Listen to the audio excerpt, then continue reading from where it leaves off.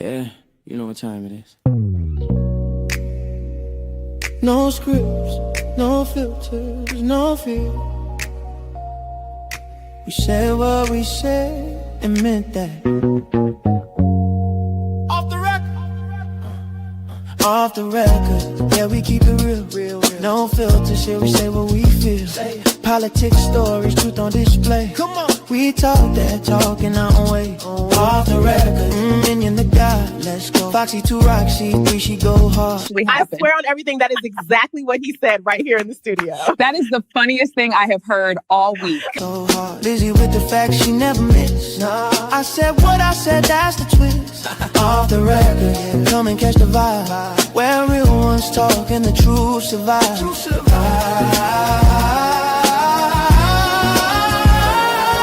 Late night truth, we don't just speak. We pull the roots from what they keep. From pain to progress, we light the flame. No spin, no script, we call it by name. Minion bring the vision, Foxy bring the flame. Lizzie drop a cease, it'll never be the same. I said what I said, say it loud, no shame. We take the truth global, remember the name. No apologies, no disguise. Just soul and purpose in our eyes. We move with power, bold and free. Say it loud, you gon' feel this energy.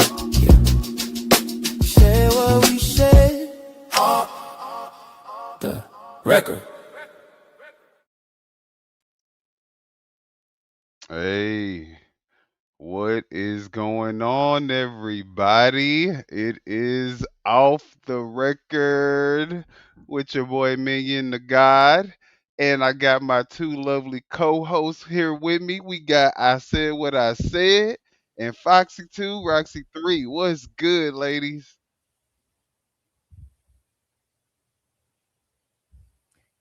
Welcome to the Nothing. show. Let's talk about it. It's going to be a great show. So all I can say is just buckle up, hold on. It's going to be a hell of a ride. And although this on here, make sure you subscribe, like, and share. Hey, everybody. Welcome to the show. Welcome back. We're glad that you could join us tonight. We have a great show in store for you. We have a new call-in number that we have scrolling across the screen. So if you want to join in on the conversation, participate with us and, interact with us on the panel, then Hit the line. Hit the line, baby. Dallas on the line. And don't forget to hit that like button when you come in. Yes, y'all. Make sure y'all hit that like button. Make sure that y'all, if y'all haven't done so, press the subscribe button to all three channels. Of course, Off the Record, I Said What I Said, and Foxy 2, Roxy 3. Y'all see what we talking about, what we getting into today. So I know there's going to be some people in here that have some opposing views. So hopefully y'all can feel, comfortable enough to go ahead and hit that line. But do we want to go ahead and do the shout outs? Yeah, let Foxy shout out the chat. Okay, let's see who we have in here today. Okay, we want to welcome Oregon City Street. I think Oregon City Street. Welcome to the show. Then we also we have Renee. Welcome, Renee. Welcome. What's good, Renee? We also have SBK. Welcome, SBK. Was good. Y'all subscribe to SBK if y'all haven't done so already. Okay, Hey, SBK. Hey, Oregon City Street. we have Javar. Welcome, Javar. Was good, Javar? We haven't seen you in a minute. Was What's good? up? What's up, What's up? Jabbar? What's up, dog? All right, y'all. So, you And know we what? have Mr. Keyboard official, and that's all we have at this moment. Hey, keyboard. All right. Well, first off, before we get into the show, guys, y'all know we have to talk about all the things that we are going to talk about today. So, if y'all want to know everything, just stay tuned. But hit the like button real quick. So today, guys, we are talking about first thing. Actually, you know what? We're gonna do it. Let's just go ahead and do it on the fly because there's a lot of stuff. Y'all just stay tuned. First thing we're gonna talk about though is the DHS posting a voice message on their X account. Now we just talking about this because we thought it was funny. They thought that they were, trying to say we're gonna catch you, we're gonna hunt you down. But let's look at the post.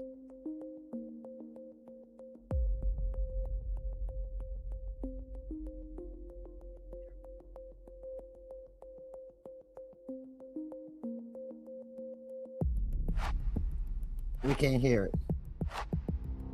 Thing wrong that could go in your life happens. I hope you have the most. Okay, no worries. Let's start over.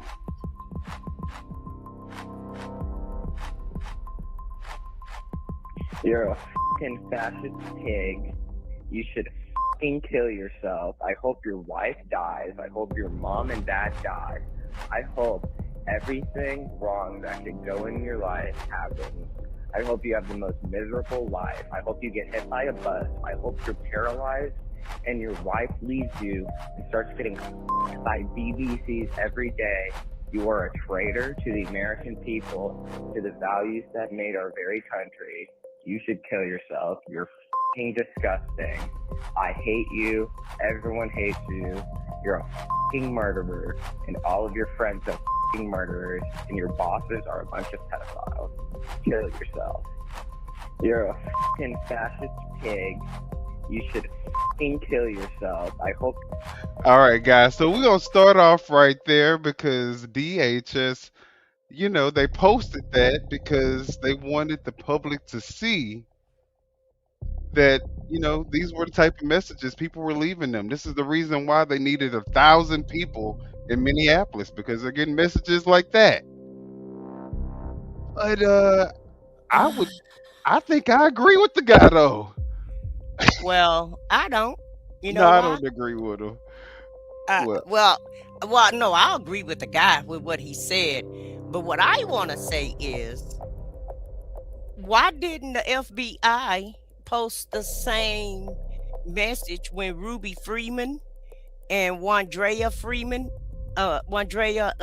Shea Moss? Y'all remember them?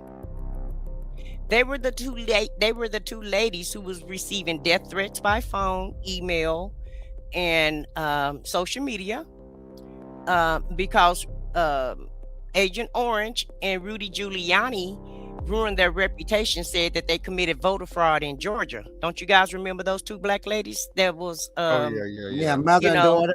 Mother and daughter. yeah, they hung them out to dry Yes. because they were doing their job, just like ICE saying they're doing their job, right? Right.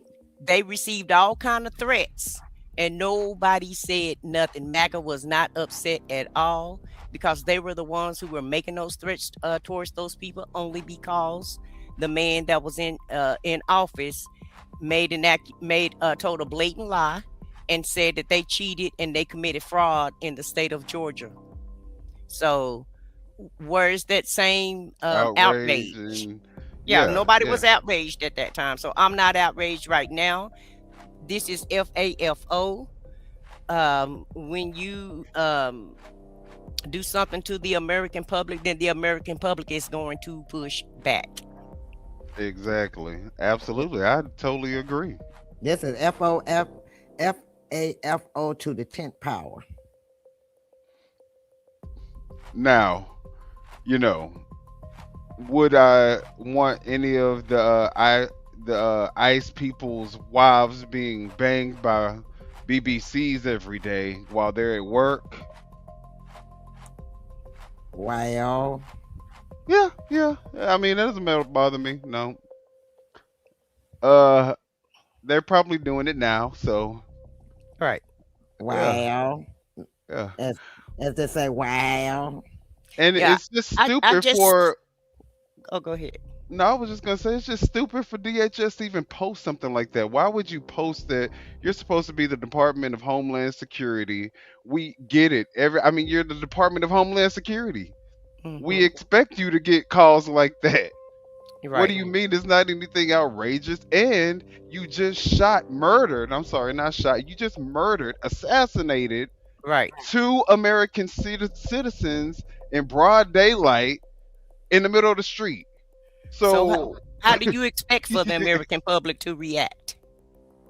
and justified it and called a VA nurse, a nurse that worked at the VA hospital, a domestic terrorist. So yeah, I mean, that's probably going to be light compared to. Oh, Wait a yeah. minute. I don't know what they're crying for because when they're patrolling, when these quote unquote law enforcement is patrolling the streets, what are they doing? What are they doing when they're patrolling the streets? Aren't they showing the most worst conduct and treating people the worst way that they could treat them? And so if all you got is a little voicemail, I think I'd rather get a voicemail message than to be pushed down on the ground and shot in the head. What do y'all feel about that? Hello. If that's hey, the So least that you can, that, and that's that's the if type of that's the stuff. least of your issues and your worries, then I'm not that. You shouldn't be that concerned. And see, them voicemails would be the reason why she say we need to send more troops out there. You know what I'm saying? You see the stuff, the way that they're treated. Come on now. That's like y'all. This is supposed to be our manly, masculine. Right. The Yeah, most masculine men there are. Remember, they're tough guys, right. right. Yeah. but they can't take a damn phone message, and they want to be crybabies about a phone message. Get the hell out of here with all of that. Look, then you got the ICE, the law enforcement's out there. If you show a phone, they're so threatened. Their lives are so threatened over a phone. You just show them a phone, and they're Meanwhile, they domestic terror. taking lives. Meanwhile, y'all Right, taking lives for real. Yeah, right, they got, I mean, they armed to the T. They got the damn guns. They got the damn taser, anything, but whatever they got military. Spray, Yeah, pep, yeah, pepper yeah, ball yeah. guns. They got right, military grade weapons, Right. Some of them got and this real man guns. with a Wait a minute. And phone, some of them got real guns. So real right. guns, right. So and this y'all got to man buy with a ammunition. phone Yeah. threatened you so much that was already on the ground with about 7 agents on him already. One done pistol whipped him. Y'all done disarmed him, but y'all still felt so threatened that you had to, while he on his ground on the back, in his back, So no, sir. unleash. No, sir. Nah, I feel no ways tired about y'all getting a phone call now. Right. nah. I'm just Nah, saying. But leave nah. it to them. That's gonna be the thing that that's the reason why they're gonna have to amp up because they getting messages like this. Well, I'm gonna be like Agent Orange. That's fake news, fake outrage. Now, before we get into the Megyn Kelly's vile comments about what happened to Alex Pretti, um, y'all know Nicki Minaj is out Mm. here cooning, shucking and jiving, whatever y'all want to call it, for a citizenship pass. I guess I don't know, but Allegedly. nah, this ain't no allegedly. She is. That's what I call what she doing, shucking and jiving and cooning. Okay. Yeah. Okay, So, no, that part is shucking it down. I was talking about the citizenship. oh, yeah. Yeah, yeah. You're right. That. Uh, now, Uh, Oh, that, now all that right. allegedly, but the other Yeah. part, I agree with you. Yeah. But nah, she want a membership card. She need a membership card to America, and she trying to what they call it, lick the boots. Right. Did she learn from the other ones that were doing that? They were shucking and jiving. Yeah. Did she learn anything from them? Like Byron, Byron, and all of them. Well, let's look at her put on her performance for the people, for the white people.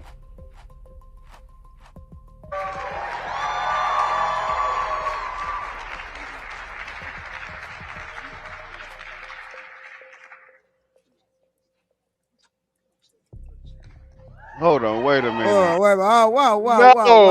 what? Excuse me? What?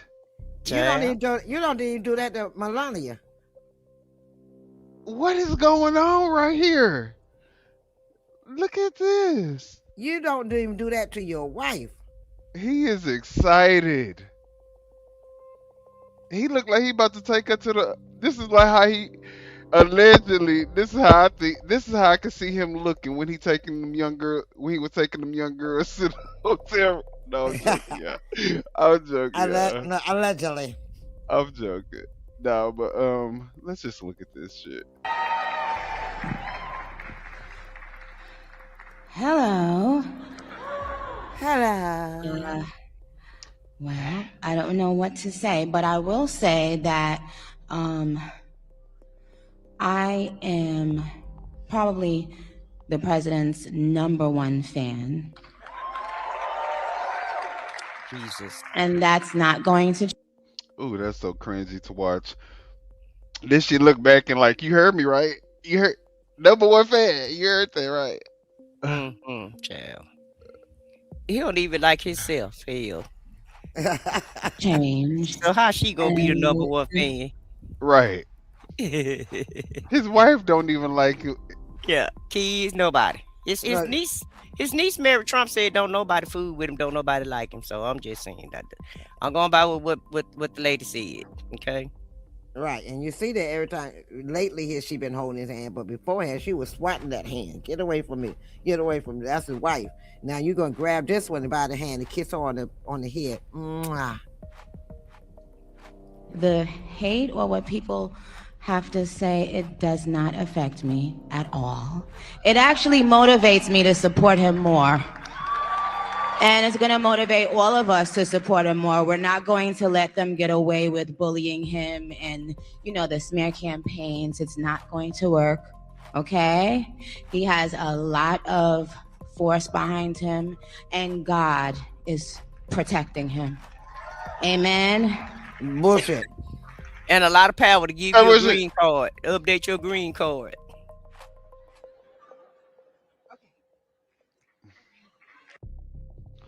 So yeah, that's wait a minute. Hold on. I'm still stuck on. I'm his #1 fan, and God said, don't put me in the middle of this. Y'all keep putting me in the middle of this. Y'all keep pimping God out. we just look at. I mean, look at this. Look how cringy that looks. Look.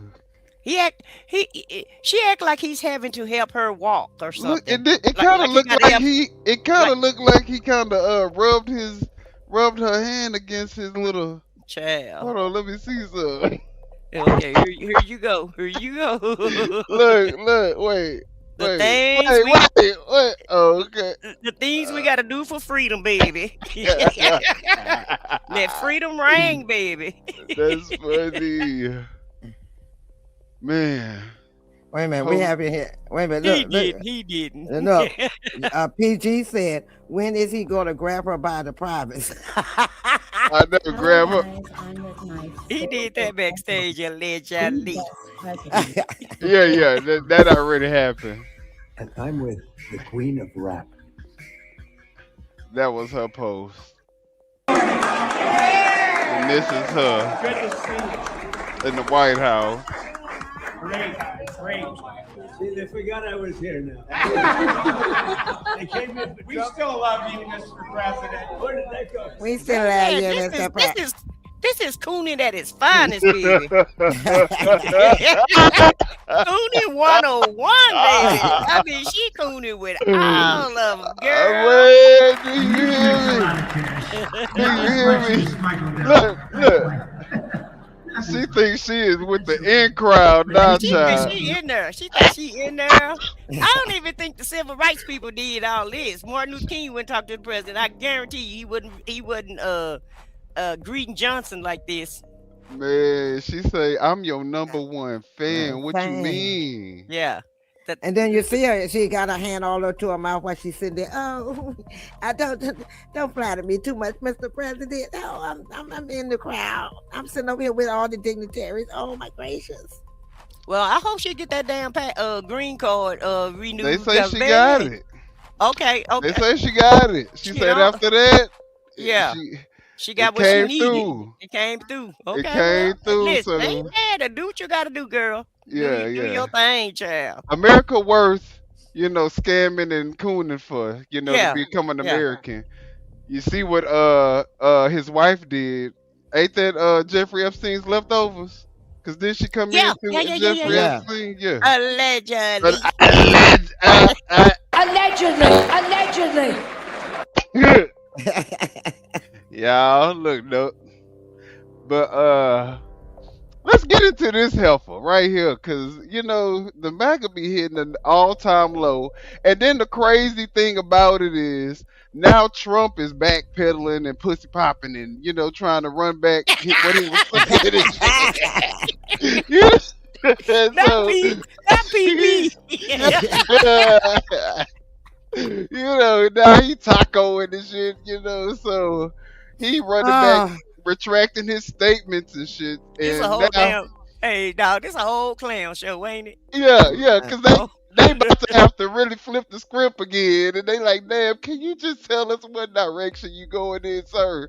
Because you got us out here looking like Bobo the clown, Bobo the fool, baby. But let me just say something. If you know, like, if this stuff look like Bobo the food to us, what do y'all think other countries are looking? Y'all know we the laughing stock of the world right now.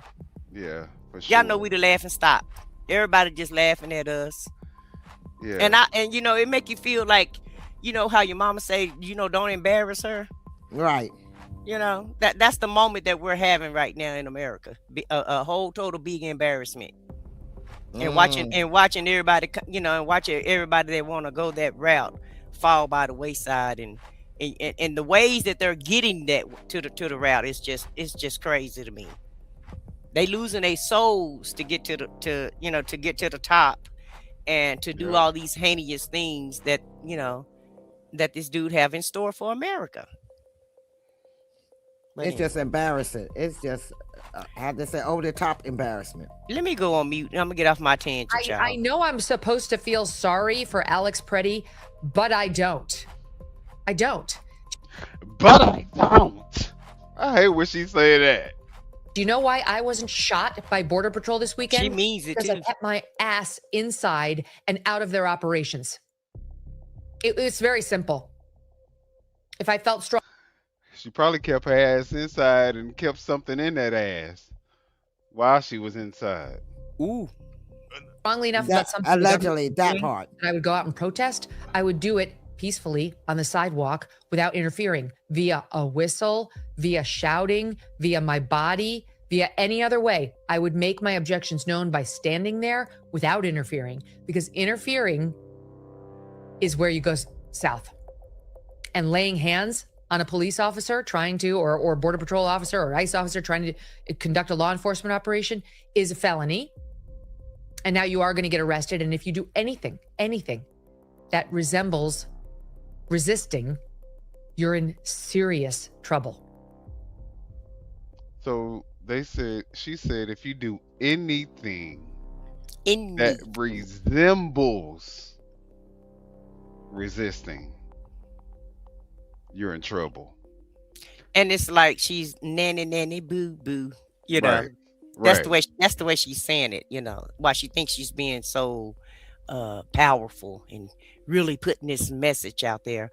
So really what they're basically saying is, you join. Y'all have no power. Y'all have no power. You join the movement of fascism.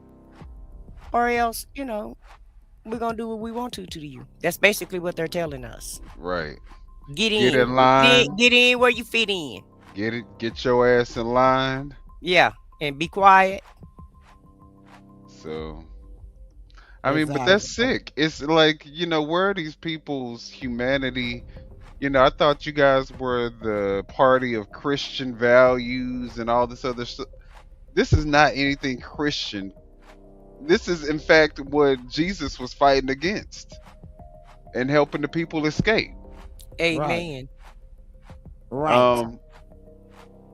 There's this video that this man put out where he is explaining that we are even focused on the wrong thing.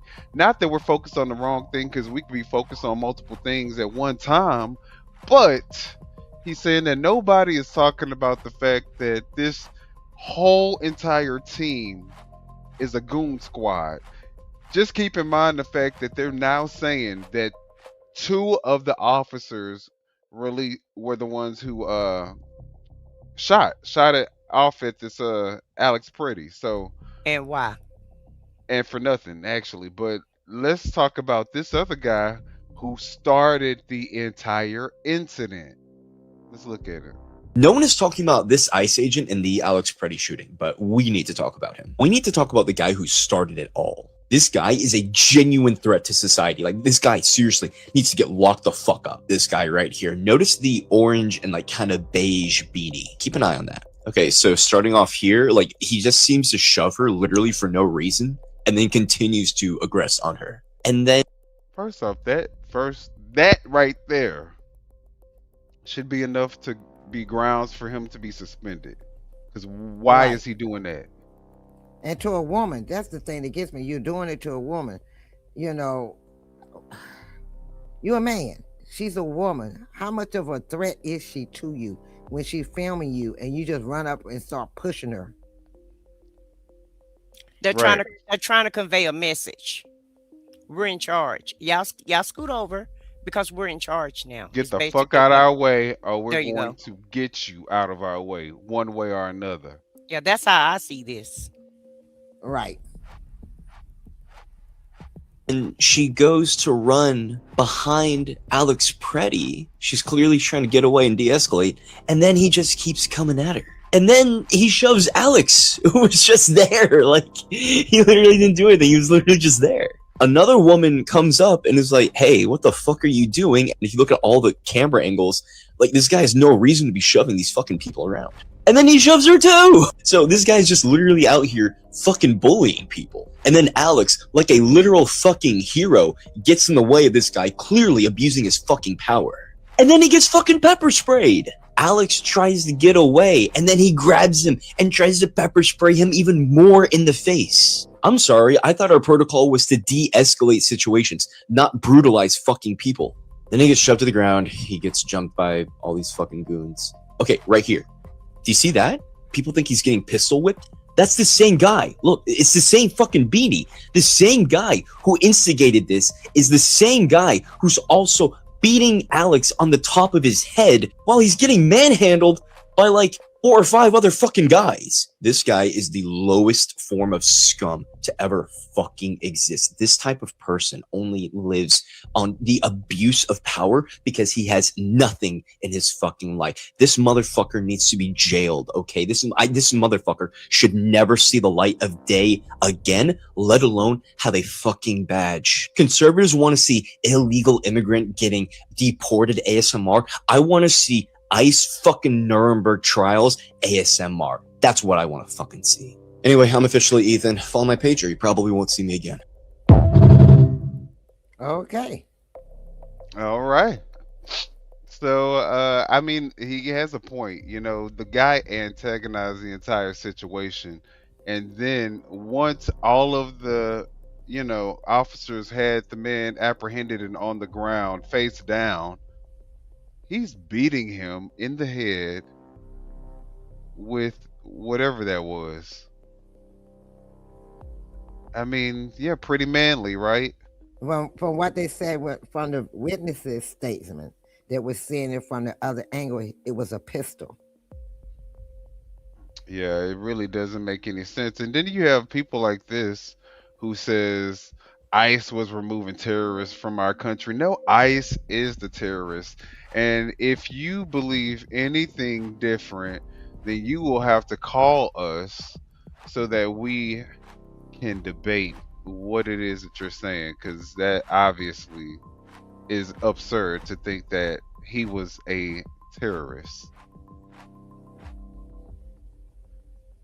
All Well, right, so they're laboring. Now they have got a database that they're labeling people. They're running people tags and going to their homes and harassing them and call it. And they said, we're going to put you on the database as domestic terrorists. So now, from them calling the people, the citizens, domestic terrorists, now you even empower them more to go out here and harass the citizens more because they feel like they're invincible and they can just go out here and grab anybody and say, if they come back at them, they're a domestic terrorist.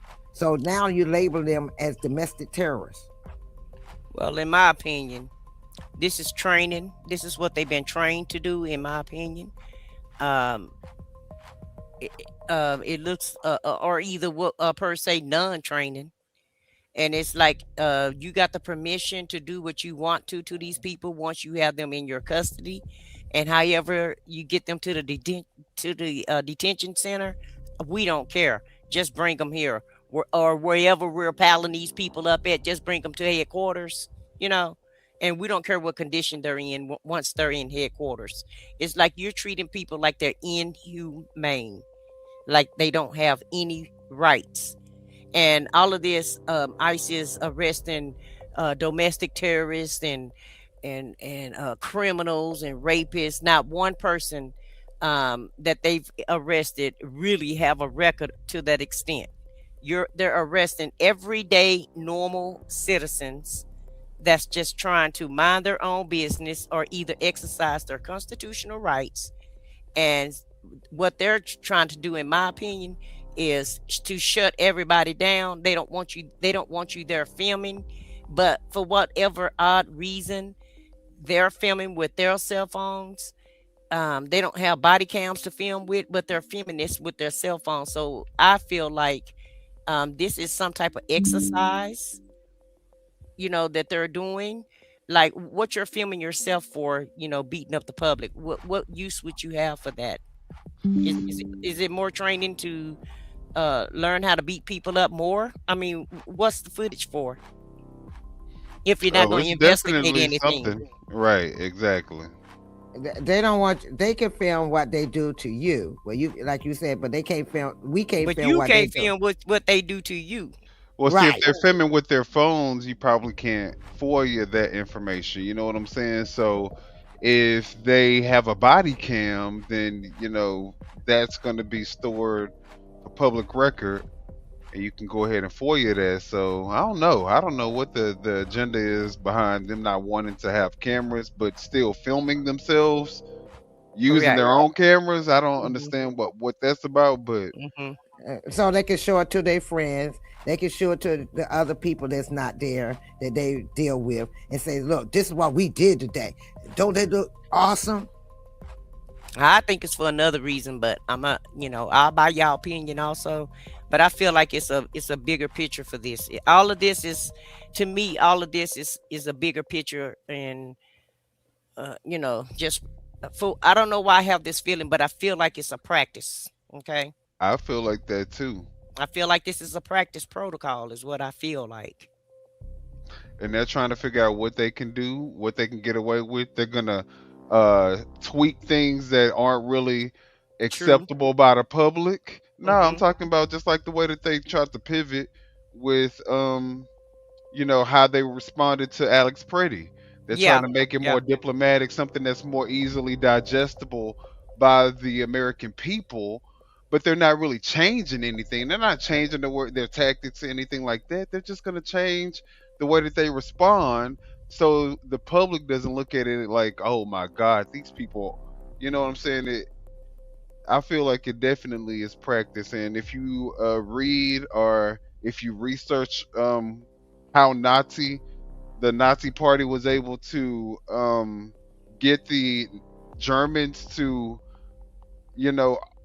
basically agree and go along with what was going on, Conform. right, conform to it.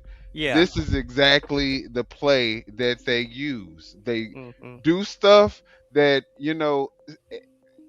they had a whole bunch of issues, before they got in power, but they were able to learn from those issues that they had with the public, tweak their approach to make it more digestible, and then, go all in. So, and then by the time that they had the power, there was nothing anyone could It was really too do. late. It was too Right. late. And then they spent the next 20 years in bondage. Right. Exactly. Trying to get out. Right. And Exactly. in Maine, they have, I was talking about the database. They have shown that they have got the people addresses. Like if me and you decided we want to go to the store, they pull out in front of you, claim that you were following them, then jump out and just commence to whooping you behind, or either take you and break your windows out. So now they're setting you up to be attacked. Exactly. Now let's listen to this guy. His name is Bob Costas.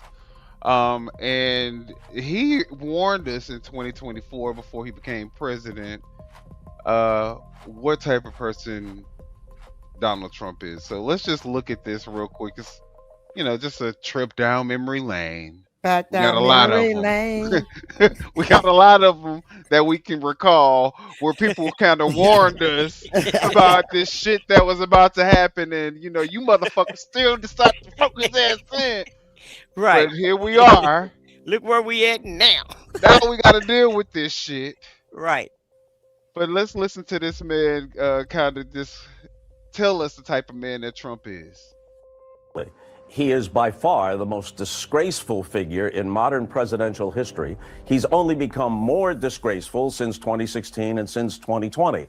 He is a bubbling cauldron of loathsome traits, and it's only those who are actually suffering from Trump derangement syndrome, which is the way they and Fox News and all the rest of MAGA media try to brush aside all the legitimate criticisms of Trump. You have to be in the throes of some sort of toxic delusion, in a toxic cult, to believe that Donald Trump has ever been, in any sense, emotionally, psychologically, intellectually, or ethically fit to be president of the United States. But his supporters are locked in on that.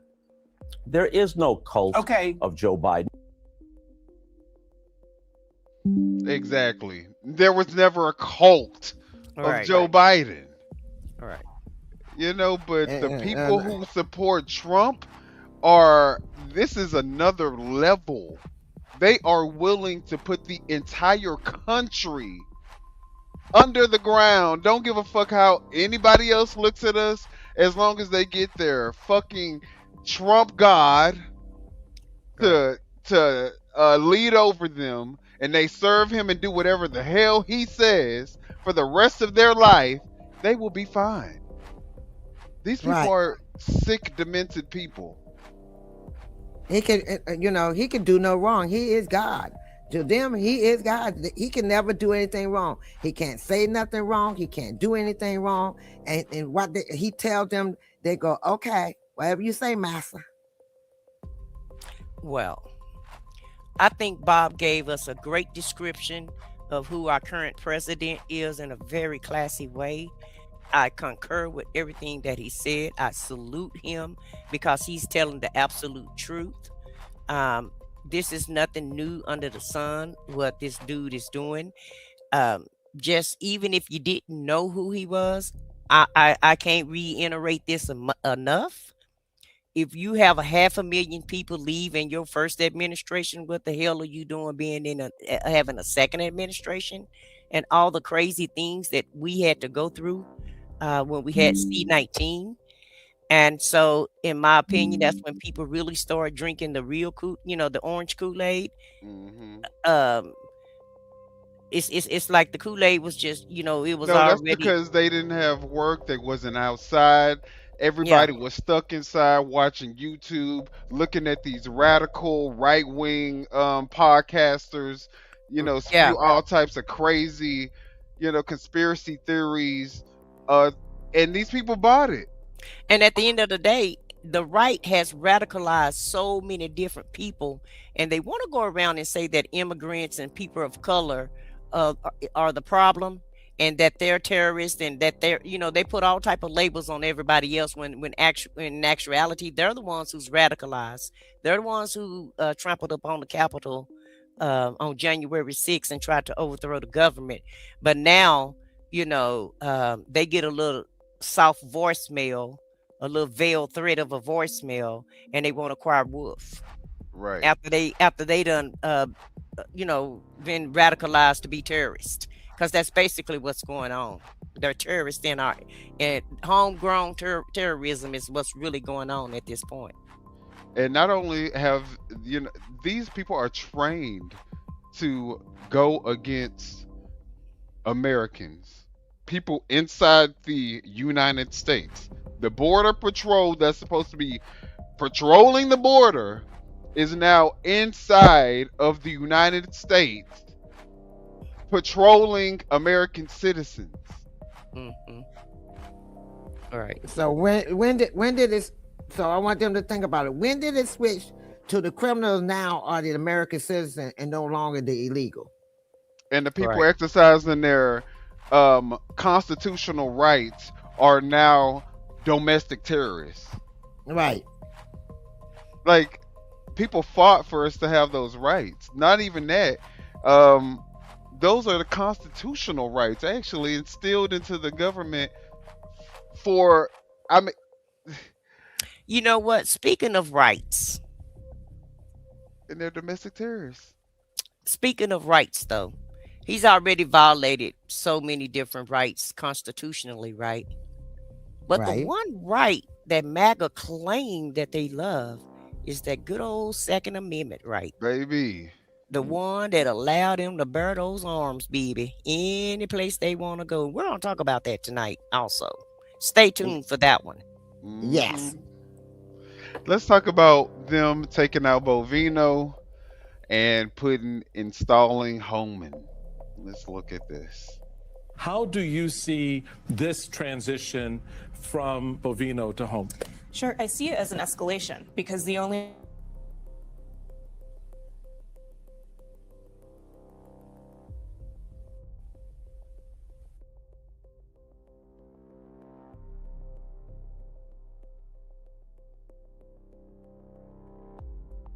What is it freezing for you guys? Yes.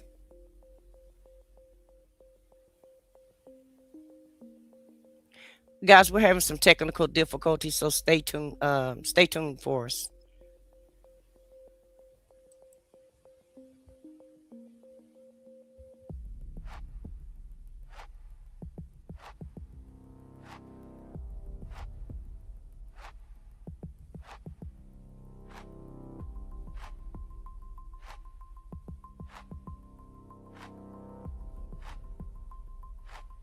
Okay, guys. Give us a few more moments. We're having some technical difficulties, and Minion should be back in a minute. But Foxy, I was just saying about the Second Amendment and how really this administration is really trying to take away those rights now.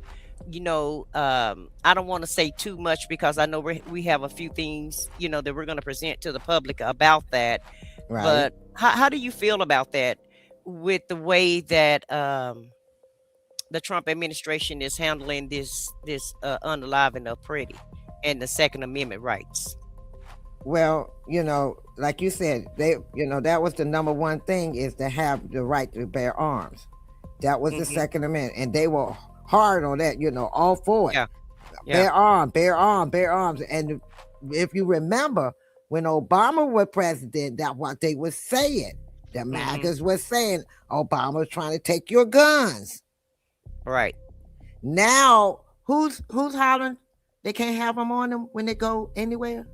Well, we'll discuss it in a minute. I was just really trying to pick your brain to see, how you felt about how it's looking right now, because things ain't looking the same like it was looking in 2016 when that happened, or with 18 or 2018. So, Minion, are you back with us now?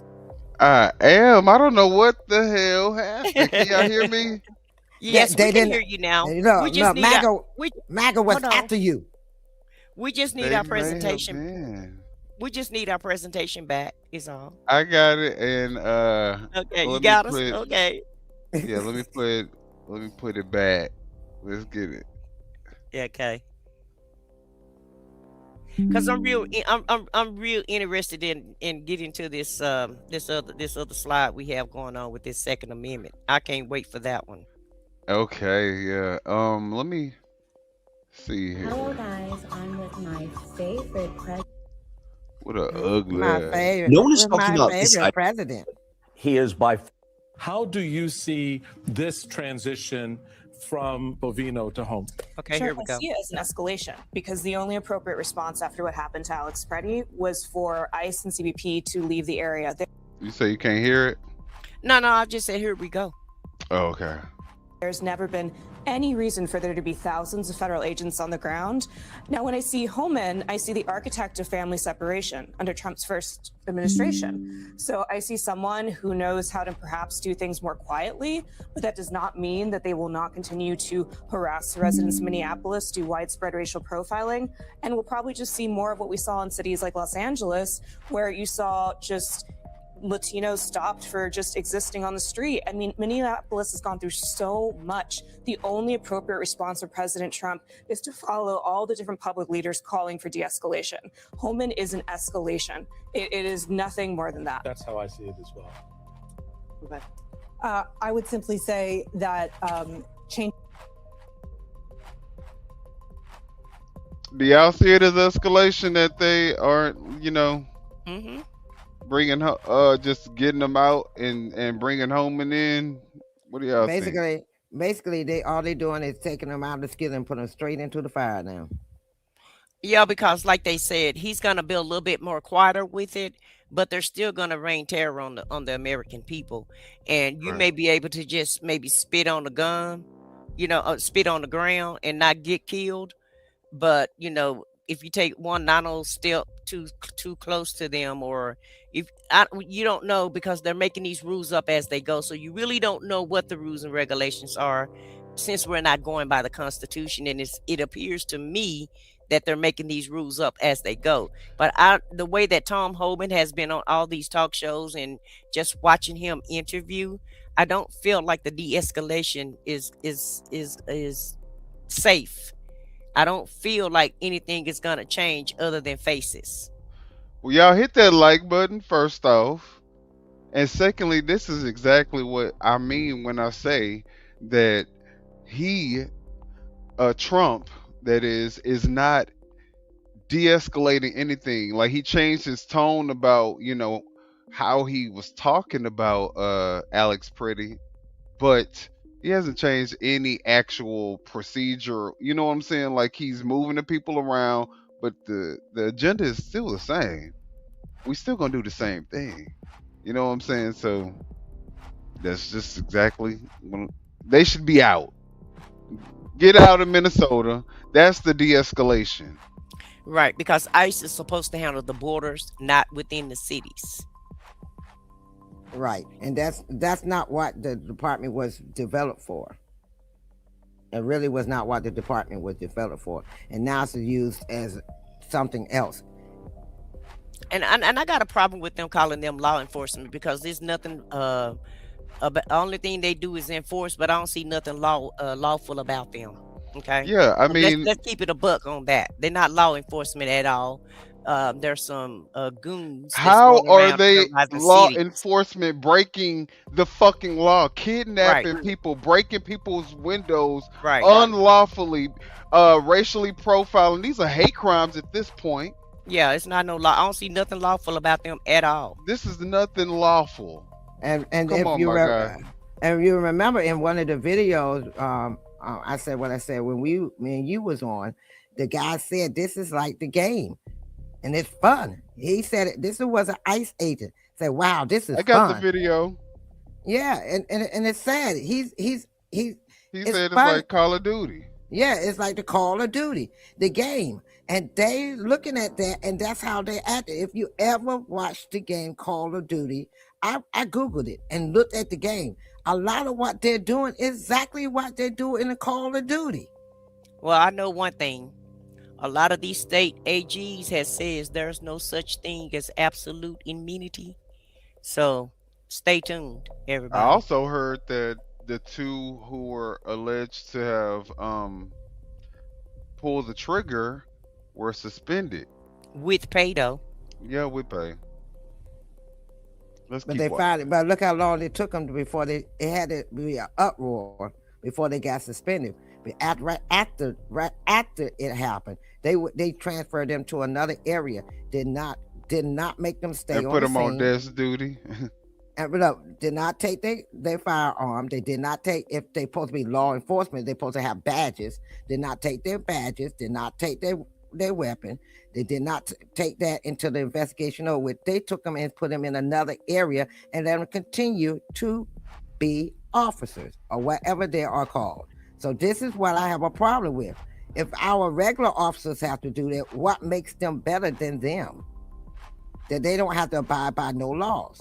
And it's so funny because, you know, these people will spew anything just to justify their, you know, unlawful actions. Unlawful actions, exactly. If this is in fact the case, let's say that was the case. Alex Pretti attacked agents weeks before. He didn't let's say attack that was, but let's just go with that. Let's go with that narrative. Because we clearly see in the video that he did not attack any ICE agents on that day. No. So if he actually attacked these agents weeks before, he should have been dead weeks before. How is it that now, when he's not attacking the agents, he gets assassinated?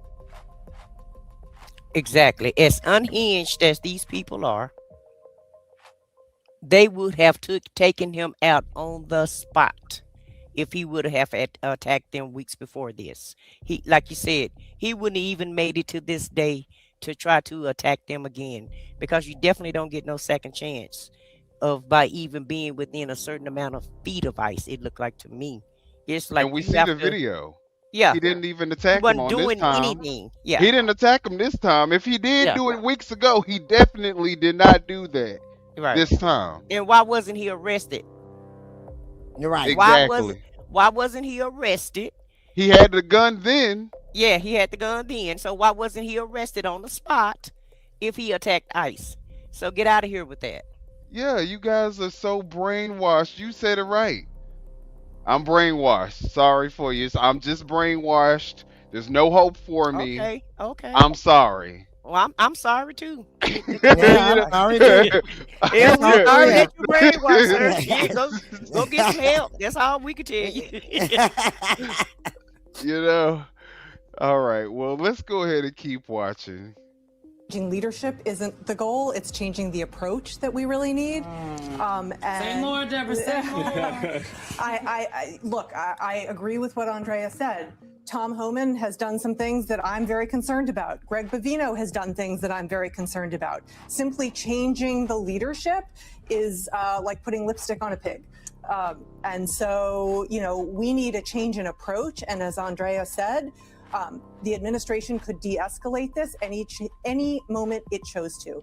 And by promising a change in leadership, that's simply not de-escalation.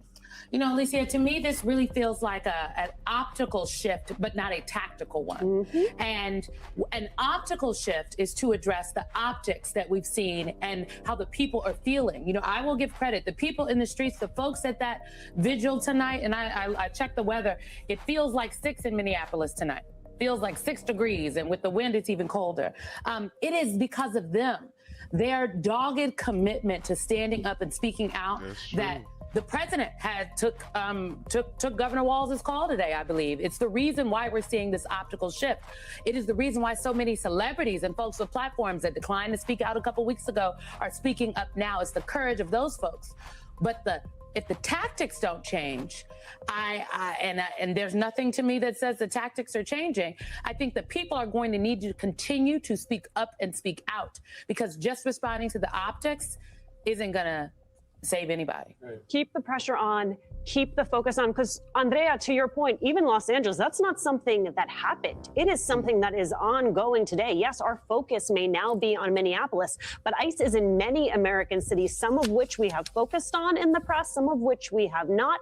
When you talk about de-escalating, what would actual de-escalation look like now? I think we can just go back as a country to the way immigration enforcement used to take place. And that is targeted enforcement that went after actual verified threats to public safety and national security. What they want you to believe is immigration enforcement requires the types of tactics that we saw in Minneapolis, requires kids to be terrified, requires them to go to places of worship. We have now seen for a year what mass deportation looks like and what it requires. Trump can revert at any point to what every other president has done and done normal, targeted civil immigration enforcement. And that is what we should be pushing for. It is not enough to say, just leave Minneapolis, because as long as your goal is to arrest I agree. I agree with the direction she going in, because I mean, obviously, this isn't a great tactic, optically, or in terms of getting the numbers that you're trying to look for. Because at this rate, you're not really deporting a lot of illegal criminal aliens. You're just deporting anybody who could potentially be, not a full citizen. They could even be going through the process at the courts, going through the process, and still get deported. And that's not what the people are voting for. The people are voting for you to get rid of all the illegal criminals that are eating the dogs and eating the cats and raping everybody. And what you were talking about was happening at the scale that you were talking about that it was happening at. But that's not what you're doing. You're going, and now it's not even enough that you're just rounding up anyone who you deem as illegal. Now you're rounding up U.S. citizens. So yeah, you need to do what status quo has always been and just follow the law. Right. It's not even that hard to do. Obama did it. Biden did it. Why can't you deport the people and do it within the guise of the law? Bush did it. Bush Jr. did it. Reagan did it. Any president did it that way. Why you got to go out here and be so irate with what you're doing? You're not even deporting the people that actually doing the law. The ones, okay, what I'm looking at, you so busy fighting us on the street or fighting the citizens on the street. The ones that are illegal, the ones that are criminal, are sitting back looking at y'all laughing. Because they're like, hey, we can keep doing what we're doing because they so busy fighting the people on the street. They ain't even paying us no mind. You just stay on that corner and stay over here. And y'all don't even see how stupid you look.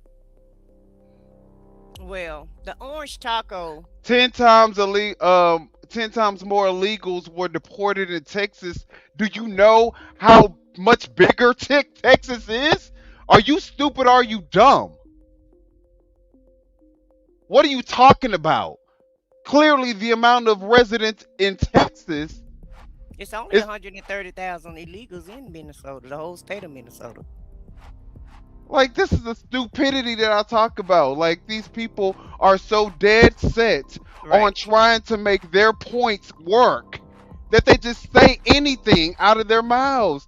But they won't actually come on the show. They won't call that number and say that stupid ass shit on the phone. Well, the orange taco has backed out because the optics, like Simone said, looks bad for him. And if he really wanted to deport all the criminals, well, guess where criminals are? Can y'all take a big guess where the criminals are? In the White House. No. Where do we keep criminals? In jail.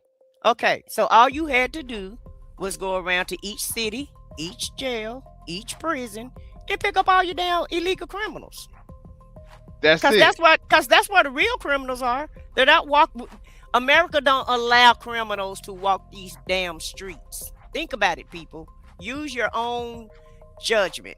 Use your brain, use your mind. We do have some criminals walking around because they haven't gotten caught yet, but you can't be an illegal immigrant criminal in America. In America don't just arrest you like that. Everyday citizens get arrested every day. Just That normal part.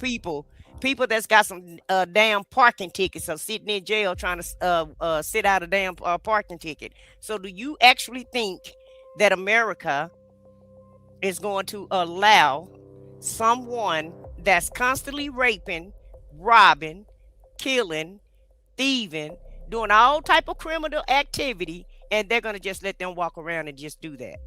And you Make know, that it's make sense. and I'm sorry because I didn't even really listen to what you were just saying because I was reading these stupid ass maggot comments, and I don't care if you don't like how I talk about you, but what I'm going to say, and you know, does not have anything to do with how my my co-hosts feel. This doesn't represent what their beliefs are, but let's just be very clear. This is the reason why I talk about MAGA the way I talk about them, because Obama deported twice as many people as DJT has. This is a MAGA supporter, guys. This is exactly what we're saying. He did it, and he did it within the guise of the law. All we're saying is, Donald Trump, you won your campaign on immigration. No one is saying that you can't deport illegal criminal immigrants. But just like Obama did, just do it within the guise of the law. That's it. And right now, the way they're doing it, there is no law. They're just making them up as they go. They're asking people for their social security numbers. It's asking them where they were born at. Asking them where they're really born here. Show paperwork if you were born here. I'm an American citizen. All I need is an ID. That you asking me where I'm born? Was I Now born you got to in have America? a real ID. Now you got to have a real ID because of this dude. Right. Now you can't even get on social media. You know, TikTok, everybody exiting TikTok because TikTok is asking people for their damn voters registration. They're asking for your voter information. Why You got a video on that too. Why the hell would TikTok need your voting information? Oh, they got a commercial too, asking for you to sign up and give your voters information. Right. Well, Why so would- I'm not gonna I'm not gonna harp on it too much because we're gonna talk about that also. However, I was just piggybacking off of what you were saying, Foxy. Oh no, we ain't gonna talk about it today. We not got talking about so it today. much stuff that Yeah. when it comes to what's going on right now, you and I just talked about it. Like it feels like, if you don't talk about it, it's like, but there's just too much to even just put in one show. And I wish you guys could have seen us. We got this show together last night. How about we had to go back in here, and this administration is causing so much crazy havoc we had to go back and update our templates because yesterday news is just yesterday news. The news is going so fast we can't even keep up with everything that's going on right now, and that is crazy. And when you wake up in the morning, you don't know what you're going to see the next morning. You know, who thought we were going to wake up from a protest to a murder? Now we went from murder to a protest. Now you got a database. Now they're talking about using this some kind of thing. Palantir. Yeah. To now go and get your personal information. And now they're doxing you. They're going to your home to harass you. Now they're going to people's homes. If you're standing on the sidewalk and you got your camera, they watch to see what vehicle you go to. They could run up behind your vehicle, take a picture, and sit in front of your house to scare you. So when did it get to a point that now nobody can even take a picture with their camera or film with their phones? But hold up, and also don't forget about with the warrants, with a damn administrative warrant. When did we start arresting people with the administrative warrant? Right. But this is quote unquote law enforcement. No, that's not no law enforcement. This is the Gestapo. And then they got And into a anybody that point. call it anything different has Trump derangement syndrome. And if you live somewhere and a Hispanic or a immigrant lived there prior to you, because of this administrative warrant, they could kick your door in or force you to open your door. Now you living in your home, you just moved there, but a immigrant may have lived there prior to you moving in there. They have the right to come in there to make sure that immigrants still don't live there. So they doing like the electric company when the old person had a bill, and you rent out a house, you got to go prove that you're not that old tenant that had an old electric bill. So that's basically what they're doing.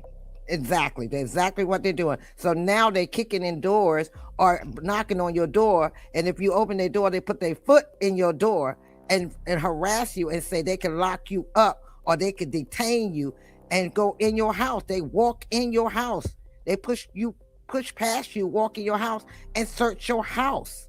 So when did this come to that point? MAGA, when did it come to that point? And you're sitting back and you're like, well, you obey the law. You better hope that they don't come to your city. Let's be clear, because there's a lot of MAGA black people. There's a lot of MAGA Mexicans. There's a lot of MAGA that may be even mixed race. Right. I hope y'all don't think that because y'all are MAGA, that y'all are absolved of ICE coming into your house and making sure that you are a U.S. citizen. And if you don't answer within the time frame that they want you to answer and they break down your door, I hope you're okay with that. Just make sure that you're okay with everything that comes with the stuff that you are trying to say we need to let them do. Right, because when they come to your city and they come to your house or they come to your loved ones that live in one of these cities, don't say a word when they kick their doors in. And we don't want to see y'all crying on social media either, talking about you changed your damn mind. Right. Now you said that this is what ICE can do. And everybody need to step out their way. So when they break down your doors, when they are busting your windows out your car and dragging you out of your car, you need to be okay with that. We don't want to hear I'm starting to GoFundMe because I gotta pay for shit because my whole house was demolished because they wanted to make sure that I was a U.S. resident, a U.S. citizen. We don't want to hear all that. Be okay with it. They break your windows out with your family in there, snatch your family and your children out. Don't be. You better surprised. be okay with that. Because they taking children too. They Babies, don't mind. infants. They taking infants. And you want to know what? I'm so sorry because I said black, brown, Hispanic. I said y'all, but I forgot they do it to white people too. So white people, y'all too. Yeah. Y'all make sure that y'all okay with all the shit that ICE is doing when they do it to you. Right. Just make sure now that nobody have privilege. There's no more privilege in America. Yeah. We all in the same bucket. The haves and the have-nots. And guess what boat y'all fall in? Yeah, baby. That's what it is. It's the haves and the have-nots. So we all here together. Look, we all here together now.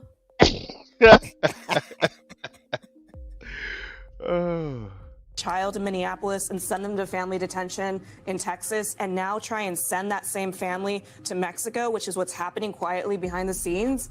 That's mass deportations, and that's what we have to be clear about. It's not just enough to limit ISIS funding. It's a bigger question about how immigration reform fits into this fight for our democracy. It's such an excellent point, Deborah, because a lot of this idea of de-escalation is, in many estimations, a product of miscalculation by this administration, where they've gone into this thinking one thing, sort of throwing out the old rules and the old ways, because they think, oh yes, if we arm up, to the hilt, CBP and ICE agents to go roam the streets of an American city. We saw that play out right here in my backyard of my hometown of DC. that's the miscalculation, because that's not what folks see. Yeah, so regardless of what you see in the chat, majority of America is like, nah, we not fucking with that. We don't condone that. We're not approving that. We don't want to see that.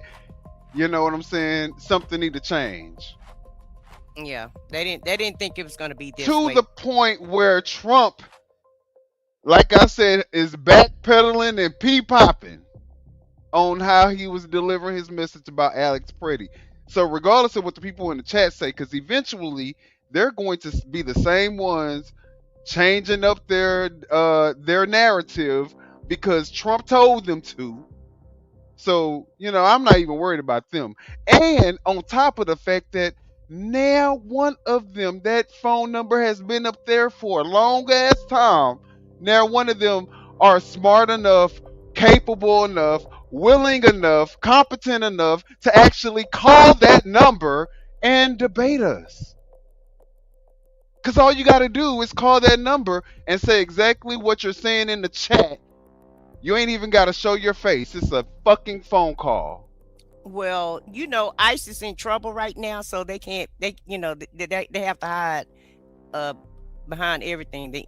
They can be in the chat because we can't see who they are, but they can't call in because we might figure out that they're ICE. So that's what's in the chat right now. It's ICE. Right, you right. They popping and defending themselves and turning flips and all of that. So back yeah, and they go whichever way the wind blow, whichever way the orange taco tell them to go, then that's the way that they go. Okay, right. So they're not beholden to anything or anybody, not even their own families in some cases. Ain't that the truth? We done seen it firsthand. Headlines again talking about Border Patrol perspectives. You have a Border Patrol official who was granted anonymity to speak freely said Trump administration should wait for an investigation before making definitive statements about Pretti's killing. Border Patrol agents, the official argued, have been beat up by both sides of the political spectrum in recent years. First, by some conservatives who accused them of being complicit in the crisis at the U.S. southern border under former President Joe Biden, and now by liberals angry over President Trump's deportation crackdown. We are being politicized, and that's not the job we signed up for, the Border Patrol official said. What does that say to you when you hear someone who's in this space, who is a Border Patrol official, responding this way? I think that the law enforcement agents in DHS, many of them, not all of them, many of them are frustrated. I don't think that this is the way that many ICE agents in particular want to conduct their jobs. They would like to go back to the way that it was, where they conducted careful, cautious, targeted enforcement as opposed to this sort of roving sweeps. We've seen this administration go from LA to DC to Chicago to Minneapolis, escalating in each city, right? And so now I think that we've passed maybe a possible inflection point where they've seen the harm that this is doing to the public. Public opinion isn't with them anymore. People are fed up. People are scared.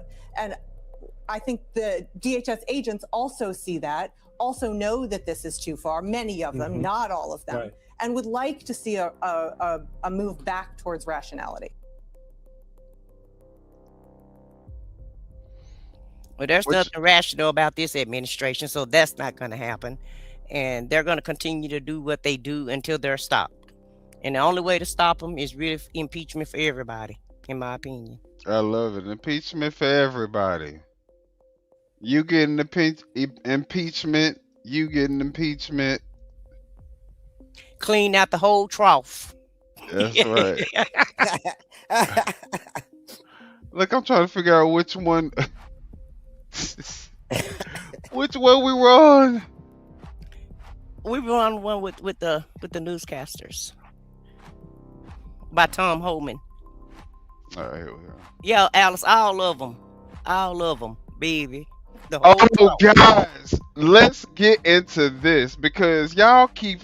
I'm glad. I hope you MAGA people are still in the chat. I hope y'all are still on this stream, and I hope that y'all will consider calling in, because as much as I like to talk shit, I will be nice to you when you call in. But y'all are defending the person who is over Homeland Security, who ran this ad, who made South Dakota look like everybody in the state are meth heads. So let's just watch this so y'all can let me know what y'all think.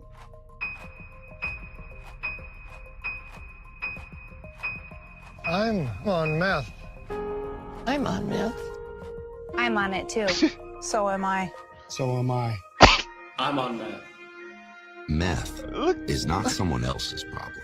What? It's everyone in South Dakota's problem. War on drugs, but accuse everybody on drugs. I'm on it. I'm on it. What? I'm on it too. Oh my God! No, you're not on it. What? Oh my God! And Yeah. then say we all on it. Meth, we're on it.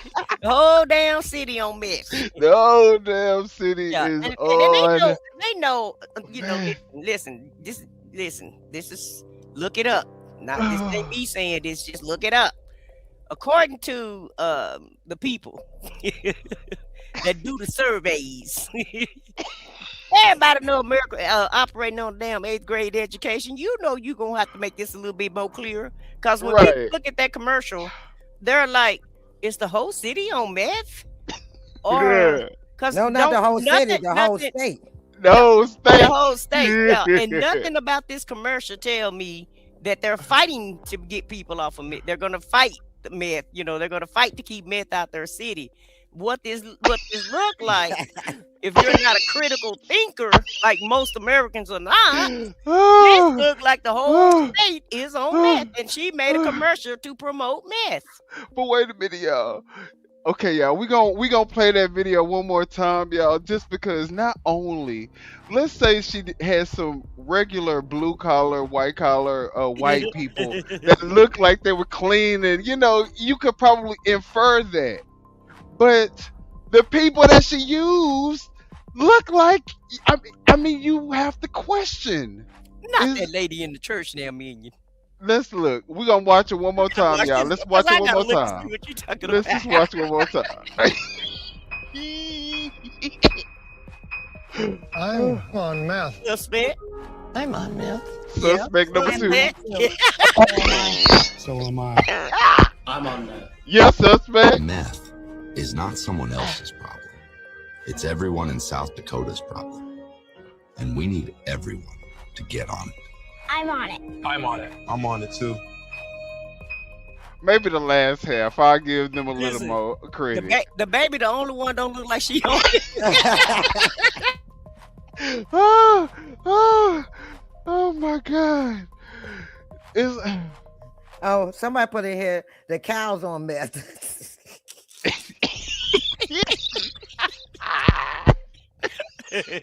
I wonder, did she give that goat and that dog some meth before she shot him up?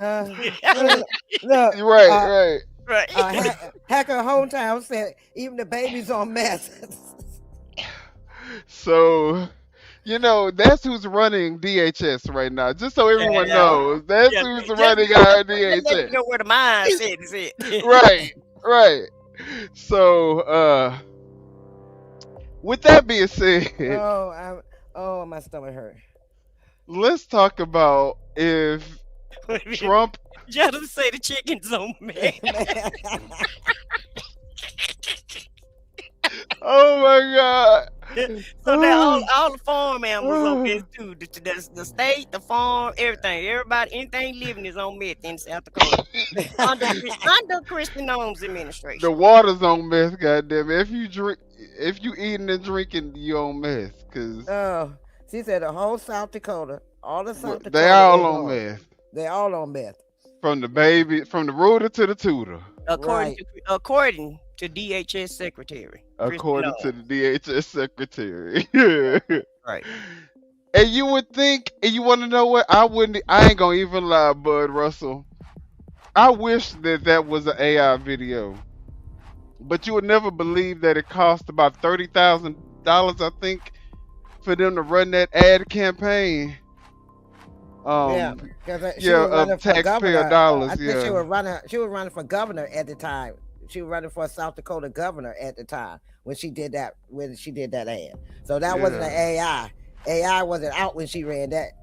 Well, if it was, they based on that campaign, she not a great she don't know how to make great decisions, in my opinion. I wouldn't want her making decisions for me. 30,000 to show that the whole state is on meth. So yeah, but Russell, I wish it was an AI video though. I wish our DHS, you know, the head of DHS wasn't that dumb, but unfortunately, she is. Okay, so let's keep watching, guys. Let's the next thing we're gonna watch is Trump is a criminal trying to steal elections. You want to know what? Sometimes, y'all, I don't even know if these are even the right videos because I don't even remember this. Let's see what this is. Again, this is a criminal president and a criminal administration. It's the right one, baby. Crimes, and they are covering up these crimes. And this isn't about immigration enforcement. Come on, George. And Bondi talking about voter rolls demonstrates that it's not about immigration enforcement. This is totally and completely, any scholar, any serious scholar of international relations and history will tell you this is straight out fascism. They're using ICE and the Border Patrol not as immigration enforcement tools. They are using them as brown shirts. And there's been talk about, these people aren't trained. And a lot of them aren't trained. But the people who pull the triggers on Renee Good and on Alex Pretti, they were experienced. Okay, what's happened here is you have a police force that's beholden to a president that's being told, we have your backs no matter what. Do what you will to these people. Do what you will to the public, because they want to intimidate and scare people. They want to control people. And the voter rolls, this is about the election. This is about ending democracy. We have to stop pretending that there is some argument that there is some legitimate law enforcement concern here, because there isn't. These people are destroying the Constitution. They are trying to destroy democracy, and they are using the mechanism of armed officers with masks who are just beating up citizens and killing citizens. They are using that tool to create disruption so that they can use more force to eliminate the possibility that they could be removed from office and suffer criminal sanctions for the crimes that they are now committing. That is what is happening in the United States today. And if we say it in any words that are less blunt, we're not telling the truth to the people. Well, again, this is a criminal precedent. And I guess I put one between that one. Wow. Well, old George told us everything we need to know. This is a fascist. I think that now we're at a point where we have to start taking this shit serious, though. Right. Because I feel like, it's all fun and games to go at each other and talk shit to each other and call each other demo rats and, ice baby. And I think ICE is doing pretty good and shit like that.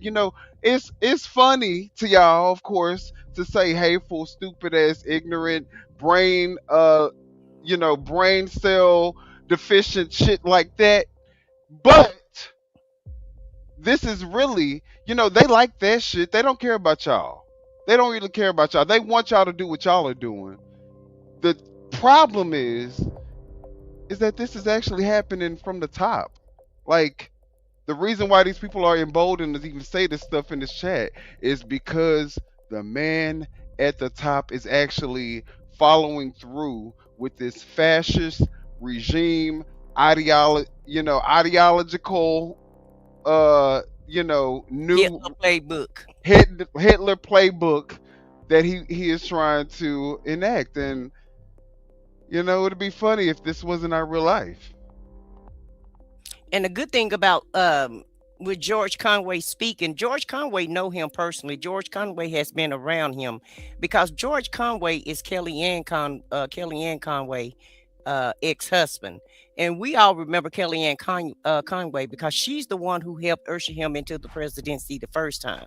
She's the lady with the blonde hair. She was his chief campaign manager. and she's one of the people who helped put him in office the first time. And it gotten so bad, he did so much in the first office to it actually ruined her marriage. And that's how much MAGA care, about their loved ones and their families. She actually they actually got a divorce. Him and his wife divorced because of Trump administration policies the first time, when we had the C-19 and 500,000 people were, unalived.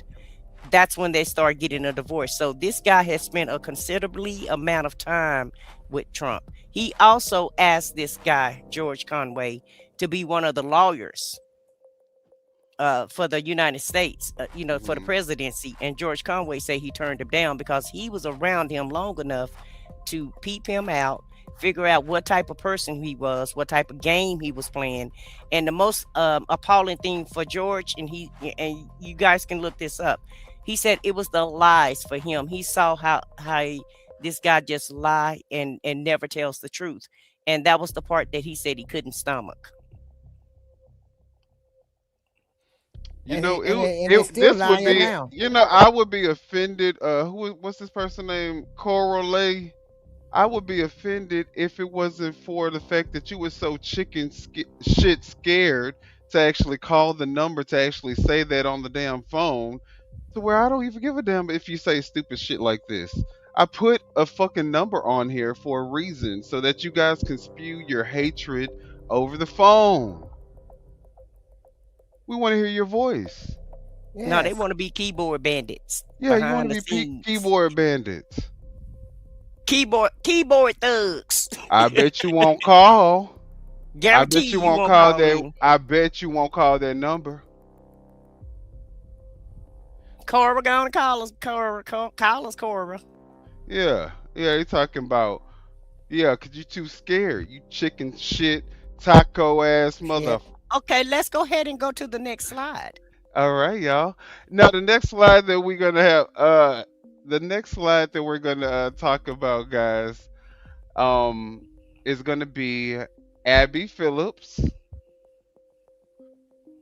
And this is just gonna be a debate, because we're just gonna see how this debate goes, because I really didn't put a title up, so I really don't know where this one is going, but we all agree that Greenland is important for our national security and economic interests, right? That's not debatable here. It's kind of a straw man because it's irrelevant, because... How is it irrelevant? It's not irrelevant. Because... You're telling me Russia and China hover Because on Monday... Yes, exactly. Russia and China are not invading Greenland anytime soon. Now, if that timeline doesn't sound familiar to you, it should.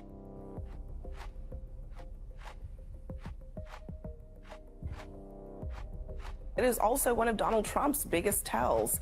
This week, after threatening to invade Greenland, declaring that the United States will own the island, and insulting and isolating America's allies over that issue, he basically said, never mind. Why? Well, because a deal he reached with NATO that is forever, in his words. But when he was asked about this deal, he gave this response. We're trying to understand what exactly the concept is here. Is the U.S. going to actually take ownership of it? We'll have something in 2 weeks. Now, if that timeline doesn't y'all know that 2-week time frame. Y'all know that 2 weeks. We're going to be announcing over the next 2 weeks numbers and specifics. We're signing a healthcare plan within 2 weeks. I think so. Over the next 2-3 weeks. You can ask that question in 2 weeks. I'd rather tell you in about 2 weeks from now. I can't tell you that, but I'll let you know in about 2 weeks. 2 weeks. 2 weeks. Pretty 2 weeks. So even though the president isn't giving details, CNN's reporting suggests that the Danes have agreed to allow the U.S. to build more bases in Greenland, an option that was already available to America. I suspect that the Greenland plan and the healthcare plan are sitting somewhere in heaven, just waiting to be called down to their duty. Not in heaven. This is yes, she did. She said heaven. Europeans are fine with, because it basically lets Trump claim a win in 2 weeks, and then they don't have to do anything. I wouldn't say they're fine with it, because the president of the United States just threatened to attack a NATO ally, and then traveled to Europe to speak in front of the assembled intelligentsia of Hey, you know what? Hold on. This is so stupid, because you guys try to do this all the time. Reported for what? Because I called you out because you want to say hateful shit on our channel? He is a fuck shit stick. So are you. Get a brain. You want to say whatever you want to say in our chat, and you're mad because when I call you out on it, like I said, because all we're doing is having a conversation, you're too chicken shit scared to call in and have a regular conversation where you can spew your hatred. And then you want to go to, oh, you've been reported. This is what I'm talking about. Boo, You guys do this on every show. This is what I'm saying. Is this what MAGA represents? And she come and this person come over here all the time. I remember reading the name. So you come over here, you hate what we saying, but you still bring your ass over here. Well, make that make sense. That show you how many brain cells you actually have. Because there's no way on the God green earth that I would hang out in somebody's channel or chat and don't like what the hell they saying, but yet I keep coming back. And this person, I would make you cry. We are asking you to do exactly that, sir. You know, I get it. A lot of people don't want to, you know. Evidently, he don't know how. Okay, go ahead, boy, baby. You go ahead. Come on and dial that number in FAFO. I guarantee you're going to be crying before we will. Trust me when I tell you that. And basically told them to go screw themselves, and then said that they didn't fight and die in Afghanistan. They didn't fight well enough, although they actually did. And then he backed down when he realized that they weren't just going to hand over Greenland, because that's not a thing that countries do. They don't hand over their land because you threaten them. And by the way, that's what Xi Jinping and Putin do. That's what the dictators do, not the democracies. And then after all of that, he just said, oh, well, forget it. We'll figure something out, doing long-lasting damage to the NATO alliance, teaching all of the Europeans that they can no longer trust the United States. And by the way, pissing off the Greenlanders, who are not going to want those bases after what we just put them through. So no, I wouldn't say they're fine with it. I would say that they're relieved that we're not going to have a war between NATO and NATO, because that's crazy. But this is not the end, because Trump will do something else crazy that will be intended to harm them sooner rather than later. And then they're just going to have to deal with something else. And that's what we're just going to have now in the transatlantic relationship. It's a pretty bad situation. How much? I mean, just to add my 2 pence to that perspective and that point, 100%, listen, people over here in the UK, in Europe, are absolutely pissed by the comments that it is that Donald Trump made. Even in regards to everything that it is that he's been saying about Greenland and whatnot. People are really pissed over here, and it's really, really showing in terms of how it is that people, their commentary on the United States of America, the thought process, and you guys hear that this guy has a British accent, and that was one of the reasons why we decided to do a review and a reaction to this particular video, where we're reacting to a reaction video, right? But this is how other people on the other side of the ocean are looking at us.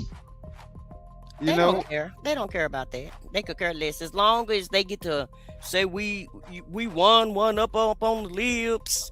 Then they're satisfied and they're happy.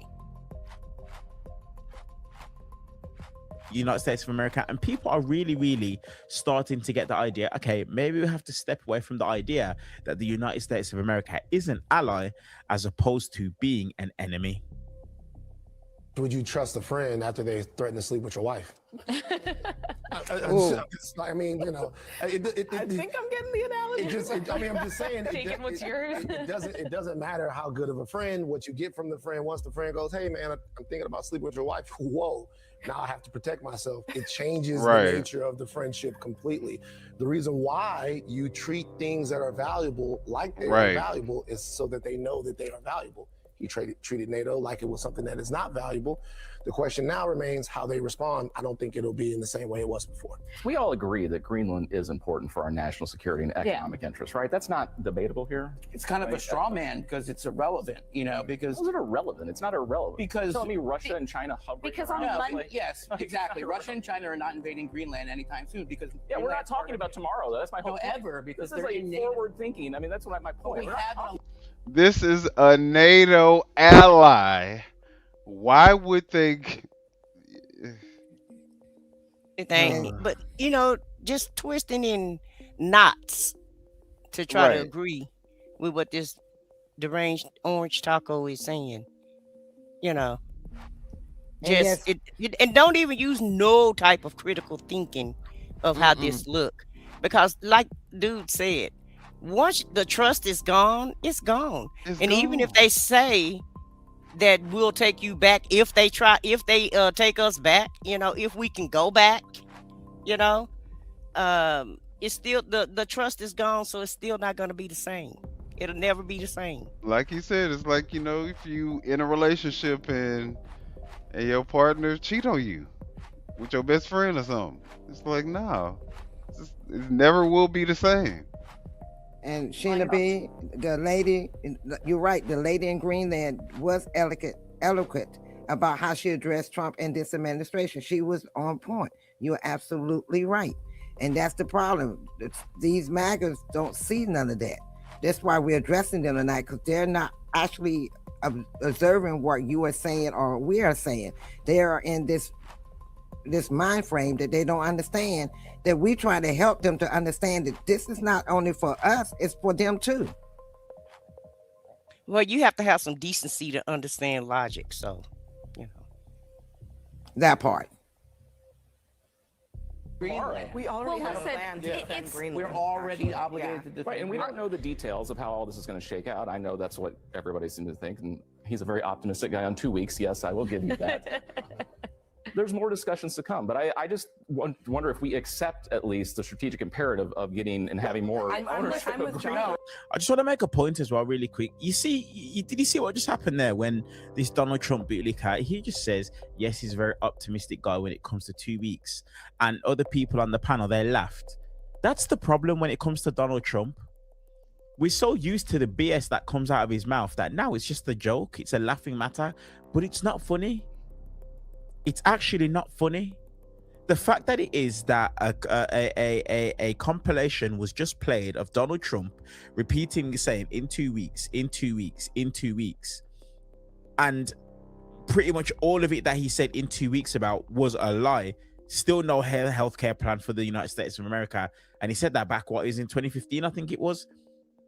The fact that it is that the commander-in-chief of the most powerful country in the world just lies to the American people, and it's just a common lie because everyone knows in 2 weeks basically means it's never going to happen. That's vile, and that's a massive problem. That shouldn't be something that's just laughed at. No, I don't accept that we should have ownership of Greenland. But I do think we're not an expansion of the imperial country. Did he just read us? He was like, y'all just laughing at this shit, but no, that's not really laughing. Something to laugh at, because this man is literally lying to y'all, and y'all think the shit is cute. Right. And they're so blindsided that they can't think for themselves, that their way of deflecting, facing the truth is by calling names and doing insults. But they haven't, did you really listen to what was being said? Or do you, everything a lie, fake news, everything fake, everything a lie? But it's not even about that. I think it's deeper than that, because what it means is that we are so used to all this basic reality TV show shit. We're pretty much, everything. Our White House is the fucking housewives of DC at this point, because this is what we've been programmed to take in, all this, craziness. But the thing is, it's like, but this is our reality though. This is not a reality TV show. This is actually our reality. And the fact that our president is allowed to get away with shit like, I'll tell you in 2 weeks, while we know every time he says that, it's a fucking lie, but we let him get away with it because instead of, I don't think it's us having Trump derangement syndrome. I think the people who allow Trump to get away with shit like, well, I'll tell you in 2 weeks, and think that that's okay. I think those are the people who suffer from Trump derangement syndrome. Because this is, Idiocracy. Have you guys ever seen the movie? This is Idiocracy playing out in real fucking life. In the 21st century. So no, we cannot accept that we should have ownership of another country, because that means occupying that country against the will of the people that live there who own it. Okay, so no, we But we cannot can't be in the business of owning. And we another can country. agree that Arctic security matters. That's something I think we all agree on. It's just a but the banal difference, point that nothing to agree the on. difference is No, that, it's just not relevant to what the we're talking difference is that on Monday of this week, before the saber rattling, before insulting our allies, we could have gotten the same deal. A 1951 defense agreement that we have with Denmark would have allowed us to expand our military presence there. Mike Pence visited the bases there. We've got U.S. Air Force, we've got Space Force, about 100 troops in Greenland right now. If we had gone to Denmark and to Greenland and said, we'd like to put 1,000 U.S. troops, or we'd like to put 5,000 because it's in NATO's collective interest in the Arctic, they would say, welcome, please do. We did not need this entire ordeal that Trump put everyone through, and it's the classic lead by chaos and then take the victory on the other end. But I will point out one thing: to the degree that there is a check on Trump's impulses in the second term,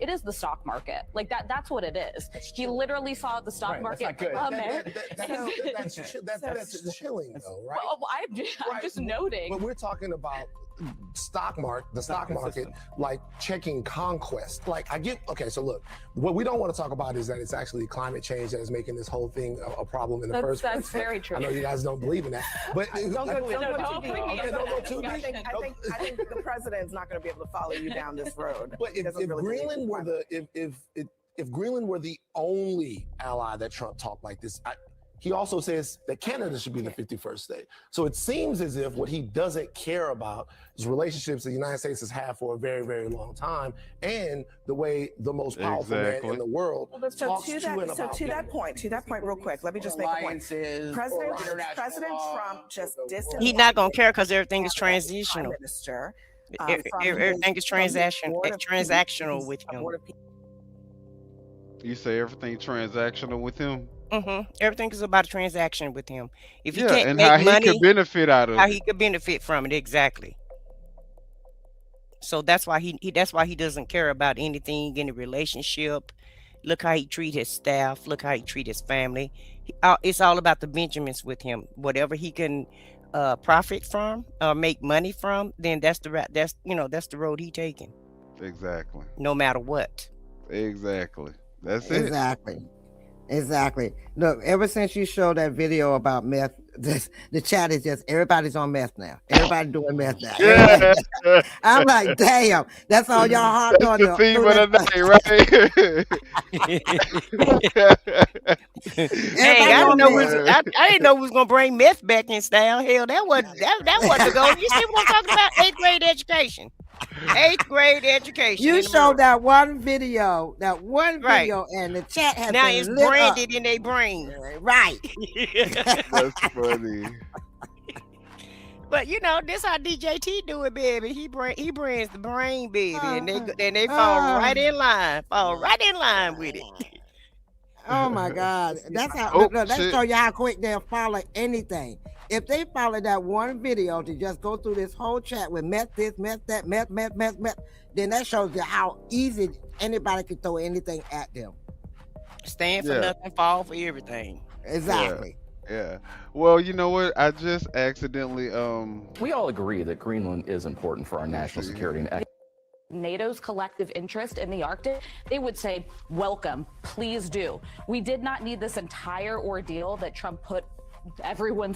And I mean, that's important to talk about as well, because clearly Trump did not need to do all of this to just say, okay, well, I'm okay with you guys giving me the deal that I would have gotten before I did all of this. You know what I'm saying? Or made such a big spectacle and disrespected you guys, on a global platform.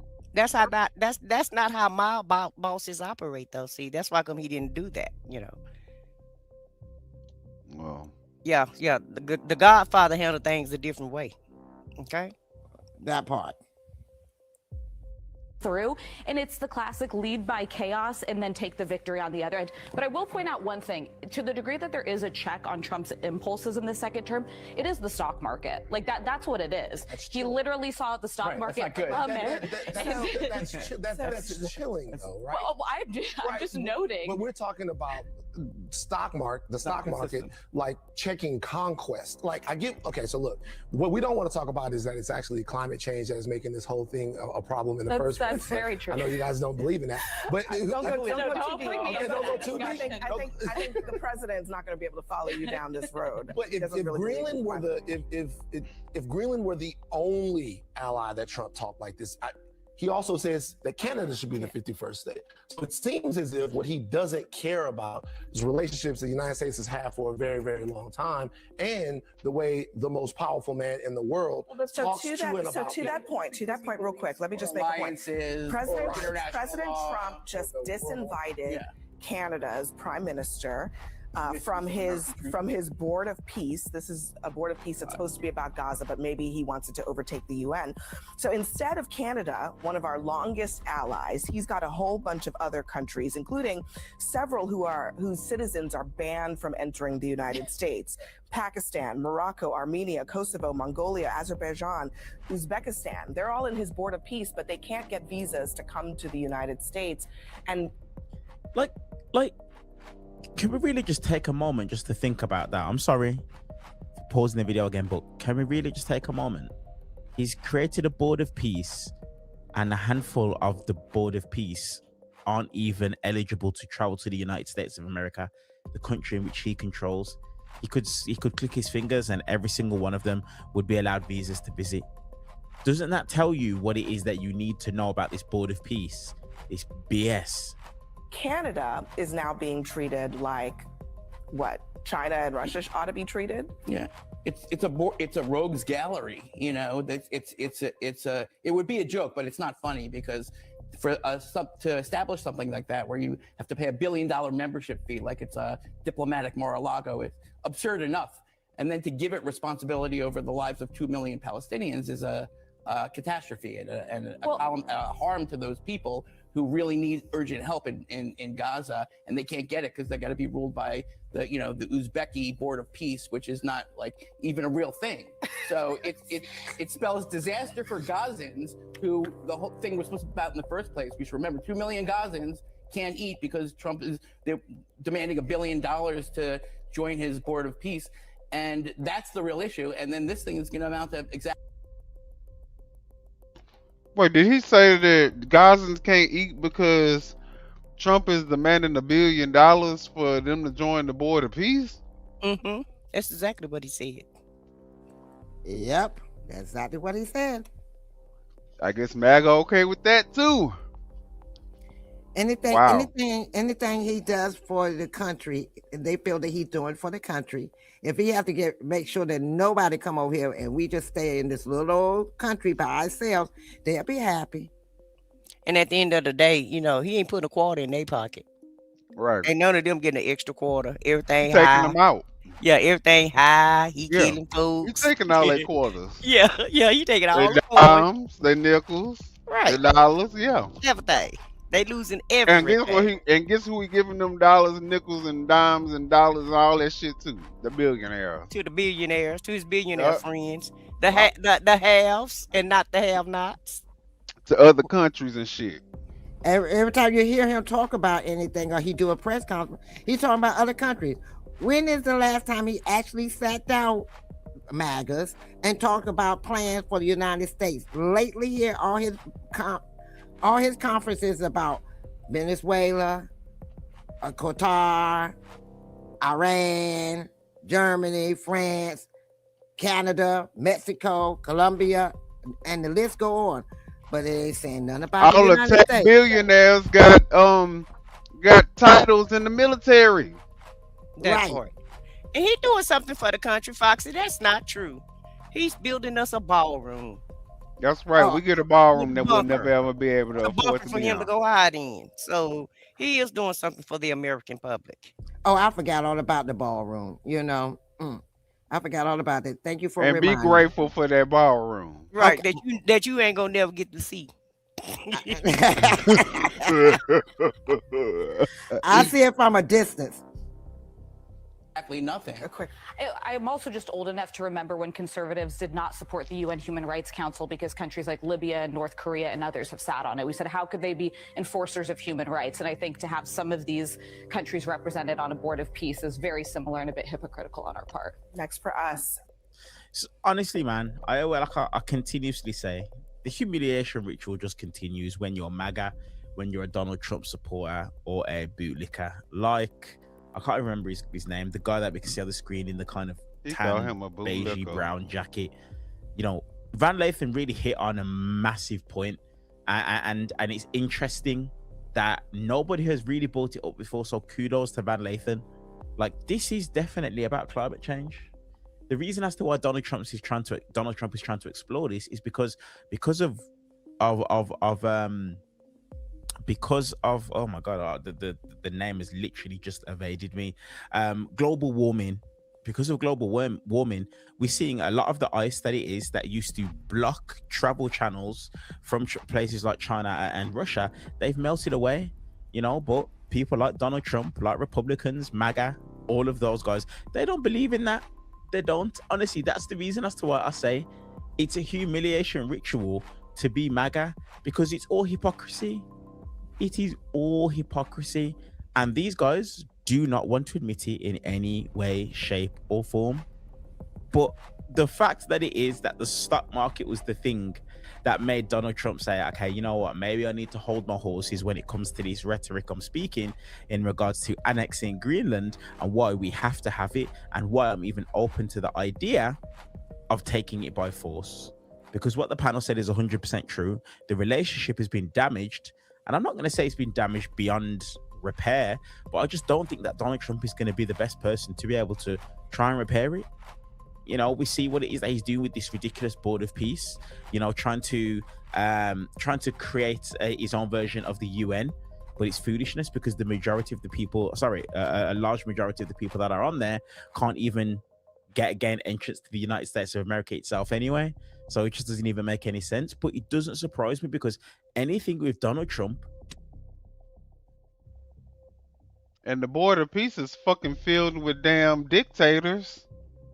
How's that a board of peace? Criminal dictators at that, they can't even go to other countries. Can't even come. He just said they can't even come to damn America.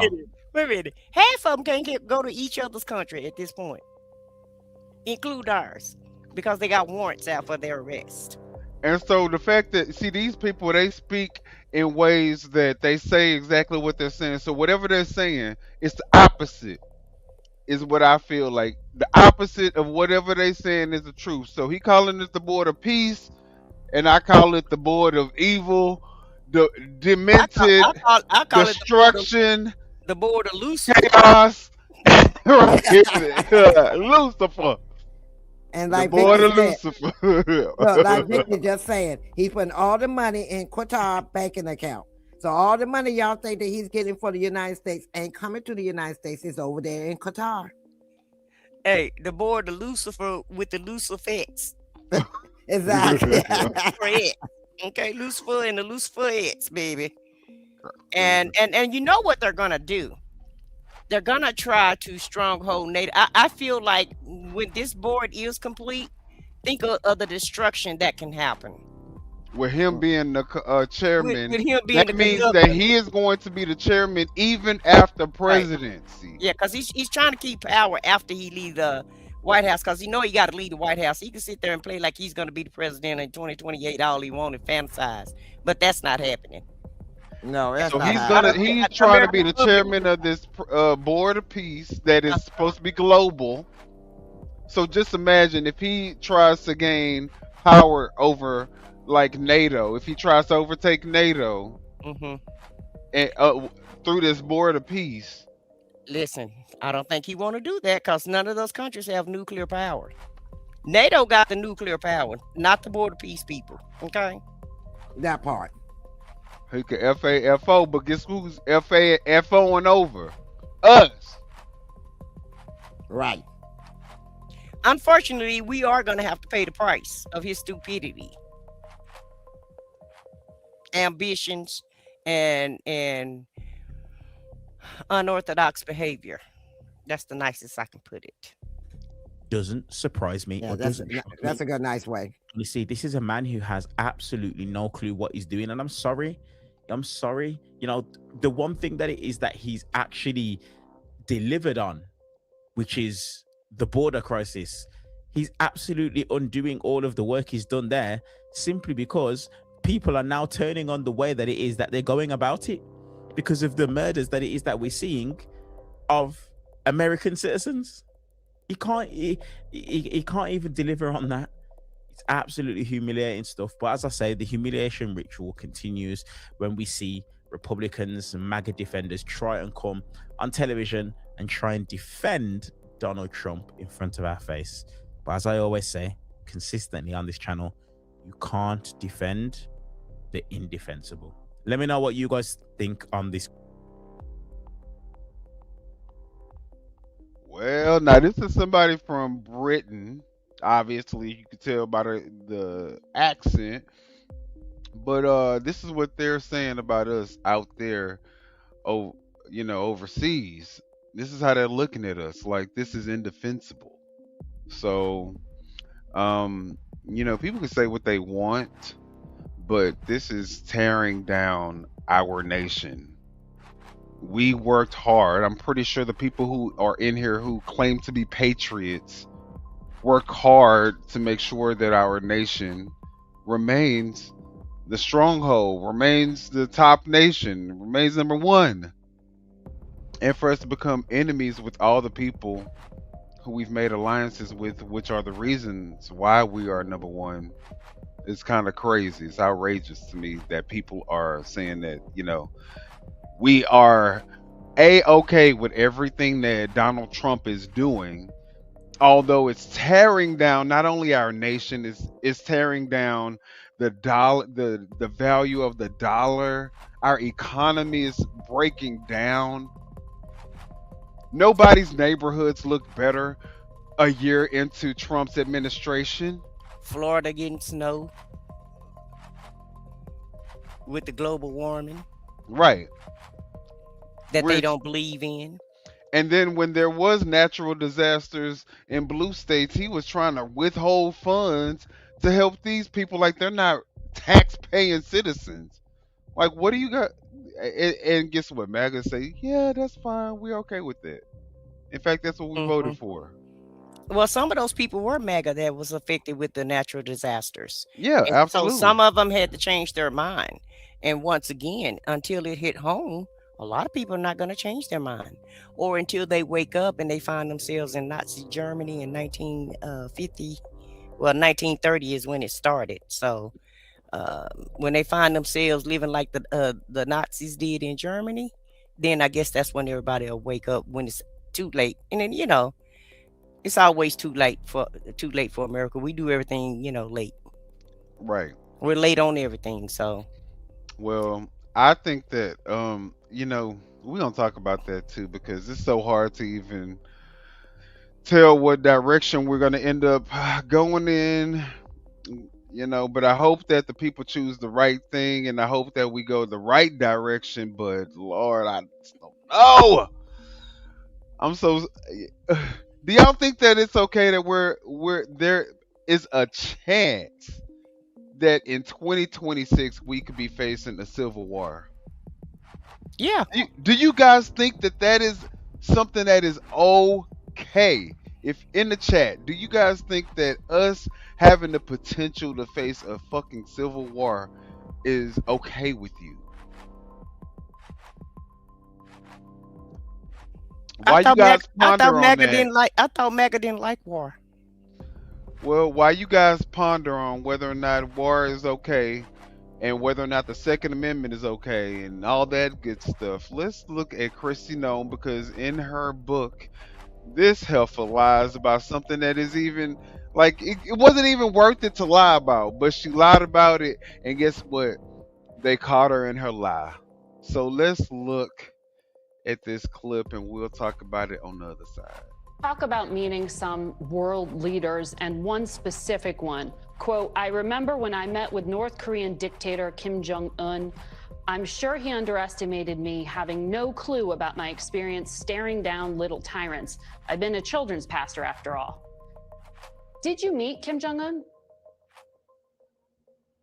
Well, as soon as this was brought to my attention, I certainly made some changes and looked at this passage. And I've met with many, many world leaders. I've traveled around the world. That's a no. It was brought to my attention. We went forward and have made some edits. So I'm glad that this book is being released in a couple of days, and that those edits will be in place, and that people will have the updated version. So you did not meet with Kim Jong-un. That's what you're saying. I met with many, many world leaders. Many world leaders. Many world leaders. This is not him. We ain't asked about all of them. We talking about Kim, Jong. I'm not going to talk about my specific meetings with world leaders. I'm just not going to do that. Well, you put it in the book, dummy. In the Oh book, my and God. as soon as it was brought to my attention, This is I made shit. sure The that lies that rolls off of this woman's tongue. It's just so easy. Oh my She God. could just lie off the fly, baby. Yeah. Where did she get this? I want to know when. Well, you know what? She a politician, so why am I surprised? This is so funny to me. He said, but I'm not going to talk about about my conversation with them. Will you put it in the book that you talked to him, dummy? Like, why would you even say it if you know you didn't do it? Hey, Like, Kristi said y'all got to buy the book to find out if she met Kim Jong-un or not. Shit. Go buy the book. She ain't telling everything.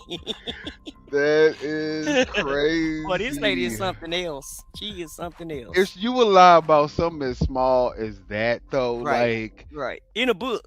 You wouldn't even have to put that in, and you still would have sold the same amount of books, I'm sure. It's not like, you know what I'm saying? Like, why are you lying about meeting Kim Jong-un? And people think that's okay. People are like, well, she was just trying to sell her book. But out of all people, how is that even a flex? Exactly. We're talking about Kim Jong-un. You could have said that you met Prince Edward and would have been better off with him than meeting with Kim Jong-un. The dictator of, you're right, exactly. Of North Korea. Of North Korea. Right. I'd rather get one of Epstein friends from the island and let you meet him, honey, than to meet Kim Jong-un. I'm just saying. And then she act like it's a flex. I've met many leaders in many countries. Darling, do you know who I am, darling? Y'all must know. I've been all over the world, darling. I can't even know about me, baby. The world leaders that I've come in contact with. I can't help it if maybe one of them happened not to be one of, girl, shut your stupid ass down, Hey, Lexa, play Beyonce, You Must Not Know About Me. Please, Lexa, play You Must Not Know About Me.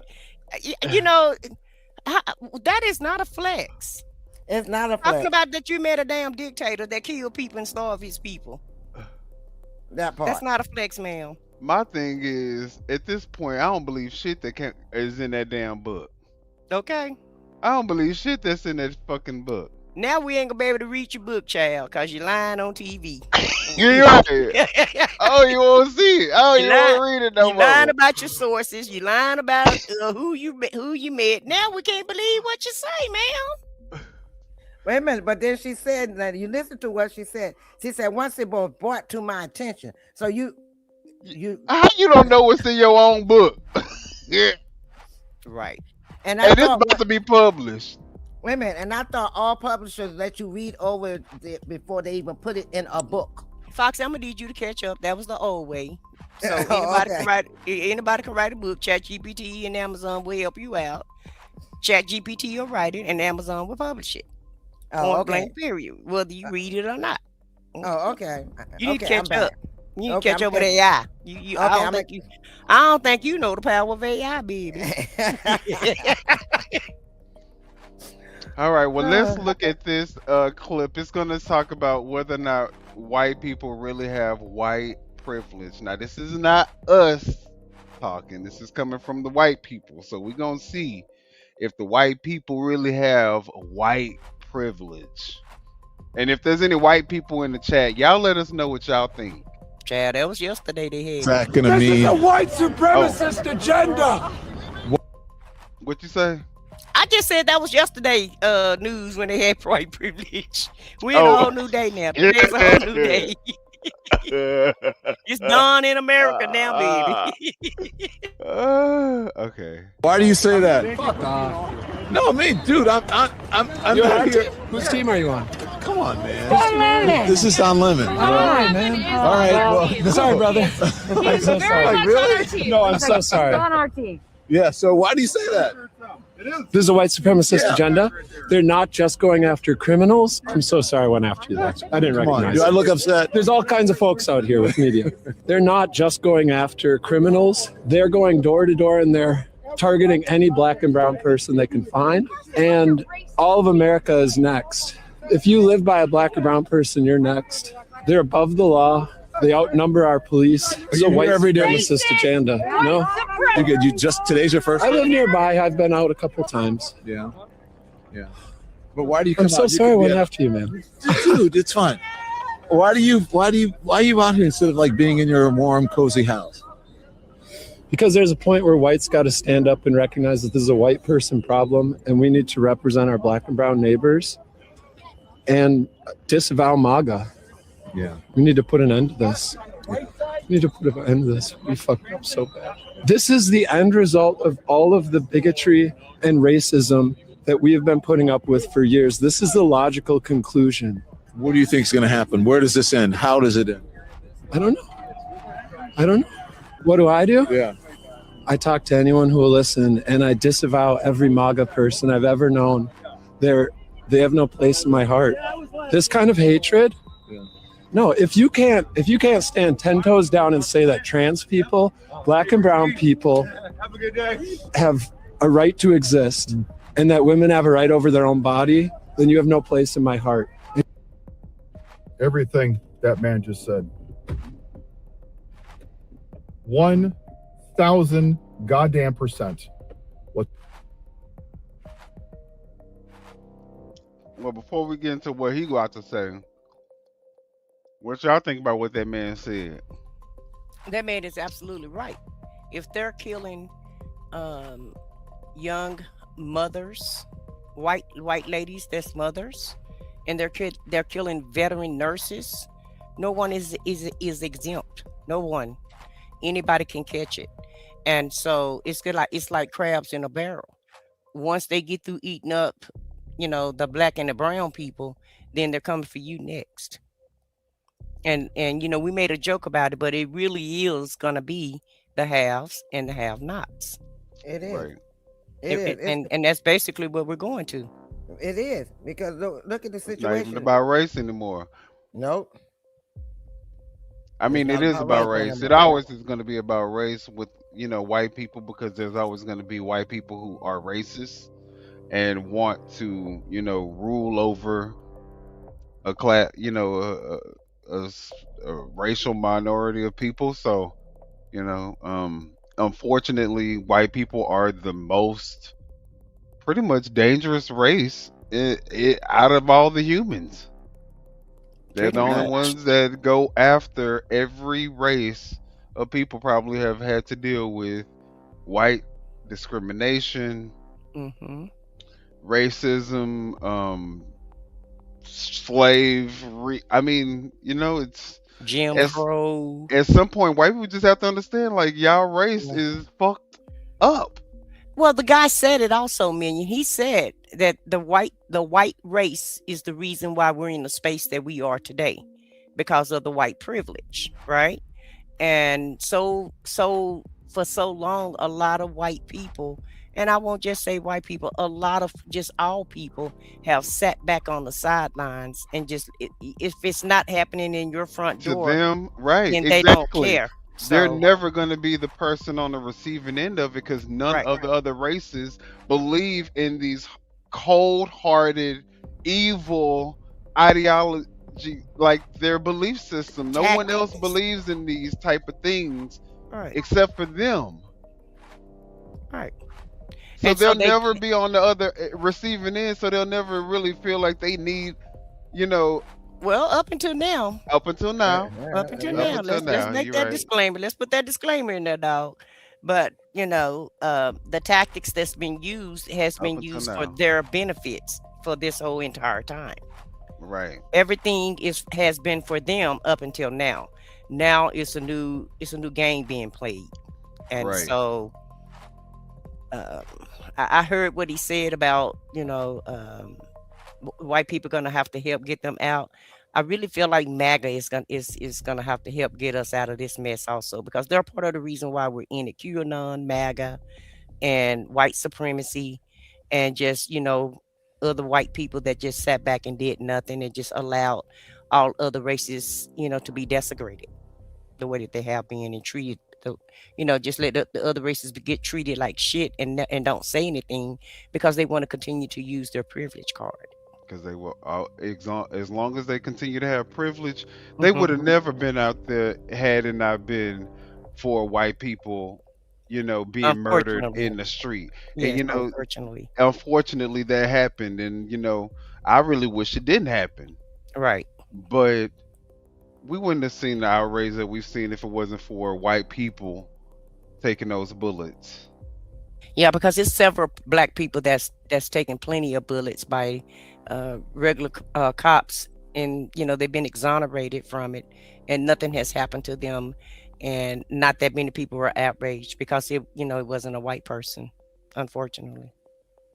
That part, and it's sad because we have been dealing with it for years, and now it's happening to them. They just can't believe it. It's happening to us. We've been dealing with it for years. That's why all this stuff in the chat don't faze us now, because we've been dealing with all kind of names calling and actions towards us and negativity towards us for years. And it's just now coming around. Still told to, pick yourself up from your bootstraps, and you may just have to work a little harder, but you can do it if you work hard and do what you're told and be lawful, and it's crazy. And that's why we was told that same line. You don't need to antagonize them. You don't need to do this. You don't need to do that. You wouldn't have this problem if you didn't do this. If you hadn't got in the officer's face. If you hadn't responded when that officer did that, you should. Yeah. Well, you heard Megyn Kelly. What Megyn Kelly say? Stay at home. Just stay at home and stay out of it, because she want everybody to go back to business as usual, and it's not business as usual anymore. This is not BAU. This is something totally unusual. This is something that really is an attack on the American public and my American citizens, in my opinion, and a lot of people just not catching on to this. But like I said, unfortunately, Pretti, Porter, Renee Good, and I can't think of the other two people that passed away so far. And we actually have more people than that. It's just the news is just not covering it. I think about 37 people have been unalive since ICE has started this quote unquote immigration scare. That's in the holding facilities, that is. And then there's been like 5 murders that have taken place. One in Texas, where it was recently just deemed a homicide, and then we all know that they just deemed what's her name, Renee Good, as a homicide as well. So I mean, but ICE doing their job. How is it a homicide and ICE doing their job all at the same time? That's an oxymoron. Right. Okay, so a crime was committed. Keith Ellison said he's on it, and y'all can run, but y'all can't hide. Okay. Right. And that's the Keith problem. Porter. Right. They feel like they're invincible. See, we've been dealing with this for years, and it had died down for a while. Now it's back, but this time it's on the shoe is on the other foot, and it's an outrage. But when it was happening to us, we deserved that. We shouldn't have got it. You shouldn't have got up in the officer's face. When the officer told you to get on your knees, you should have got on your knees. When the officer told you to get out of the car, you should have got out of the car. When the officer told you to do this, you should have done that. Now that it's happening to you all, it's a problem. Oh, but it's not even. This is just the beginning. So They haven't even really gotten a good taste of it yet. That's the reason why black people are staying in the house. It's not because black people don't understand and realize the moment that we're in, but at the same time, maybe you guys need to feel what it feels like to be a minority in America. Maybe y'all need that so that y'all can really kind of internalize the damage that has been done to the black, mostly the black community, but the black and brown community, because we all get discriminated against. That's the reason why black and brown people are the ones doing the hard labor jobs, while white people who are not capable, who are incompetent, who are dumb beyond belief, you couldn't even believe that they probably made it past the 5th grade, are executives. So now it's time to have the shoe on the other foot, and I'm okay with that. DEI at its finest, baby. That part. We actually got DEI at the head of the and the we office prepared right for now. when it's time for our time. When it's our time to come in, we're prepared. Well, trust me, we got this. But y'all gonna have to suffer a little bit, because this is what the fuck we were telling you guys when y'all were saying that we were always crying. We just want a handout. Overreacting. And look, as Alex said, yeah, Kyle Rittenhouse should have stayed home too. Yeah, no, Kyle Rittenhouse was okay though. He was white. Oh, and look, and he had they said they shot him because of a gun, but he coming with an AKA walking down the street, boasting his without a permit. And he a hero. But he's a hero. Okay. Yeah. That man just said. That's exactly what I speak about on my channel. This isn't about politics. It's not about the economy, the price of eggs, the price of gas. This is about white supremacy. This is about white people being silenced since 1619, while black people were treated like absolute shit. Generation after generation after generation after generation. And this is what it comes down to. Right now, white people are finally, a few of us, are finally opening up and seeing that they've been living in privilege their entire lives. And it's hard for a lot of people. I watch videos online all the time of people that are just like, it's like they've woken up. Remember the movie The Matrix? When they wake up and they're shocked at what the world is? It's like that. This is what I talk about all the time. Because with great power comes great responsibility. I have privilege, whether I like it or not. Now, here's the problem. There's still too many white people that are unwilling to sacrifice or be uncomfortable. And that's what's going to determine, in my opinion, if this remains a democracy and a functioning society. How many white people are willing to be uncomfortable right now? Are you willing to risk losing your job? Are you going to post online, on your Facebook, on your Instagram? Are you going to make videos? Are you going to talk to your family that voted for this rapist president?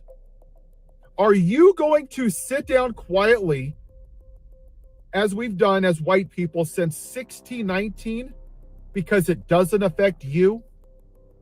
That quote from back in Nazi Germany, first they came for the socialists, but I wasn't a socialist, so I didn't say anything.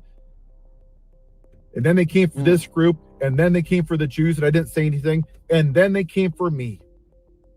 And if this country fails, it's going to be because there's not enough people like that, people like me, that are willing to sacrifice and be uncomfortable. Black people would go on protests for 18 damn months. John Lewis was almost murdered by cops just for crossing a goddamn bridge for wanting to vote. Martin Luther King was murdered just for wanting to be equal to a black man.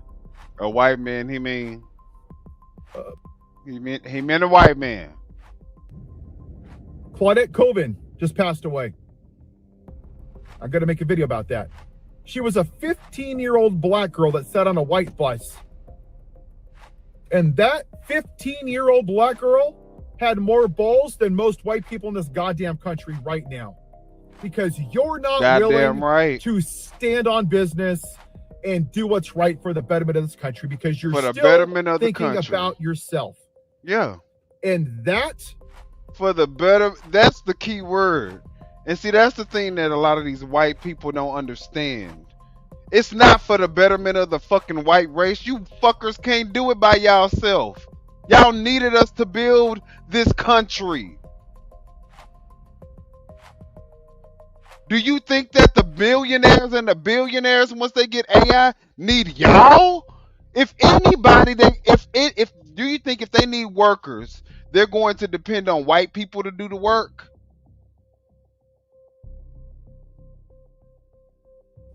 Why you think they're sending so many jobs overseas? Because they don't need you anymore.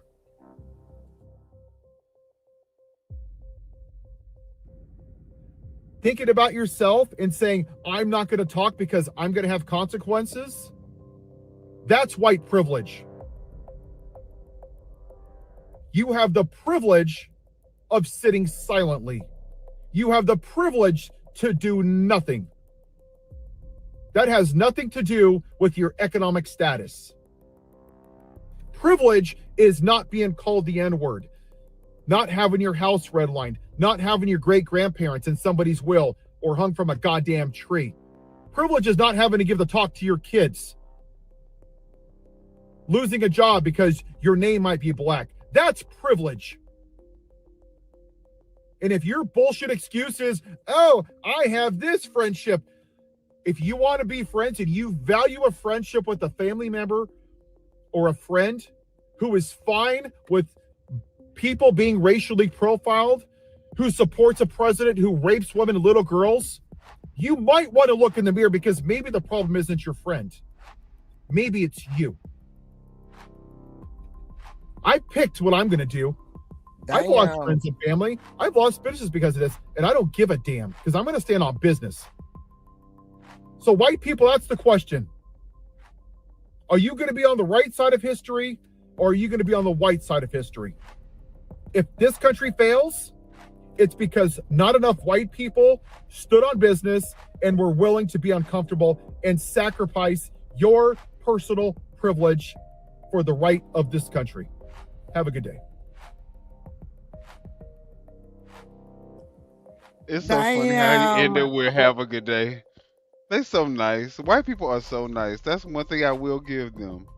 They are the nicest people in the world. I mean, you know, the regular white people, not the billionaires and not the ones that own Pinterest and Amazon that's laying workers off right as we speak. Yeah, not that type of people, huh? The regular white people, they so nice. They are so nice.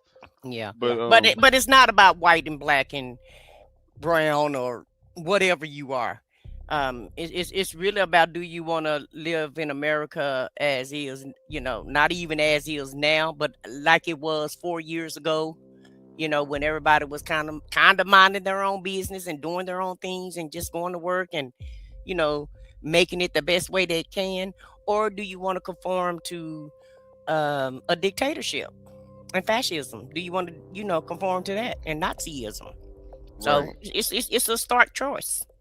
I mean, yeah, and we're in the inflection point where you're going to have to make time to make a decision. It's time to make a decision, baby. Time to make an executive decision, baby. Exactly. Make an executive decision. It's going to be left on you. What's that song in the 80s? Do you want him or do you want me? Oh, my God. All right, well, let's play a game, guys. If you're in the chat, if you come in the chat, y'all hit the like button. But if you're here, let's play a game.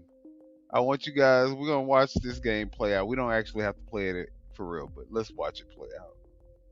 For a $100 bill, the winner of this race will take this.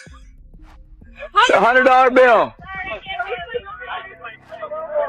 Before I say go, I'm going to make a couple statements. If those statements apply to you, I want you to take 2 steps forward. If those statements don't apply to you, I want you to stay right where you're at. Take 2 steps forward if both of your parents are still married. Take 2 steps forward if you grew up with a father figure in the home. Take 2 steps forward if you had access to a private education. Take 2 steps forward if you had access to a free tutor growing up. Take 2 steps forward if you've never had to worry about your cell phone being shut off. Take 2 steps forward if you've never had to help mom or dad with the bills. Take 2 steps forward if it wasn't because of your athletic ability, you don't have to pay for college. Take 2 steps forward if you never wondered where your next meal was going to come from. I want you guys up here in the front just to turn around and look. Every statement I've made has nothing to do with anything any of you have done. Has nothing to do with decisions you've made. Everything I have said has nothing to do with what you've done. We all know these people up here have a better opportunity to win this $100. Does that mean these people back here can't race? No. We would be foolish to not realize we've been given more opportunity. We don't want to recognize that we've been given a head start. But the reality, I feel like that was definitely a great representation of blacks versus, the black life versus how white privilege is. Have and have nots. But some of the whites didn't step up either. There was a few of them that were still in the back there with the blacks. Some of them might not been as far back as the blacks, but some of them was still back there near them because they didn't have all the privilege. And they said the ones in the front turn around. They're the ones that had to do nothing to get what they have. Nothing. They got everything on a silver platter for them. They didn't have to make no decision on their phone bill. They didn't have to worry about where they get their next meal. They didn't worry about what college they had to, they pay for their college. They didn't have to worry about nothing. No worries whatsoever. Just walk around and exist. But the ones that was further to the back, those are things that some of them have to still worry about.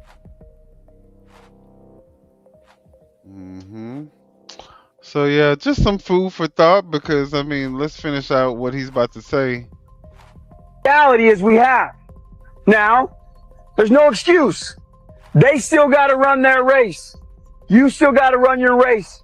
But whoever wins this $100, I think it'd be extremely foolish of you not to utilize that and learn more about somebody else's story. Because the reality is, if this was a fair race and everybody was back on that line, I guarantee you some of these black dudes would smoke all of you. And it's only because you have this big of a head start that you're possibly going to win this race called life. That is a picture of life, ladies and gentlemen. Nothing.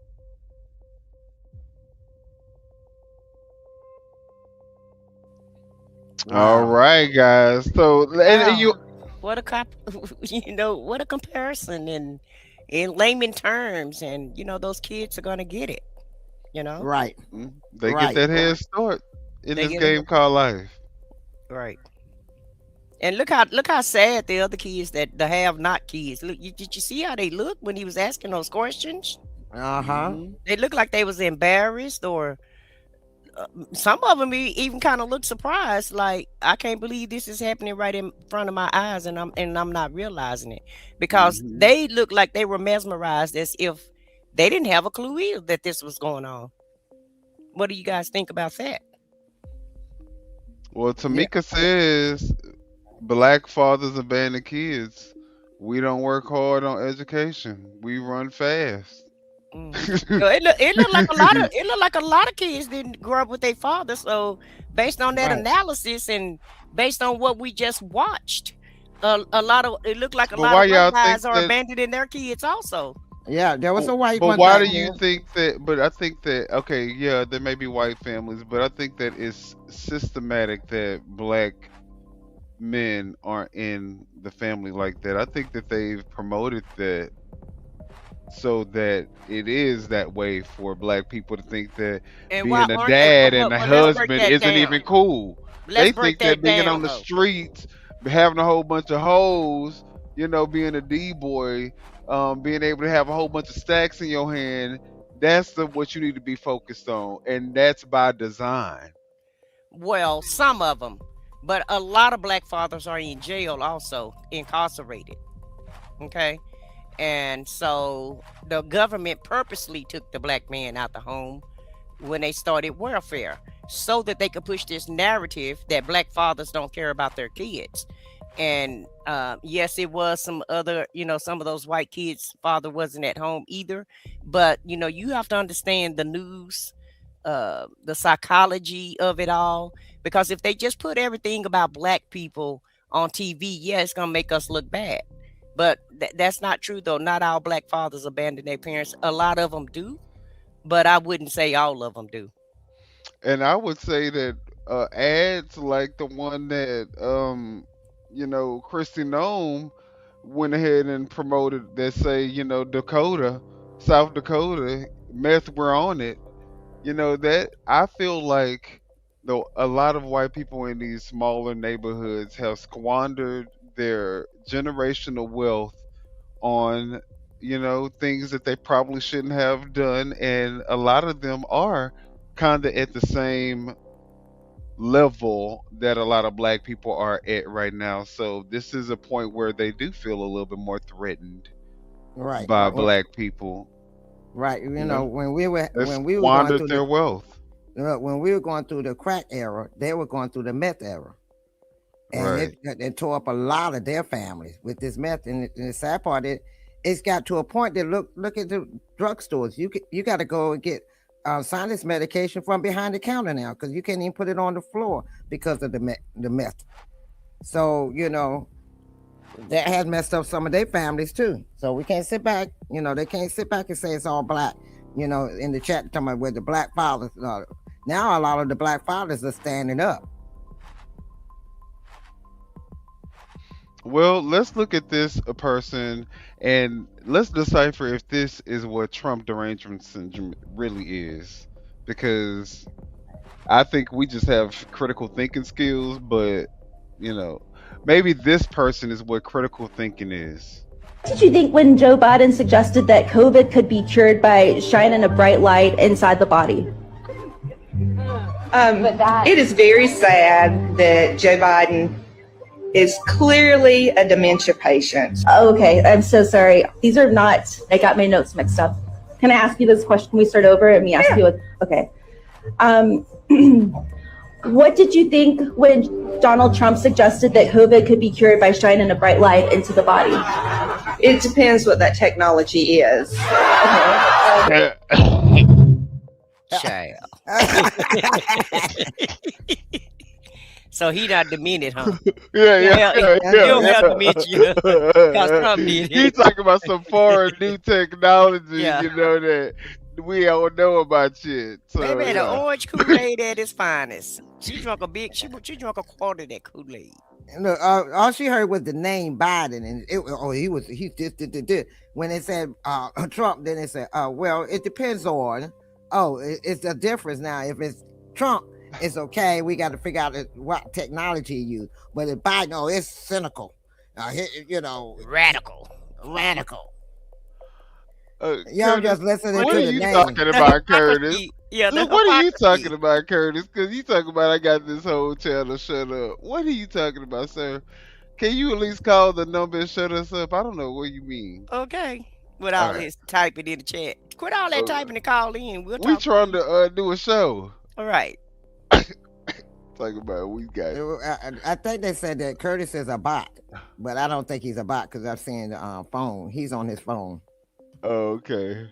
But somebody had said in the chat at first that he was a Now bot. he on the vertical chat. That's what you see. It's vertical. He right, on the vertical. Y'all, we'll let Curtis leave, child. Yeah. He typing out all his frustrations for the week, okay? Yeah, he Because, typing them out. the black man got his job, child. He is typing them out. See, I can't do all that typing. I would just call in if there's a number, but we all prefer have our preference. Vicky said she tried to call in. Vicky said she tried to call in. Oh shit! Don't tell me that. Girl, we gotta try to pay attention to it.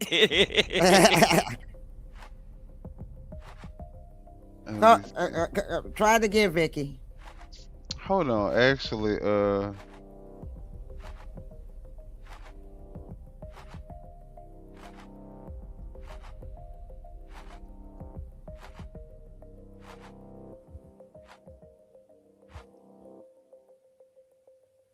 I think if you want to talk about us and okay, I see we got a couple of missed calls. All right, my bad, y'all. We sorry. Gilbert Garcia, can you learn how to spell, dog? Can you learn how to spell? That is not how you spell Satan.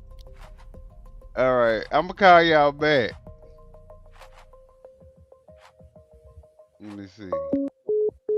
Not you gonna call him back.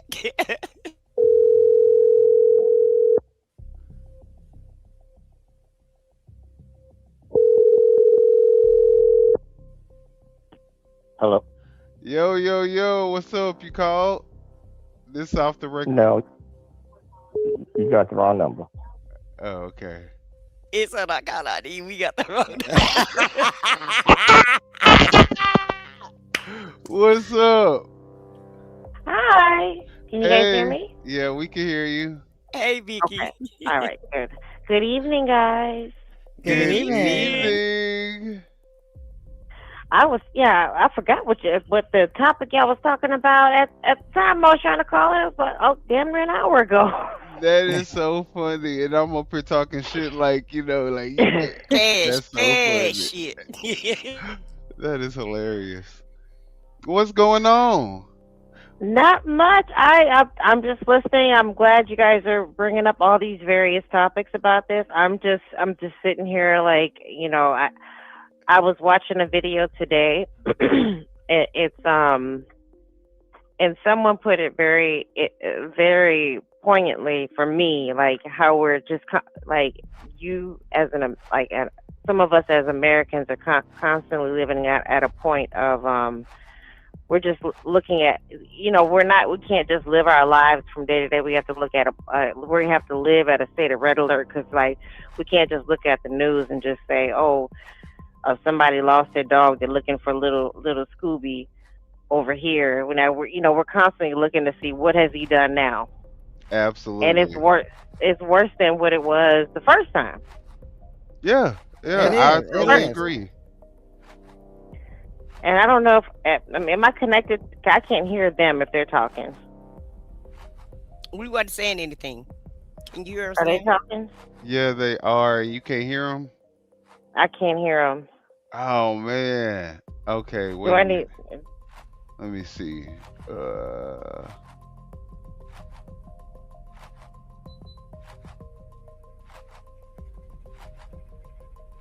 But she's absolutely right, though.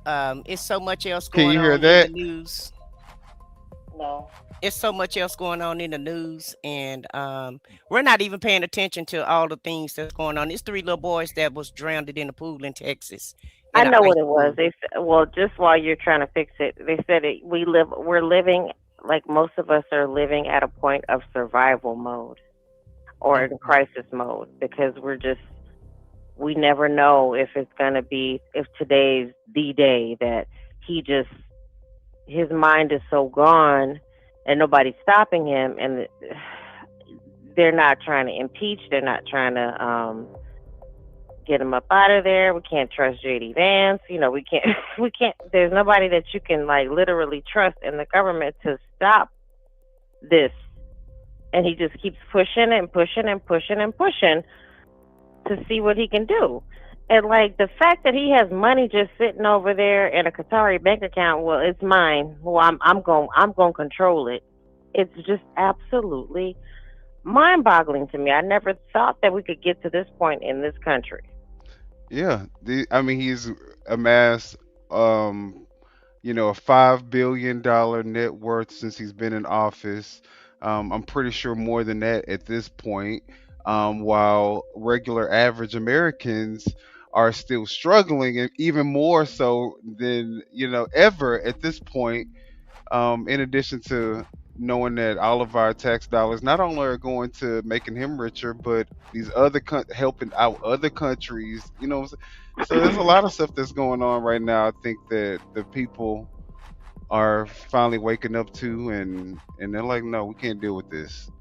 And then you're not on top of that, to add fuel to the fire. Not only are you taking all of our money and giving it to yourself, giving it to billionaires and giving it to other countries, but you mean to tell me we can't even walk in our own country, in our own nation's streets anymore safely without possibly, if we're recording, getting shot in the head or in the back after getting pistol whipped? So yeah, I think people are just like, at this point, it's like, look, I don't have anything to lose.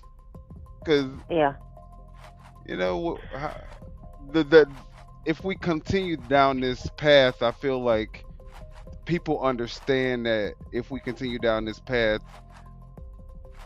we may get to a point that we just can't come back from. So that's why a lot of them stand up. Just FYI, I still can't hear them. Do you need me to hang up and call back or something? Or well, we have a StreamYard link that you can actually join. Oh, I can do that. How about that? Drop that for me, and then I can come back up. But just so I don't forget.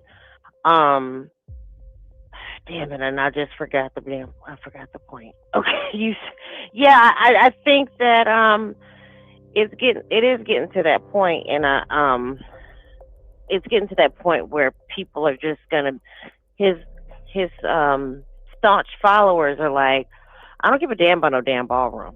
I don't care about your ballroom. I don't care about no Melania movie. I don't care about whatever else he's building. What's the Golden Dome? I don't care about any of that. Like, what about my jobs? All these jobs you said you were bringing back. These people are just all these billionaires are talking about going to AI. So they're just they're not looking out for us. But I'll finish up my conversation when you drop the link, and I'll come back up. It's in the chat. All right. Okay. We'll see you in All the right, thanks. Bye-bye. All right. She made a good point there. Like she said, all the billionaires are talking about AI now, so that's going to be even more less jobs. Absolutely. I mean, the jobs aren't coming here, y'all. Let's just be honest. It's not coming here, but the ones that we do have here is going to be gone too, because AI is going to take over, and they're not going to need the people, to do the jobs that AI is going to be able to do.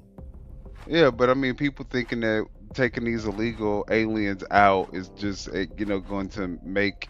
I mean, well, I don't even know what the people want to happen from taking all the illegals out at this point. I don't even know what they think is going to happen with him deporting everybody.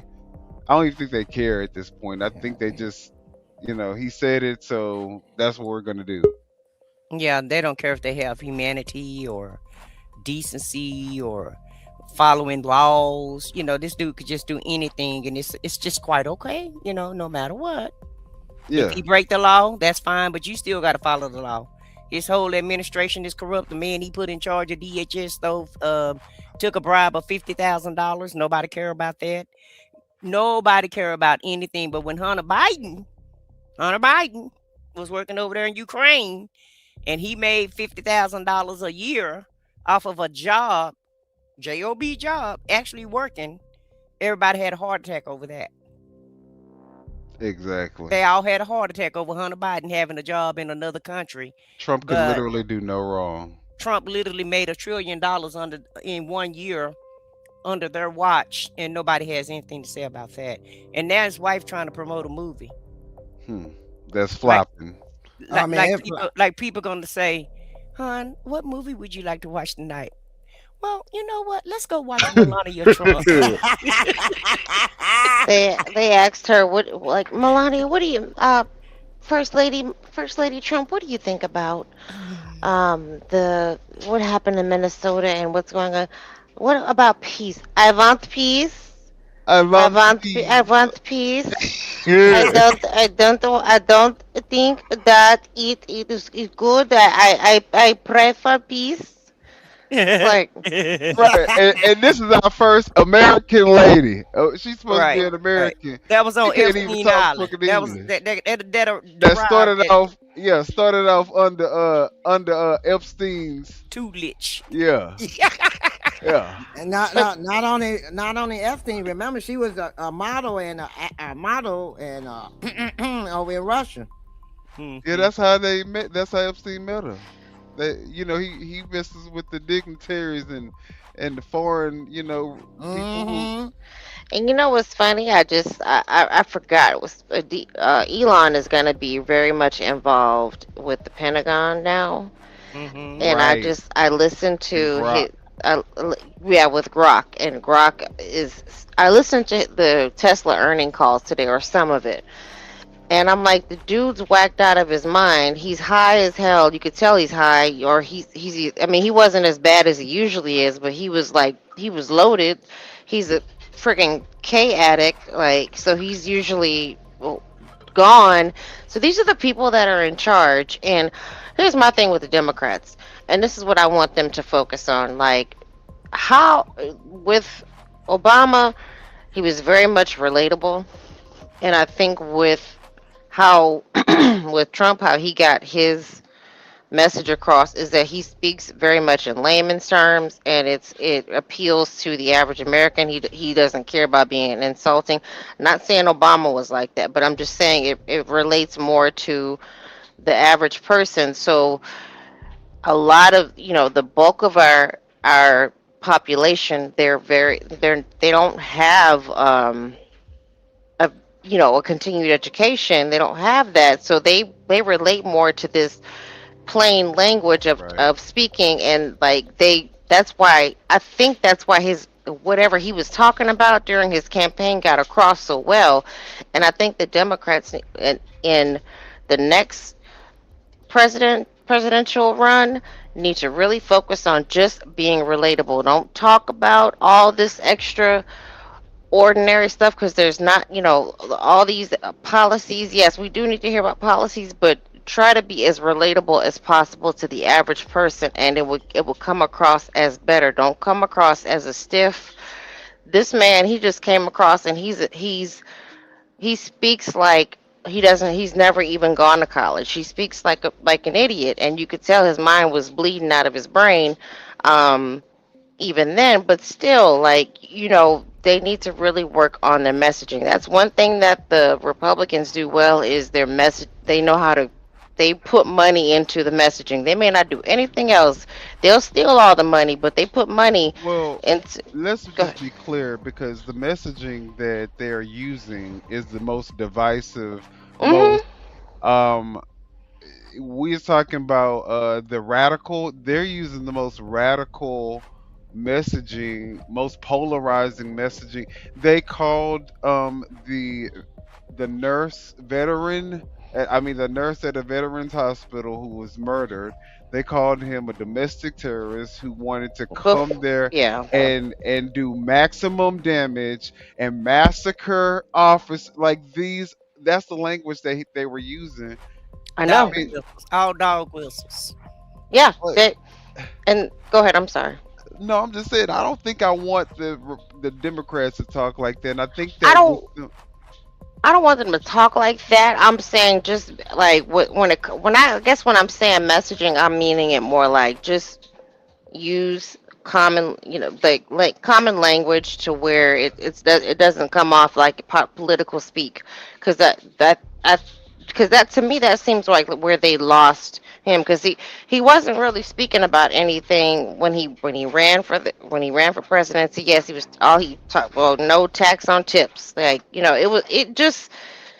It's very Yeah, but he was simple. also the same person that was talking about every candidate, making fun of everybody. There was just no seriousness.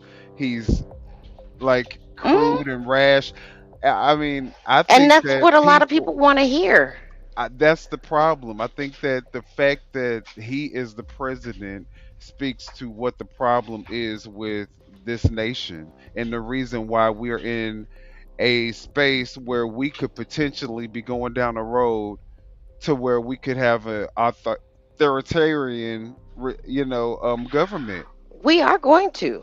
It's not a if. It's we're going to, because if steps aren't taken right now to impeach him and for something to happen, because I know JD Vance is not even like remotely capable of doing it, because he's someone who just he'll bend any way the wind blows. So, and he's got a lot of money involved in like in all these with all these different billionaires. Um,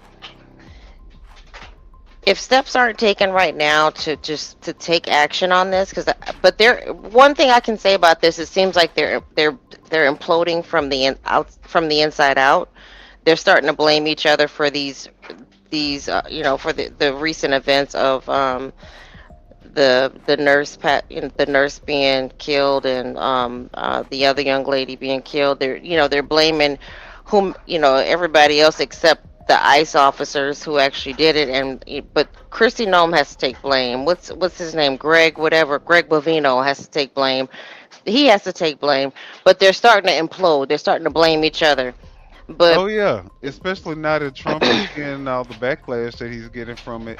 But I think I saw a comment in here that was talking about, let's talk about the fraud. I think that's a great segue into this other video, and you're more than welcome to stay, Vicky. But we're about to watch this video on this guy who is going to explain why Trump just may be more corrupt than a Somali daycare. So let's look at this clip and get into it. My prompt was that Donald Trump is more corrupt than a Somali daycare center. So that's something that I was going to bring up there. My argument basically is, we need to focus on the fact that you can't really claim to care about whether or not there's a daycare center that has kids or not. I think Nick Shirley did a pretty terrible job trying to uncover that fraud, considering he walked in there with a camera and was like, show me the kids. And they were like, no, we're not going to let you into a daycare center with a camera and your film crew. And 2 hours before they opened. And then he cried fraud. So I think that that's a bit ridiculous here. And I think it's also very important to, focus on where the fraud is here. So let's focus on some of this Somali fraud. So let's talk about Trevor Milton, who defrauded his investors, costing tens of millions of dollars. He was sentenced to 4 years in prison. Oh, he's not Somali, and Donald Trump pardoned him last year. We can talk about Paul Walchek, who stole over $7 million from his employees' paychecks. He was sentenced to 18 months in prison. He was also pardoned last year by Donald Trump. He's also not Somali. We can talk about Michelle Fiore, who stole over $70,000 meant for a memorial to fallen police officers and spent it on herself,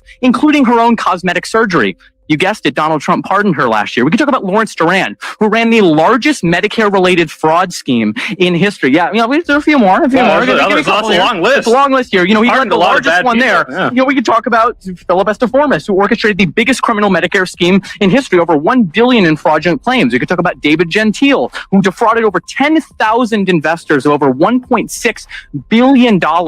Donald Trump pardoned him just last month. Okay, so if we want to talk about fraud, if we want to talk about corruption, you can't talk about them unless you talk about the fraudster in chief, which is Donald Trump. So I think it seems to me that conservatives and people on the right don't actually care about fraud. They only care about fraud and corruption when it's committed by an immigrant, a person of color, or someone who's part of the LGBTQ community. Because it's not really that fraud is what you're against. You don't like Somalis. So just come out and say that. Just come out and say that. Okay. Don't pick up this whole scheme about that. I might say that. Yeah. All right. Well, that was an earful. These people always talk about criminals and getting rid of criminals. Right. The biggest criminals are the ones that Donald Trump pardons. Those are paid. Don't forget. Of course. Alice, they got paid for these parts. You got to pay for a pardon now. I mean, but what Allegedly. Okay. Everything got a price, baby. Hey, and look, what the man from Honduras, the biggest drug dealer, 45 years, got pardoned.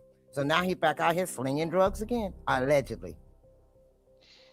Meanwhile, we kidnapping Maduro for drugs that he didn't even have on them little small fishing boats. That they keeping the same regime and keeping the same regime in place to run Venezuela. And I want to keep Maduro on the radar also, because I think people don't forgot about we went over there and took that man from his country. Well, you know, he was corrupt anyway, but that's none of our business.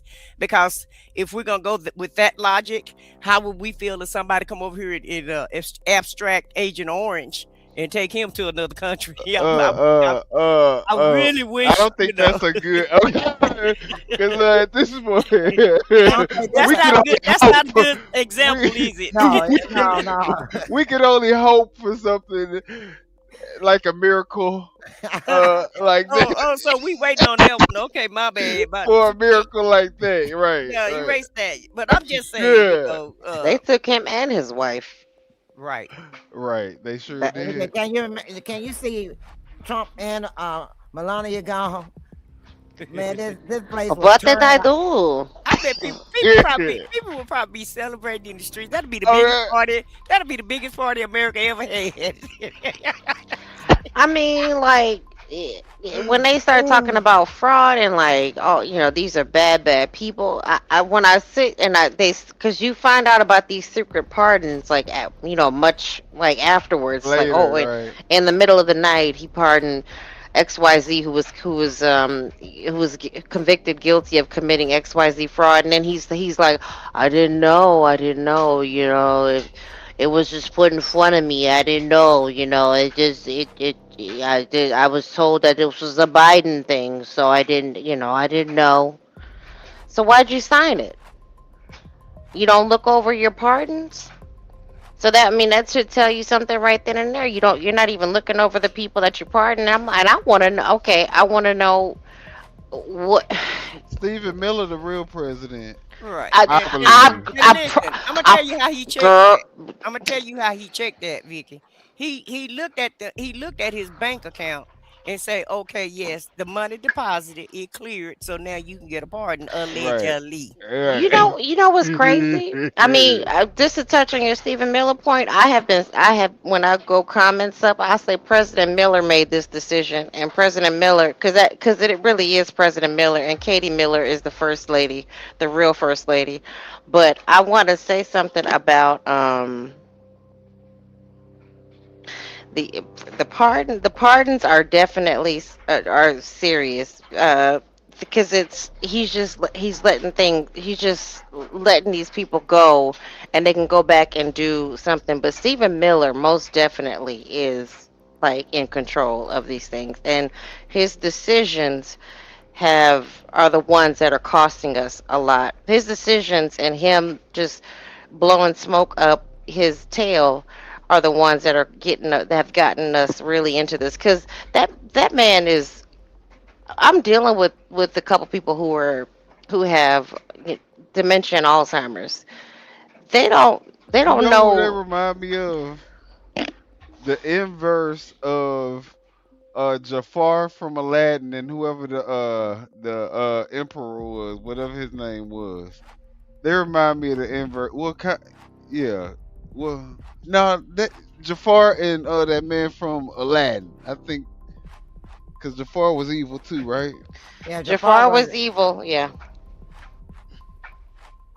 And it's sad how, all these pardons, he's unpardoned all these people. And the thing is, it's not pardon for people that has less crime. It's pardon for the people that has the worst crime that he's pardoned to put back on the street. But yet one minute you taking people that has bad crime, putting them back on the street, but you detaining the ones that you claim that you have no proof of having the bad crime and putting them in detainment. It's like you're doing the opposite. You're taking out people to put other people in. You're taking out nannies and farm workers and construction workers. You taking them off the street and putting them in them camps, while where are the damn criminals that you're supposed to be getting? Where are they at? You can't find them. What's going on? And then they're saying, and then you taking out of the jail the criminals that have 45 years, up to 45 years in prison. Right, And and pardoning them. and Right, found right. guilty. And proof of Pardoning them. them. I'm But gonna tell you somebody Putting else. the worst of the worst back on the street and taking the best of the best off the street. That's what he doing. Well, I'm gonna tell you who else gonna be found guilty, and that's Kristi Noem. Watch and see. Her days are numbered when it comes to DHS secretary, head of DHS. I wholeheartedly feel like her days are numbered. Her and Pam Bondi. I thought she was head of. Wait, is she head of ICE and Greg Bovino is the head of Department of Homeland Security? Yes. Yes. Okay. Don't she look like Mrs. Mashed Potato Head? She look like a lot of things. I don't want to like be ugly and talk. Go ahead. That skin looked like she could have been on that damn Meth. that she had. Meth. You know. Don't forget the code word tonight. It took a lot of it took thousands of dollars for that skin just to get to the little amount of lumpy that it is right now, where you can just barely tell that she probably used to be an addict.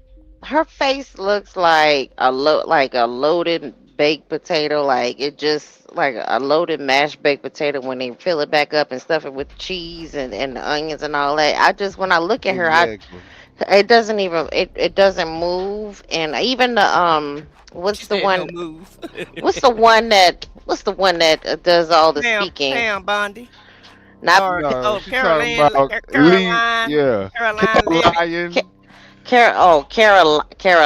Levitt, yeah. Caroline. When they said now Pam Bondi, to me she looks like a Kelly from the Bundys, like an older version of Kelly from Married with Children. That's who she looks like to me. She's not ugly. Now Caroline Levitt, when they did they did her wrong when they did the close up picture of all them Botox shots. I'm like, or the injection shots. They did her wrong. They did that on purpose. But I don't see how she got all them injections for her lips still to look like a little bit. I mean, they still don't look like nothing. But I don't know how she eat. I don't know how she eat with your mouth being that sore all the time. Yeah. At the end of the day, though, I don't give a damn about how they look. What I care about is what they're doing. Okay? Right. I could care less about her potato head face or whatever you called her, meth face, whatever. I don't care about that. What I care about is you going around, instructing people to take American citizens out, because that's what this really is about. This is about killing American citizens, about execution, about us not being able to execute our constitutional rights. This is about your rights being taken away. Okay? Yeah. Hello, you're on the air. What's good? Bro, you on the live stream, bro? I am. Yeah, man, I've been trying to get through to you. This is Benjamin, bro. Okay, well, can you come in through the StreamYard link, because my co-host can't hear you. We can hear him. I tried. I don't understand what I'm doing wrong, brother. You have to just click the link. I clicked on it, but it don't let me copy it or paste it or none of that. So what am I doing wrong? Are you using Safari? Let me see. Ask him, is he using Safari? Like I click on it, but it don't. Yeah. See something. Let's see. I'm glad I got through to y'all, man. All these numbers never come through. But at the end of the day, though, you guys, I care about these policies, and I care about what they're doing to the American public. I think I cried when that young man, his life was taken, because I watched it from so many different angles, and I'm just like, what are we doing here? And then when I saw that little boy being used as bait. I just sent the link through text. Okay, let me click on it here.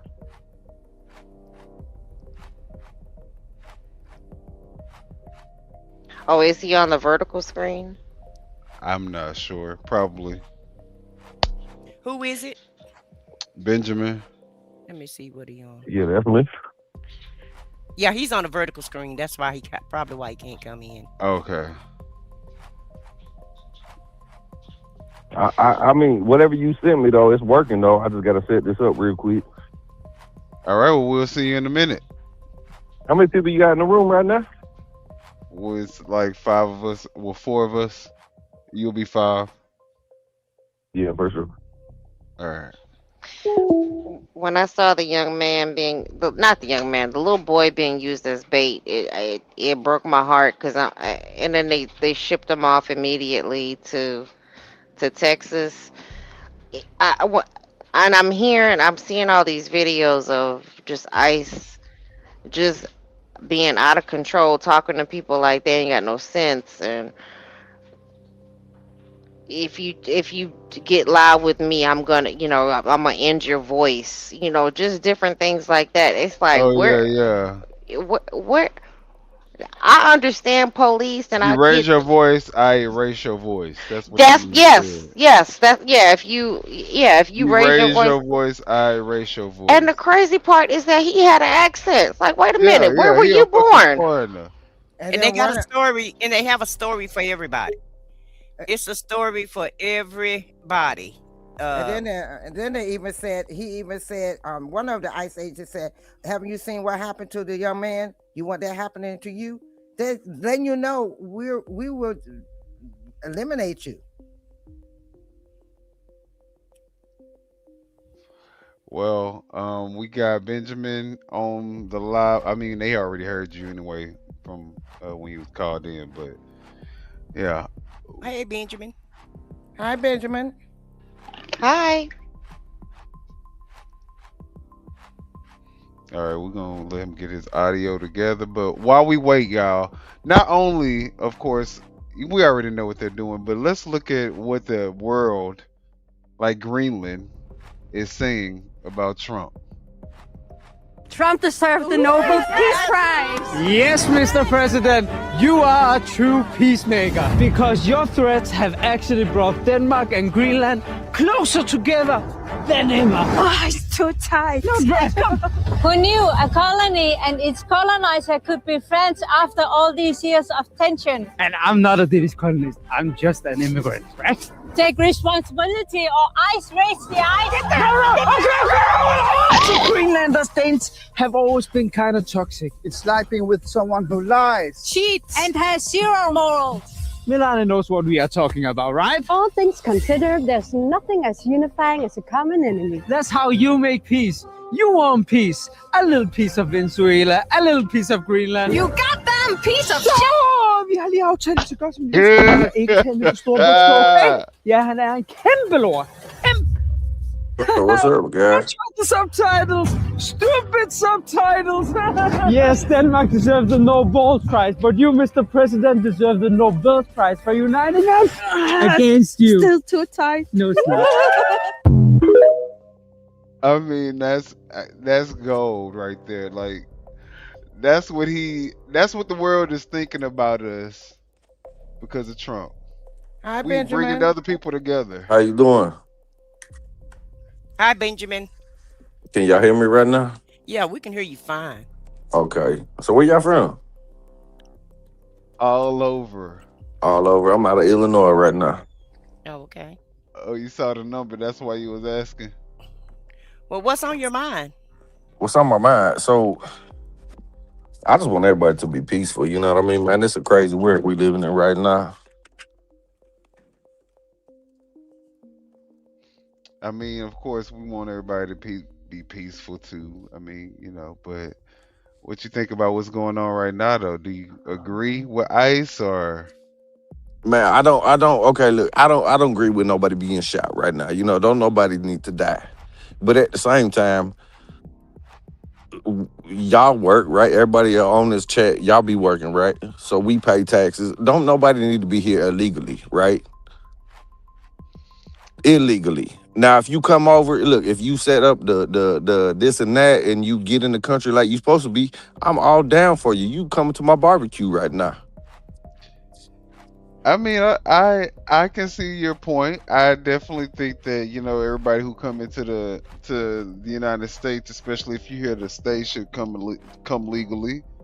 Yeah. And that's it. You know, like everybody should be here, bro. We here all for a reason. This is to live in this country. Like y'all, I don't know how old y'all are, but I was born in '86. Okay. September 11th, man, that changed my life. You know, when them towers went down, I ain't never seen this country ever be so close together. You know what I mean? Like everybody loved everybody. I don't care if you was purple, pink, red, white, blue, whatever. Everybody loved everybody. So I just want this country to get back to the way it was back then. Like, if you here legally, bro, I don't care what we doing. We finna share food together. We finna break bread. So That's I my question. I mean, do you think that the immigration issue is big enough for us to be like going through potentially a civil war just for legals?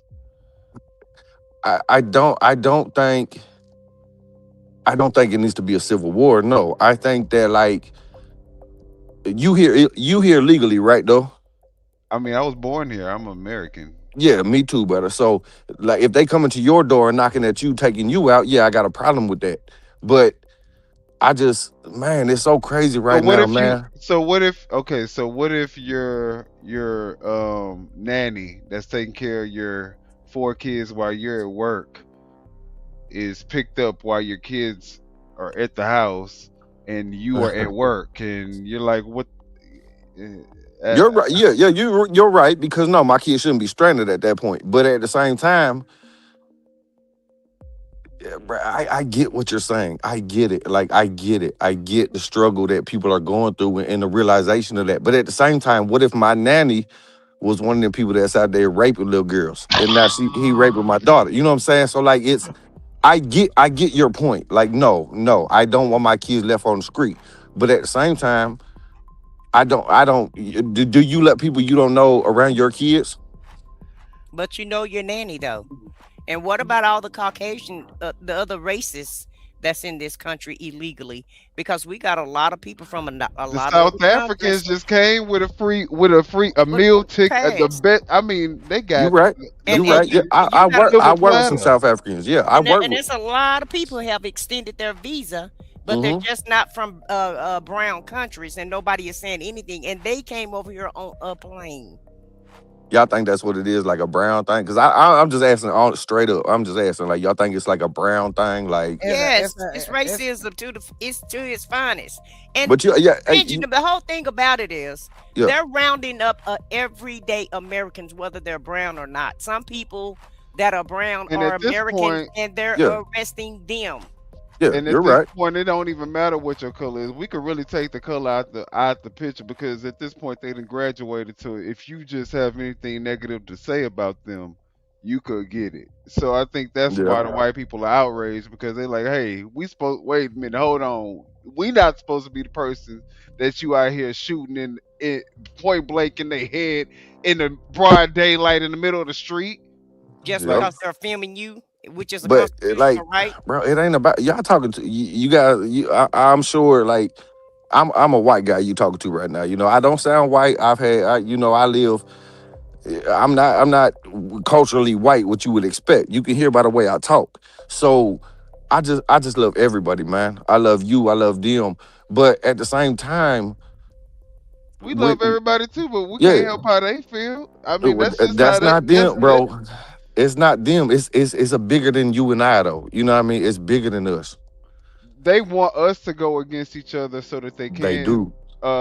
Enact their agenda without us really interfering, because we too busy going at each other's throats. And that's the problem. Nobody sees it, bro. That's the problem. Like, if we could sit down and talk, then like we right now, we respectfully talking to each other. You know, I don't dislike you. You might dislike me, but I don't dislike you. But it's bigger than us, and that's what people need to realize, man. They out here gaslighting motherfuckers. Like, it's crazy, bro. You're absolutely right. It's a bigger picture, and the bigger picture is what we said in the beginning.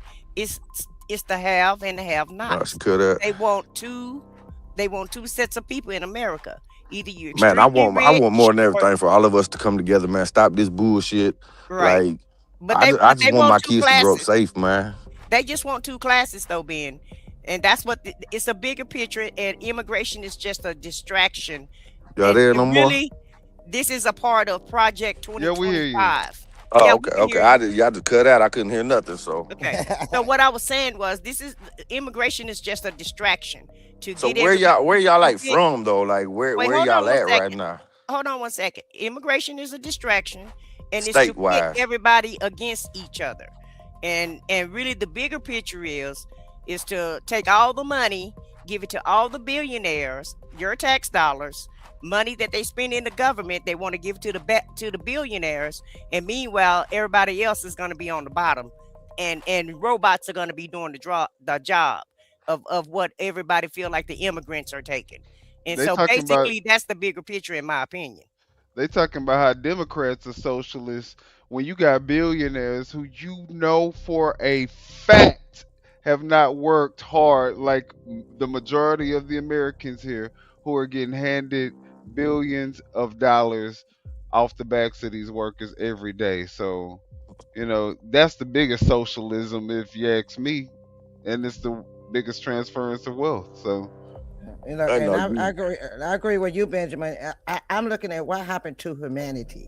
What happened to a point Humanity. Yeah. that humanity is gone? It's like hate or love, and right now it's more hate than it is love in this place now, and it's And that's hard. And it's like everybody is attacking one another. Everybody is hating one another. Everybody is putting people down. Now everybody is domestic terrorists. They even, I don't know if you've been watching, Benjamin, but they got in Maine, ICE agent walked up to this lady and told her, yes, I'm filming your car because I'm putting you on a database. Because now I can list you as a domestic terrorist. So if I see you again, I can arrest you. This is Yeah, what they're doing. I think I seen that. You right. It's like you said. It's not about left or right. To me, it's about good versus evil. I'm a man of wow. God. Exactly. That's So exactly what it is. It's about good versus evil. And right now, good versus evil. Yeah. and we out here fighting and trying to get things right. And it's like the more we fight, the more evil it gets. And it's sad. They're breaking people windows. If you drive I'm being honest with you. I'm glad I'm not driving anymore, but but if I was driving, I'd be a little scared because if I get too close to a vehicle, I don't know if that's an ICE agent in front of me and they jump out and break my windows and say I was following them. So that's, That is scary. Yes, that is scary. I 100% get that. You know what I'm saying? But like, if you pull up to a police officer that pulls somebody over for going 95 and 55, you can't just pull up on that officer and be like, "What the fuck is you doing?" So like, Right. it's to make me not like you and you not like me. right. And the thing against me is now I watch some of the protesters. And I'm not saying the protesters are right. Don't get me wrong. Some of them are all wrong. They wrong as two left shoes. But then you got but you got the ICE agents that's running up on the people. They're standing off. Then all of a sudden, one person will break out of the crowd and go up and just knock people down or start attacking them or shooting them. And this is not cool. Well, let's This look is not at what cool. ICE is really, because they're saying ICE ain't even for immigration no more. It was a different tactic that Trump was using them for. So let's kind of watch this video. We can talk about it. But this ICE is not about immigration any longer. It's about making sure that American citizens do not stand up to the power of the state. And that is fascism. But in a country that has more than 340 million people, that is not enough people to put down all those American citizens that they are trying to cow. And this is one of the reasons you're seeing them rush people from city to city. They don't have enough people to be in all these cities. And this is the other reason they're going for smaller cities. Minneapolis, St. Paul. Now they're talking about Lewiston, Maine. Lewiston, Maine has 37,000 people in it. This is not some great triumph of taking over New York City, right? So one of the things I think they're really trying to do is to project the idea that they are unbeatable, that they are unsinkable, that nobody can possibly stop this juggernaut. And in part to pull behind them that imagery of, the marching troops down the roadways in Nazi Germany to try and convince people that they are more powerful than they actually are. But I do think it's important that people do not mistake mistake this moment. That is, it has been so easy for so long for people to say, oh, America's never going to go down the Nazi route. They're never going to become fascist.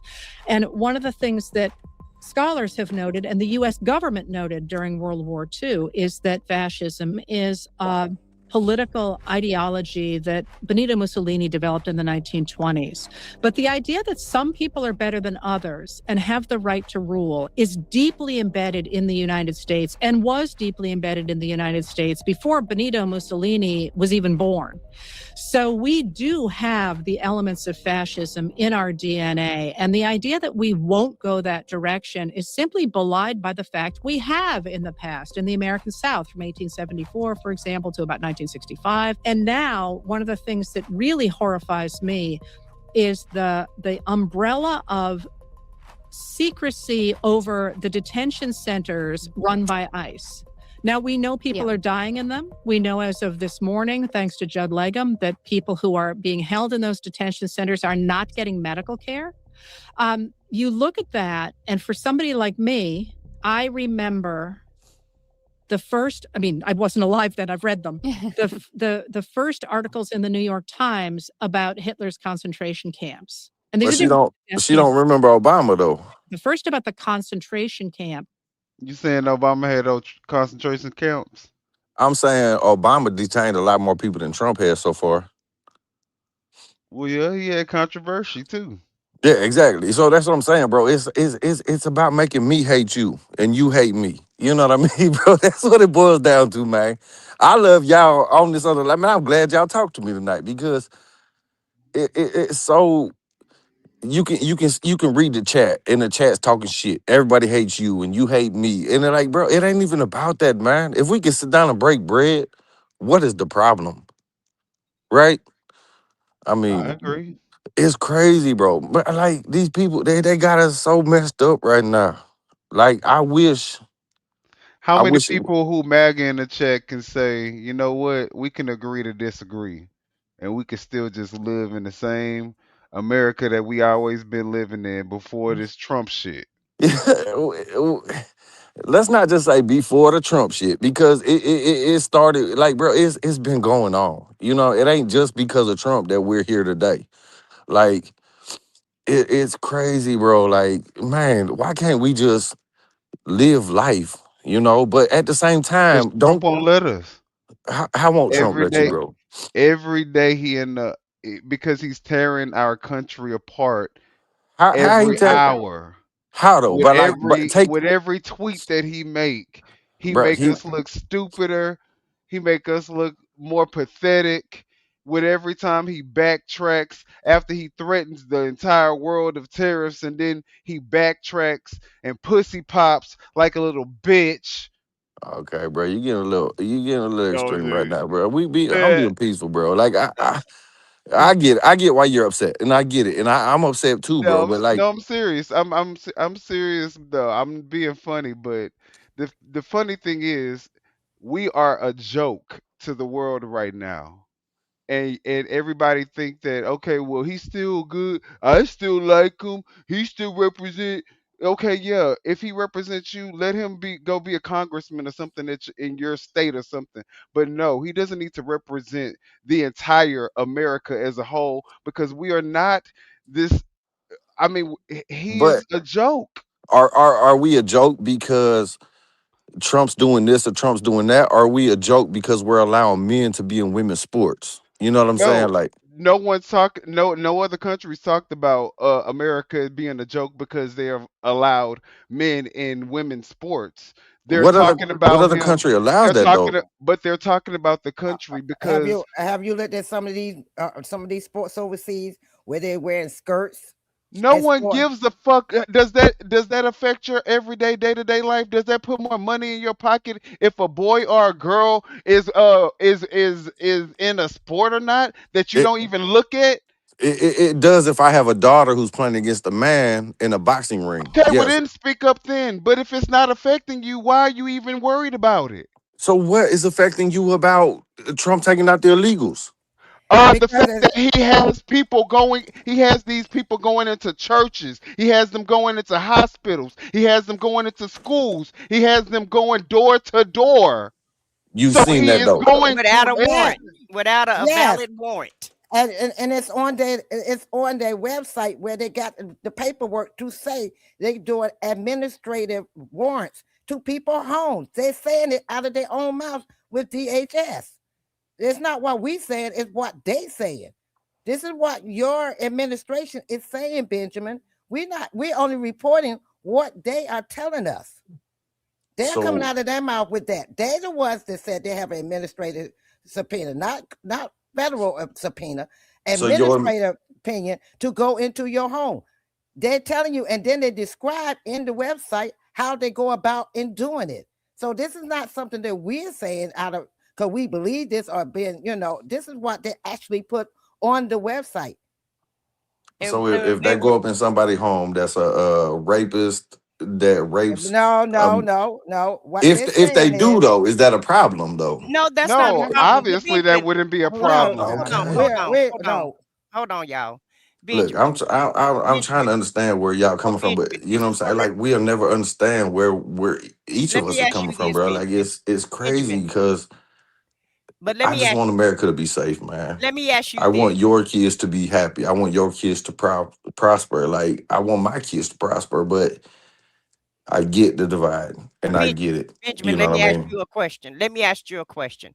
How many people? I'm just glad that y'all being peaceful enough to talk to me like this. So a lot of channels won't do that. So But how at many least we can meet eye to eye on this. You know what I mean? But Benjamin, how many people do I America? get the frustration. I feel the same frustration that you guys feel, but on the opposite side. So But how many people? man, I just love my country, guys. I'm a veteran. Like it's crazy right now. But how And many? if you're a How many veteran, then you criminals? should be outraged at the fact that Right.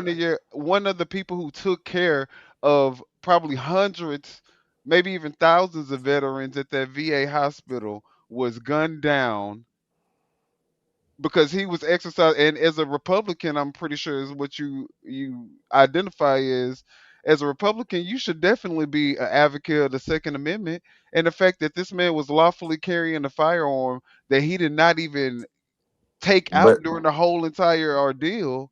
but at the point that if I have a firearm, bro, and I walk up into a police shooting, like I cannot. That wasn't a police The girl was pushed into him. He was trying to console the girl that was just pushed into him, and the officer came there and started attacking him. You're right. Look, I'm not gonna speak on that because I don't know. I did see the video, but Oh, I I could don't know play the it. I video. could Yeah, no, definitely you play it. understandably you can play that, but at the same time, bro, like why are these people out there? You know what I'm saying? Because they're exercising their First Amendment right, because that's what we We have always march. a But Benjamin, constitutional right to do. but But let me okay, ask so Benjamin. if Benjamin, let me you're a ask you a police question. officer and you pull this guy over, do you feel like you should be bum rushed by 20 people because you're trying to hand out a ticket because he wearing a seatbelt? Benjamin. That's Yes, not ma'am. happening though. That's not Yes, happening. ma'am. Benjamin, can you Okay, hear first me, of all, Benjamin? Hold on, Foxy. Benjamin, can you hear me? I love the way you talk, Miss Ma'am. I love the way Okay. you talk. Let me ask you this question. Just know, How I many? will respect you. You know, I can't wait to come to your house and eat some dinner. Like I know you be Yeah, throwing I got down in some the greens, kitchen. Just know, cornbread, and all of that. I got all of that. But let me ask you man. a question, Anyway, Benjamin. I'm sorry. Go ahead. Let me ask you this question. How many rapists is America gonna let walk the street and they know What happened? that this Y'all person cut me out. Hello. hold on. How many criminals, how many I don't know if y'all rapists can hear me is right now, do but man, I know that America, lady be cooking some good food. but how many rapists do America allow to walk these streets and they are known rapists and somebody Oh, wait a accused minute. them Hold on. of? Oh yeah, Yeah, yeah. there you go. There you go. I can hear you now. Okay. How many rapists are I on was the just street? respecting her, man. I know she cook good food. You know she cook good food. Yeah, but I want to ask this Yeah. one Can question. you hear her talking to you right now though? I hear you, buddy. Not her though. Oh, I okay, hear you he now. doesn't hear me. Finally. Okay. Oh, okay. He Okay, can't hear something going you. on where he can't hear me. Yeah, but ask Okay. him my question, Minion. Okay. She What's the How question? many rapists do we allow on the streets, and we know that there my are known question. rapists and they're brown, and America couldn't just let that slide? Wait. I just know that lady be cooking good, bro. Don't be lying to me, bro. Wait. No. No. This is so funny. All right. No. She had a question where she asked, "How many rapists are we gonna allow on the streets that are what A known rapist that that somebody accused him of, and that are they can known give a good rapists, description, and and they can all give the a good dogs and shit won't be out looking for this person. and they can give a good description, and all the dogs won't be looking at for that person. If we know that about the Especially if you're an rapist, immigrant. Especially if you're an immigrant. especially if they're immigrant. Yeah, you kind of cut out halfway through that question, but I don't even know. You said something about rapists and let them go. I didn't hear you, bro. Okay, I hate Benjamin, can you hear relaying the me? message. Yes, I can hear you now. Yes, ma'am. Okay, she was asking how many known rapists that has not been that is known that's walking the streets that has not been sent by dogs to get back off the streets. They have been known to be on the street and released back on the street after they are known to be rapists. I can't answer that. I don't know. Right, and that's the problem. There are all different races has those criteria. The thing is, we're harping on one particular entity that and it's around. It's all races that have those criteria. There's rapists, there's robbers, there's thieves, there's this, there's that, they're on drugs, they're on this. Every race have one of those categories in there. And there shouldn't be that one particular group should be category as the worst criminals there are, because everybody have them in their race. Even overseas have those. And immigrants don't commit that many crimes anyway. It's most Americans. Can I ask you a question though? Everybody in the chat, who in the chat right now? Him and her? Yeah, I mean we all in the chat. There's a whole lot of people. I can't even read it right now because I'm on that live stuff, so I don't even see the YouTube chat. But my question is, y'all believe in God, right? Absolutely. Yeah, absolutely. So why are we fighting? Who are we to judge? You know what I'm saying? Like, at the end of the day, guys, We're not We're fighting. not We're fighting just you. explaining. No, what? We're just explaining. Okay, Benjamin. This is what we're I'm trying gonna to tell do. you this. I'm gonna tell you this. I know it's a whole bunch of people I come in contact with who are MAGA on a daily basis, and now one of them disrespect me. So until that happens, I don't give a fuck what the only thing I care about is if you are bold enough to try to impose your belief system on what you think I should be doing on something that will affect my day to day and my bank account, then we got a problem. So as long as you stay in your lane, I'm gonna stay in my lane, and we could be cordial. I don't give a fuck about your belief system as long as it doesn't interfere with my day to day life, and as long as it doesn't make my cost of living higher. Then you can believe whatever the fuck you want to believe. Exactly. So, like, yeah. So, are you out there protesting, brother? I'm definitely not doing that. Okay. So, yeah, that's where we But at. I Like, don't have any problem with people who are going out there exercising their First Amendment right. I mean, if they you're right. didn't go out there and they weren't recording, we wouldn't have actually seen what really happened in both of these situations where an American citizen was murdered. Didn't they say that like when Obama was president, like 54 people died under his watch on that Okay. shit? But out of Okay. the 8 I don't know. years I that don't he know. I'm was just asking. in I'm just asking. I office, don't know. I don't have Okay. facts. no, you're right. Out of the 8 years that he was in office, and 30, I think it was 32, died under Trump's administration, and then Okay. in the 4 years that he was in office, and now we have another 30 something, 38 or some, 37. 37, and then of course we have the 5 Americans now that have been, you know, Five. so I I didn't know. mean, I didn't know there was five. I thought it was only two, but maybe I'm No. wrong. I'm not. I'm No, it's not. I'm 5. not battling you on any of that facts because I don't know that. I All go to I, work. You know what I'm okay. saying? I wake up every day. I go to work. That's all it is, brother. All I I want to. do I work as well, but I So still stay But on you top can't of. sleep on I'm this not stuff. arguing you. I don't discredit you. I'm just saying I go to work. I just, you know what I mean? It is what it is, brother. And Like that's the whole we thing that family, everybody man. Like sleep. at the end of the day, you a believer in God, me too. We're brothers. But okay, Benjamin, you had asked a question a while back, and I never got my question in. Okay, I can't wait. Yes, I ma'am. say, okay, you had asked the question. What has Obama? I mean, what has Trump that has us so upset about him that he has not done for the country.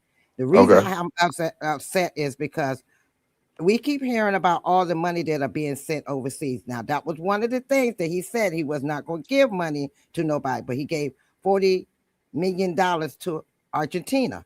That $40 million could have helped us here in the United States as far as healthcare, your veteran affairs. Yep. But it went overseas. Okay, here we are. But that was the main thing they said. Biden did, Obama did, Clinton did. You know, my thing is a lot of these presidents, Republicans or Democrats, are doing the same thing. But my thing is everybody keep harping on the past. What is he doing for us now? Every time we ask anybody, what is he doing for us now? Well, Obama did this or Biden did that. Why is you got to keep bringing them up when we ask you what is he doing for us Well, how about now? this? This is a good opportunity for us to even ask Benjamin that question. We're a Yeah. year into his administration. Do you feel better about, where the country's going and where you're at in life? Do you feel like it's because of him that you're in a better place, or how do you feel? Honestly, bro, like I mean, my gas is down. Was it 2.59 last time I pulled up? So my gas prices have gone down. No, honestly, bro, the whole void, the whole void is what's going on in Minnesota right now. That's what it boils down to. That's the only thing I can think of is like, why can't we get along? That's it. I don't care. I don't care, brother. Like, I want your kids to come play with my kids. I want us to hang out. Like, I don't want none of this. Does that make sense? Like, I'm not for I hate you. It's good versus evil, brother. Like, Were we like that when Biden was in office though? we have, like I said, September 11th was the closest I ever remember this country being. So I don't know. It's very hard right now. Like But I don't like the separation this country is. It's either red versus blue, and it's a terrible feeling. Like it is a terrible feeling. I'm sure you guys don't feel safe walking around seeing somebody wearing a Oh, red I hat. feel safe. I feel safe I everywhere I go. I Trust me, I get that, do. and I can say the same thing too, man. Like, cause I stay No, I'm strapped. telling you. No, well, what I'm saying is, But people that's the don't even problem, disrespect me. Like, I don't even get to that point to where I feel like, we about to, I'm gonna have to prove who's on the, I'm gonna have to own the fucking Republican real quick. No, I'm not on that. right? We But respect that's each the same. other. That's the same problem on both sides, brother. Like, A I lot of walk this, down. a lot of this chaos is happening in Minnesota and online in these chats, Yeah, on and the chat. Yeah, on the chat. Yes, sir. Because everybody feels really tough behind the keyboard. But that's what I'm saying, man. Like, I don't. It don't have to be like. I don't know how old y'all are, but and goddamn it, what like. happened to everybody having their own Man, opinion? What like, what happened to remember we that? used to just vote and like if we didn't win, we didn't win. You know what I mean? Like, it's crazy, well, brother. since Like, Trump, if you don't win, it's rigged. Like it ain't even no, real. It no, ain't no, even. no, It's not no. Yeah, Trump Okay. Trump Trump is the one who started all of I this like you, dysfunction. man. Me and you should hang out outside of this chat room because we will get along better. But Trump Okay. Trump is the reason why we going through all of this Oh mess. He's man. the one who come up with Hey, all this it's fraud and crazy, rigging man. Like, and why all of can't that. we get along? You know, I feel like It's y'all ever funny seen The because you can Walking Dead? hear my co-host who is clearly talking, and you just keep talking like. I can't know. I only hear you right now. But hey, you ever seen The Walking Dead? Yeah. Yeah, hey, He, I for feel some like reason he me and can't hear her. For some reason he can't hear. I said what I said. He can hear me. He can hear you, I can but hear he you. can't. Yes, ma'am. I hear you Yeah, now. but he can't hear her. No, Minion. I can't hear her. And it ain't nothing I'm doing because I'm open to chat with everybody. You know what I mean? So I'm not. But anyway, But hey, trust me, buddy, I like don't I need said, to do we like The nothing. Walking Dead. You know So, how like I Rick. said what I said. What was the question you wanted? No, what I was gonna say is Trump is the reason why we have all this dysfunction. He said Yeah, he I don't want hear nothing. everybody I to hear get that. along, and But hey, everybody do buddy, want to me get and you like along. Rick and fucking Negan right now. You know what I'm saying? Like we hate each other, but we love each other. Negan. I love it, You know I ain't Negan. lying, right? That's funny. But what I'm saying is Trump Tell is me the I'm reason why lying, we bro. got all Like this dysfunction. Right. Trump is the one who brought all this dysfunction. it's like that, And bro. Like I have no problem with y'all. Like I We can't love hear y'all. you. I Like said what? Okay, Benjamin. yes, ma'am. Our other co-host said that she was saying, Actually, Benjamin, why don't you go back into the damn chat so we can finish this damn show? Cause I got like 7 more slides that I gotta do. But it was definitely a pleasure having you on. And you definitely need to subscribe and come back on another time. And hopefully, when you come on, you can hear our co-host because I'm tired of hearing y'all talk over each other. I can't hear it, bro. Like I'm I sorry, man. know. Hey, but just So know one day me and you will meet each other in heaven's gates. You know what I'm saying? absolutely, We'll be able to 100. talk about this like we was both wrong. We was both wrong. You know what I'm saying? So I don't know about that, but I'm pretty sure you'll have a revelation. yeah, I'm gonna hit you with the baseball bat, motherfucker. Hey, look, man. I wish the best for you guys, man. I love all of you guys, and this has been great. So Me as well. just We love you as well. okay, So for our other co-host, we said thank you for coming and come and join us again, Benjamin. It would be a pleasure. definitely. Hey, Miss Ma'am, I gotta come over there on Sunday morning and get some of that breakfast, though. Oh well, both of us can cook. Both Both of us. of oh my goodness, I'm coming across the country. Hey man, I love you guys, man. Don't let it get it twisted, man. That's good versus evil, and I know y'all are all good. You guys are all good. Thank you so much for my co-host. we She's appreciate saying that. thank you. She's thanking you too. I hope so, guys. Like we've got to beat this, man. We've got to. We're on completely different sides, but at the same time, we're laughing together. You know what I'm saying? Like it ain't. I just want to come see what you cooking for breakfast. That's all I'm getting to. Like, come on, man. So Well, hopefully the people in the chat can learn something from that. And thank you I for hope they coming do. on today, Definitely, man. Hey, Benjamin. God bless, man. I hope you guys are safe. I hope I'm safe. Like, That's hey, all we could ask for. yes, sir. Big bro, man. Thank you for putting me on this chat, bro. Man, y'all have a good night. All right, you too. Yes, sir. All right, y'all. So now we're going to finish this off real quick because I got like what 20 minutes before I have to really, I do have a job and I'm not trying to be tired. You got a job. I do. About how they're clean. Nobody's complaining about anything. Oh, well, you know what? I mean, let's talk about ice going to the Olympics because that was another controversial thing that just happened recently. So let's look at what was going on with them. The Department of Homeland Security says ICE agents will be in Italy for the upcoming Olympics. A spokesperson said they will be there in a security role. They won't be enforcing U.S. immigration laws since they will be outside of the U.S. in a foreign country. Lawmakers, though, in Italy have urged the prime minister to keep the agents out. Lawmakers point to the shooting of Alex Pretti and Renee Good as reasons to keep those agents away from the game. All right, so we done seen Greenland and Denmark and how they feel about Trump. Now we get to Italy and Milan, and they don't want Trump there. So I mean, what are we doing with America right now? And why are they even going to the fucking Olympics anyway? And my thing is, why is it ice? Why is it, why is Yeah, ice going there? Why is it, right.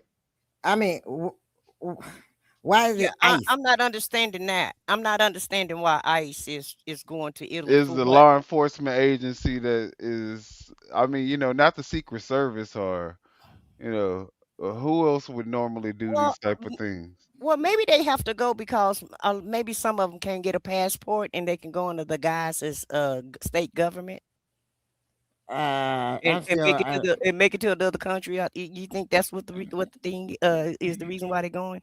no, I don't think that. I think that somebody's trying to flex that they have their own security for America. So they flex. Oh, okay, So they flexing. Okay. flexing. They're flexing because we've been in all these other countries. We ain't never had ICE to go to all these other countries for any other Olympic. All of a sudden, we're going for this one. And think about it. Italy is part of NATO. So who's going to flex now? But the only problem is you flexing, but they're in a hotel. They can't even be out there where the Olympics is. Right. They told them you could patrol, you can monitor, but you're going to be in a hotel at the Constable Hotel, where the Constable is for the United States is where they're going to be. They're not going to be out there where the Olympics is. So sending them over there is another waste of our tax dollars. Waste of money. They just Voila. get a free vacation. Look, voila. We need to go apply for ICE. Shoot. That seems like that's the job to do right now. I don't know. Maybe I need to go round me up some illegals. Mm-mm. No. It ain't enough money. They can't pay me enough to go do what they do. I got a conscience in hell. I got to go to sleep at night. Right.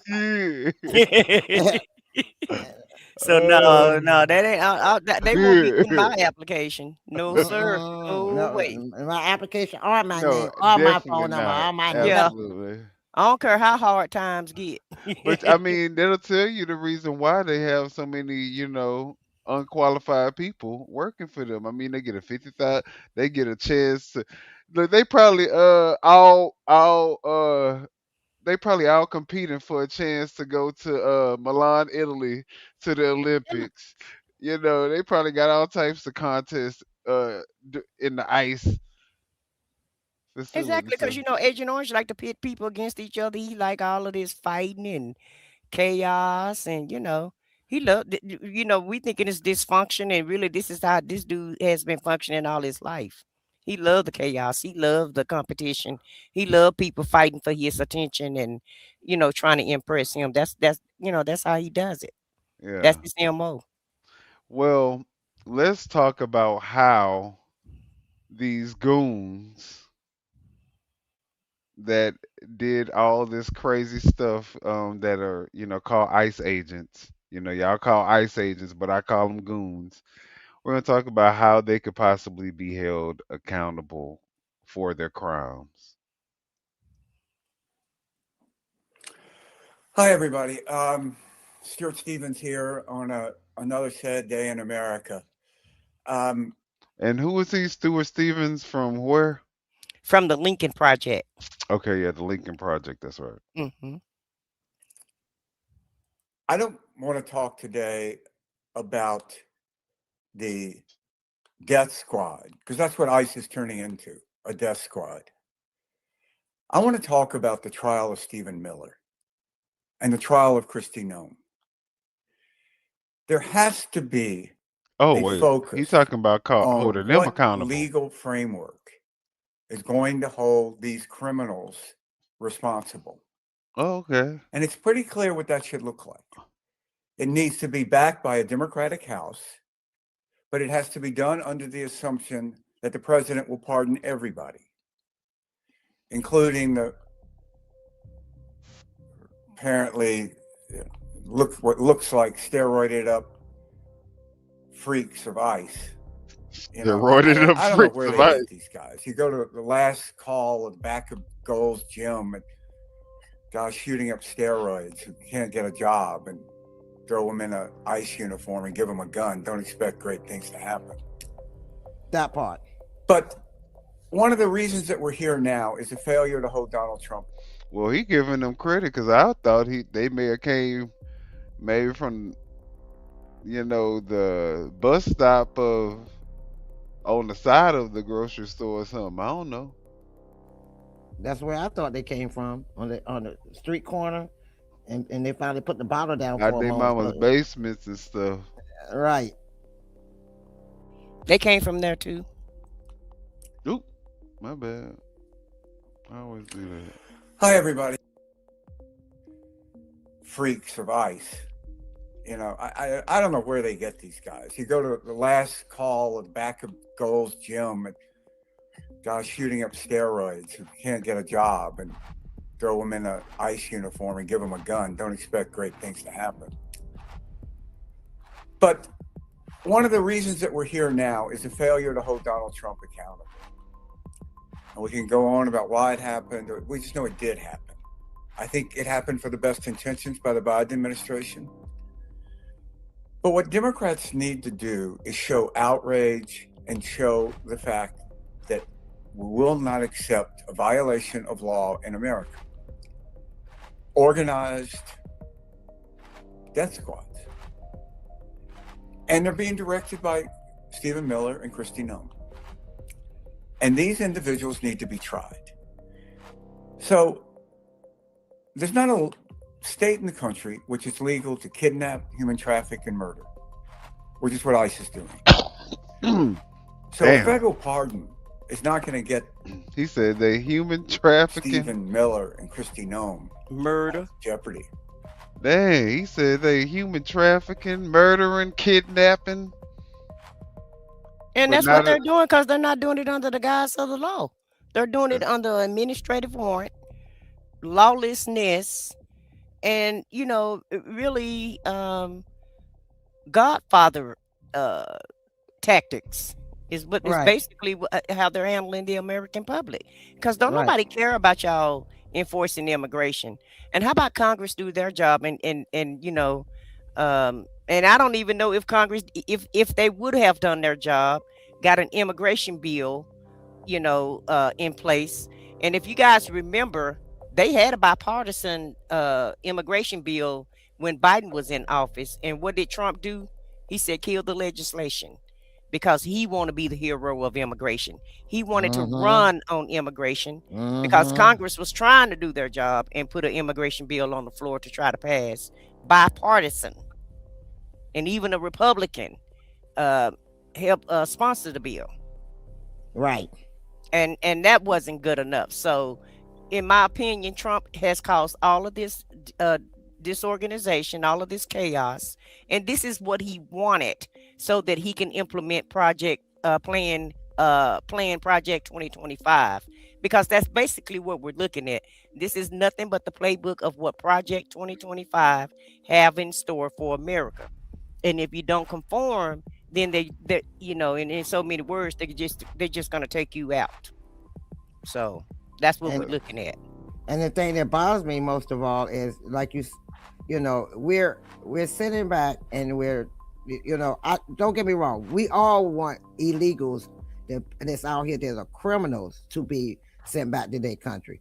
But when you go out here and just grabbing anybody, if they go up to your window, make you roll your window down and ask you for your ID, then ask you, are you a United States citizen?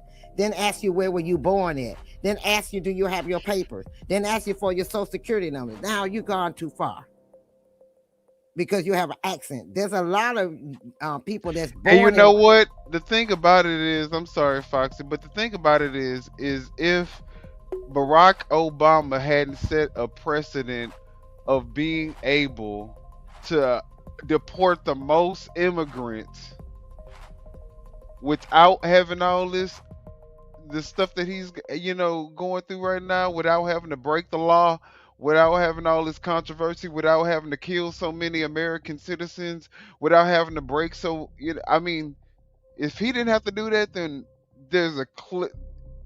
it means there's a clear path to where Trump can get the same amount of people without doing all of this.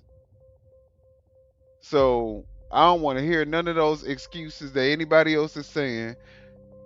Barack is the blueprint that proves that you can deport millions and millions of people without starting a civil war and starting global issues with every country that used to be an ally. Like it's absurd, like what people are willing to accept just to say, you know, I'm a Republican or I'm MAGA. Y'all are sick in the head. Right, because it's not about sides with us. With me, it's about what's right and what's wrong. I don't care if you're a Democrat, Republican, or Independent. This shit that they trying to pull right now is unconstitutional. Hold him accountable. Hold him accountable. Just like you hold everybody else accountable. If you really love the country, you would hold him accountable regardless of your partisan beliefs. What party he's in. That's right.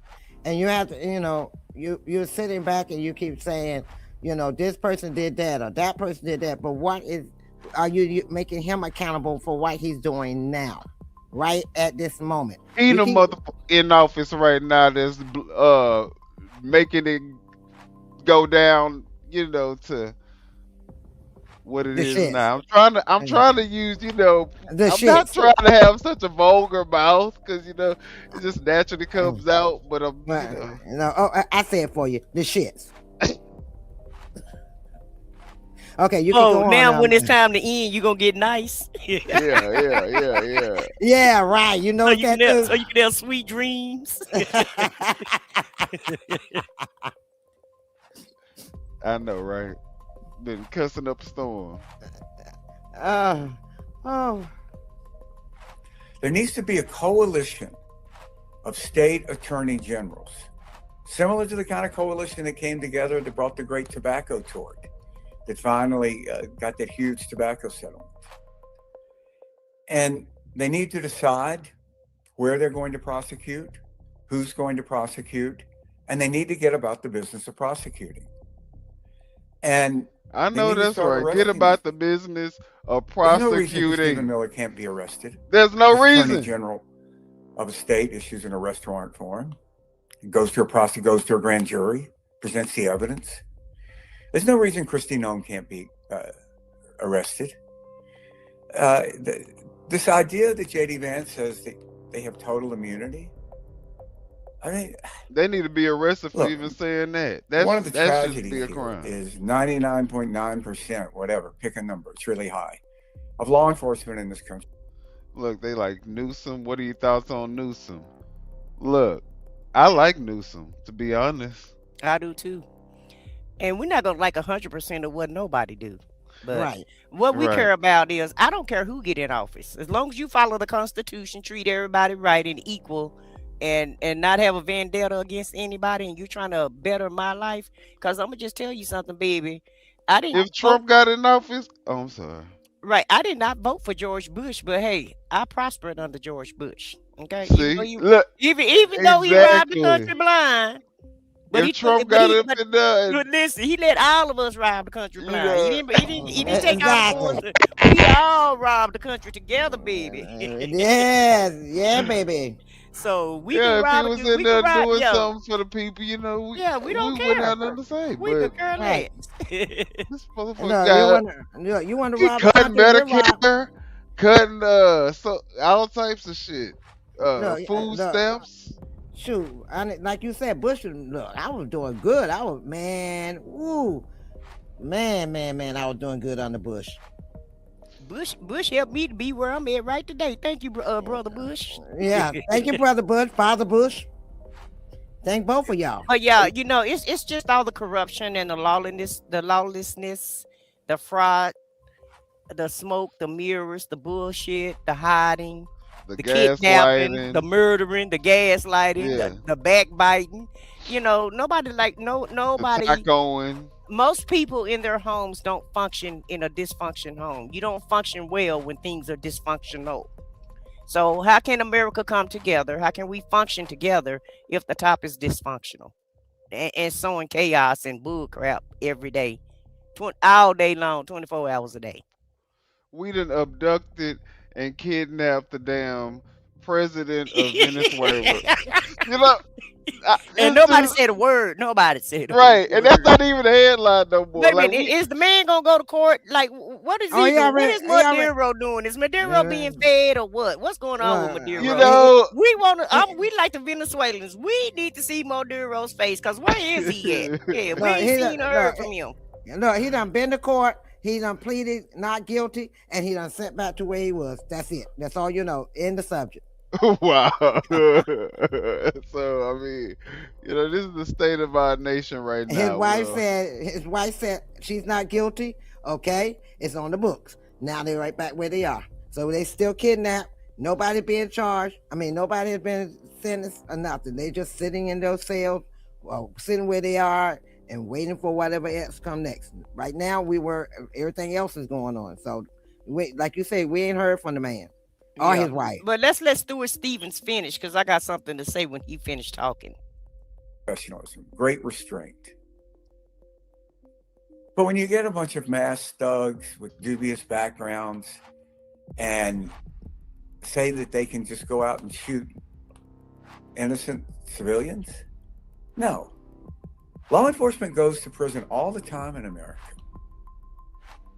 This isn't a new thing. They are responsible. And there's a lot of former law enforcement officers sitting in prison right now because they violated the law. So Democrats can't flinch at this. They have to go about this, and they have to accept the fact that it'll be called partisan, because no Republican is going to join in on this. No Republican Attorney General is going to join this. So yeah, it's partisan.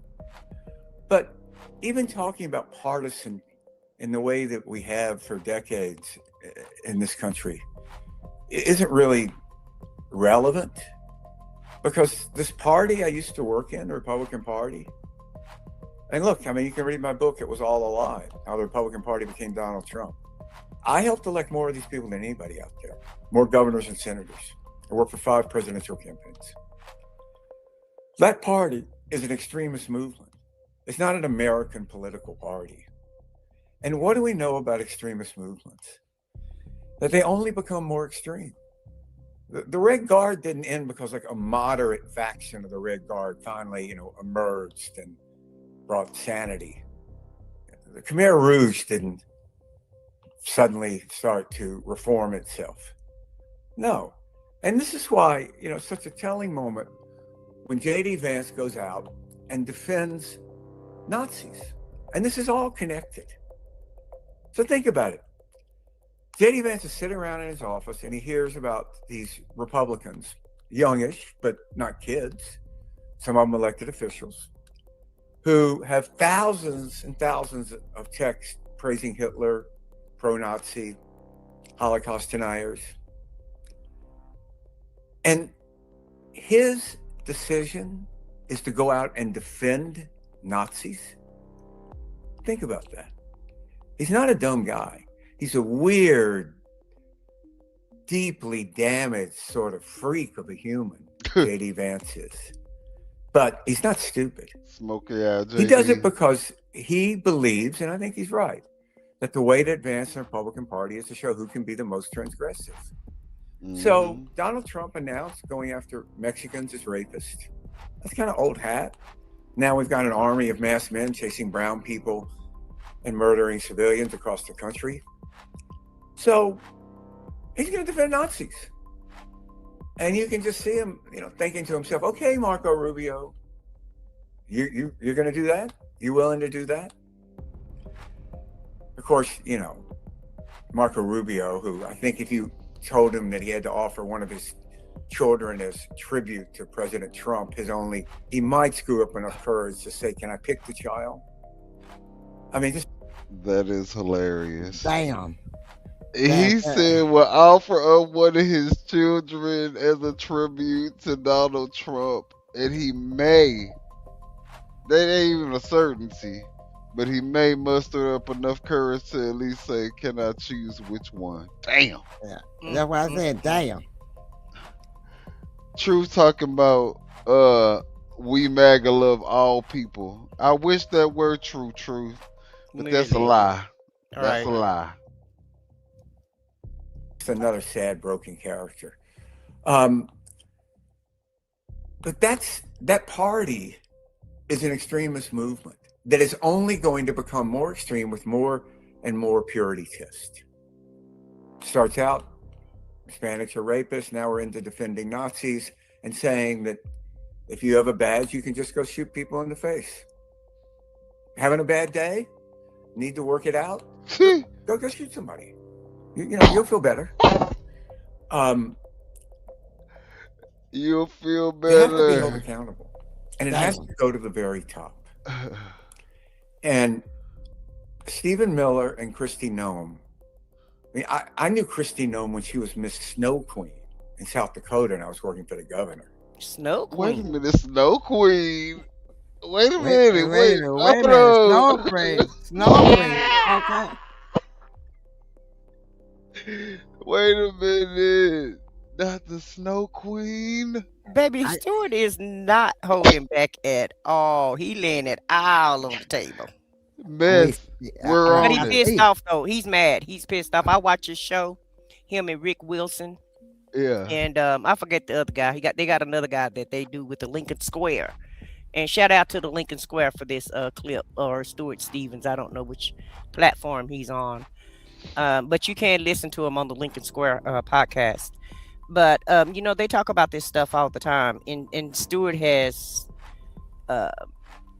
you know, he has displayed his distrust in his disgust in what this Republican Party is doing. And if you heard him in the beginning, he's the one who helped usher in a lot of these Republicans. So you could just imagine how he feel on how the country is going now. He's I think he said he even worked on Ronald Reagan's campaign. That's how long he's been into this.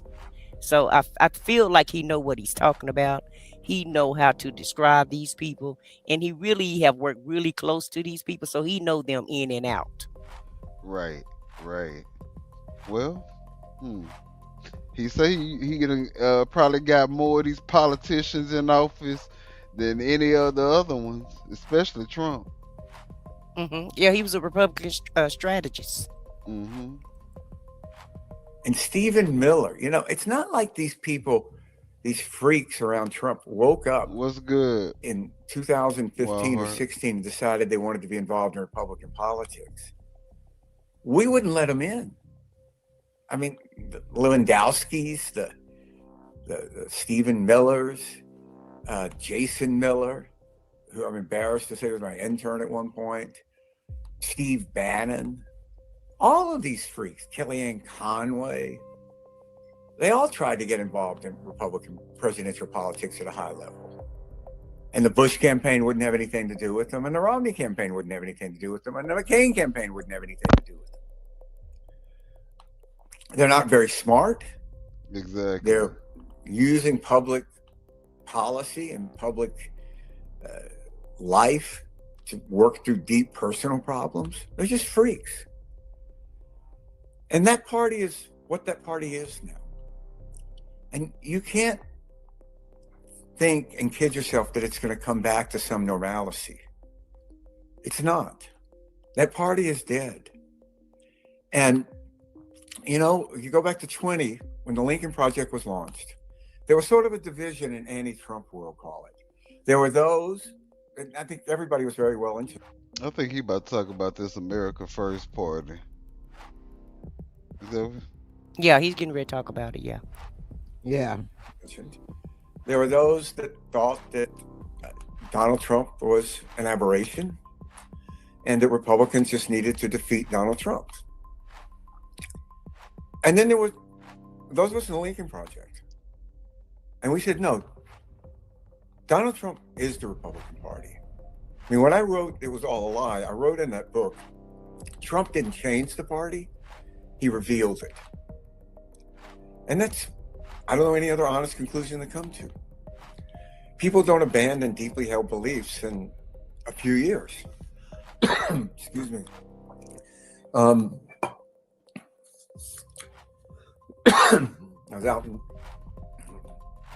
outside today in Vermont where it's minus 15. So Democrats have to focus on this.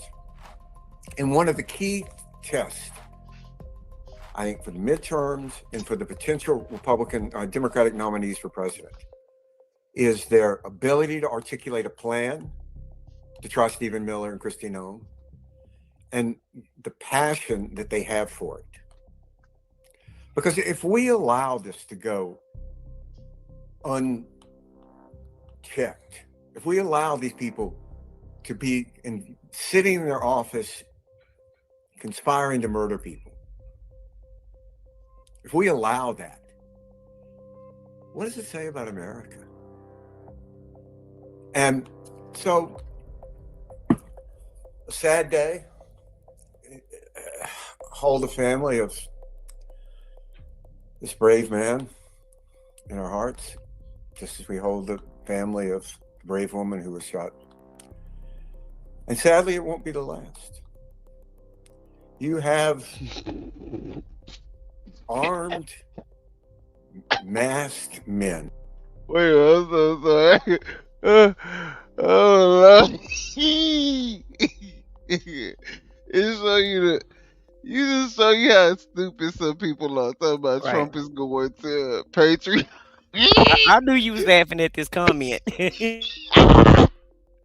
Patriotically serve a third and fourth term because gracefully passing the president before gracefully passing the presidency.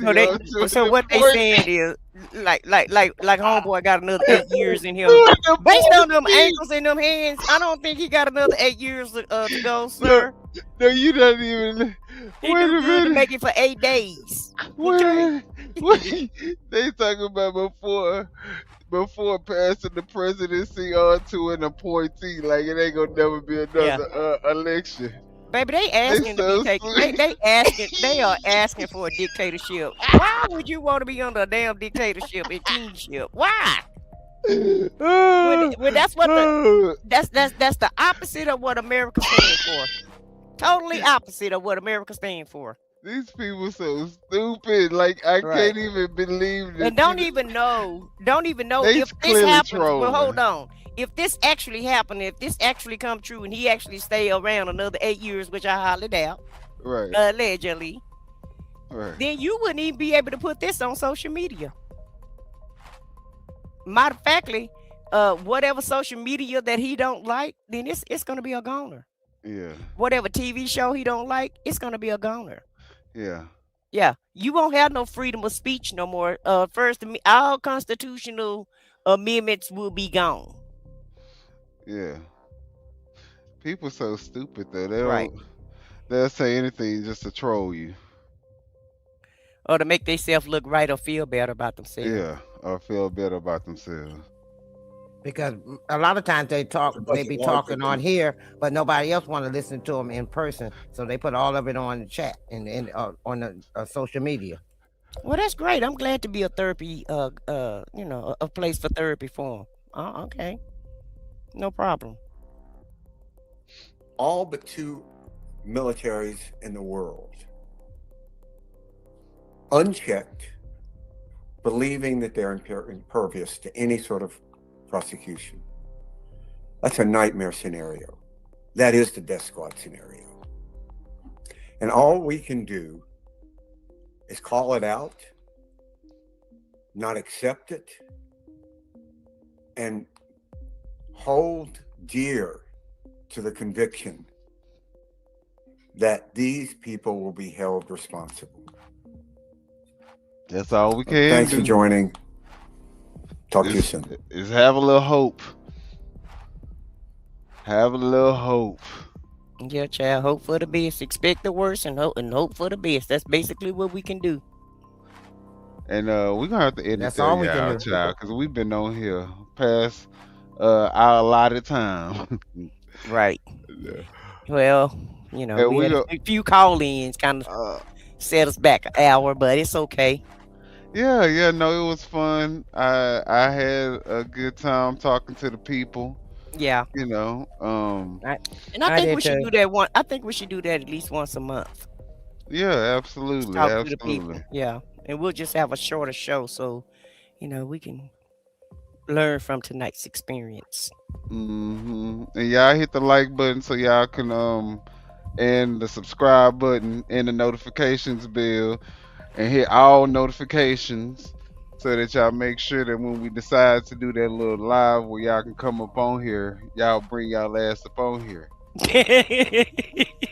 All right. Wow. I'm joking, y'all. I'm joking. Y'all can stay in the audience. Okay. Look. But then y'all can just watch. And also, we're going to put our other channels in the chat. So you, Foxy, put your channel in the chat. I'm going to put mine in the chat so you guys can subscribe to other channels, to our personalized channels also. And we do stream on all 3 channels every show.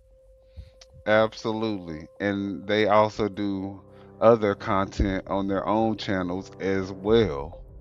So y'all, if y'all like stuff like Pop the Balloon reactions and stuff like that, so y'all make sure y'all subscribe to our. I'm sorry. I said what I said. Foxy 2, Roxy 3, and then of course y'all hit the subscribe button and the like button on all of our channels. And do we have it? I mean, you know what? Since this is the last part, do y'all have any closing statements for the people before we get up out of here? I will say this.